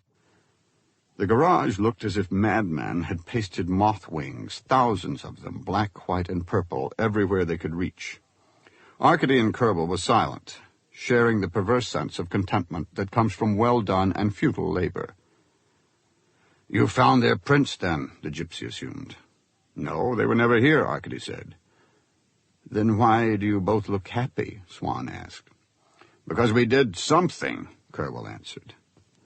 "This man was Siberian," the gypsy said. "There was wood and paint.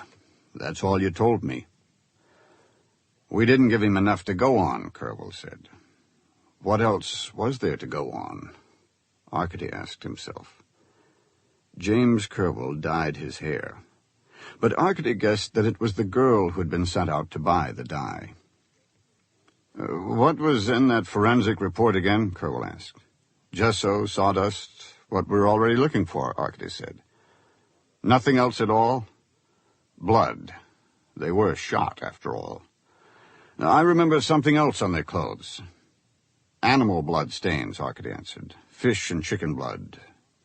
Fish and chicken, he repeated, and looked at Swan. Now, I've been to your food stores, and I haven't seen anything fresh enough to sweat out one drop of blood, Kerwill said. Where do you get fresh meat around here?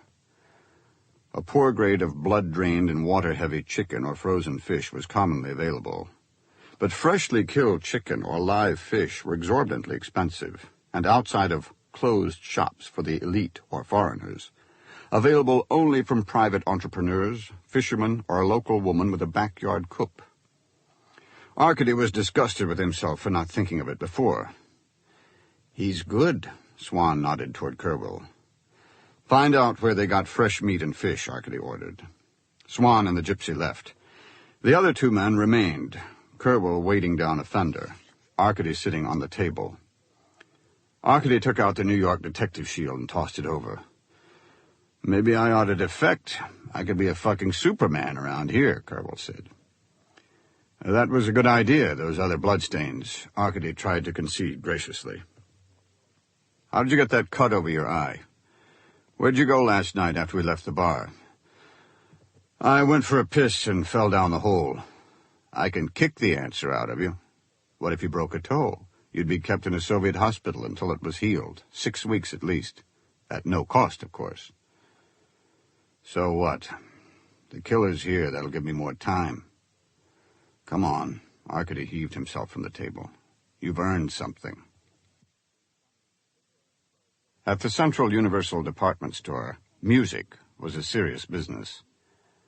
There was a contemplative atmosphere where a young soul could be influenced by the function of official pricing, by an approving 20 rubles for a violin and bow, or a forbidding 480 rubles for a brassy saxophone.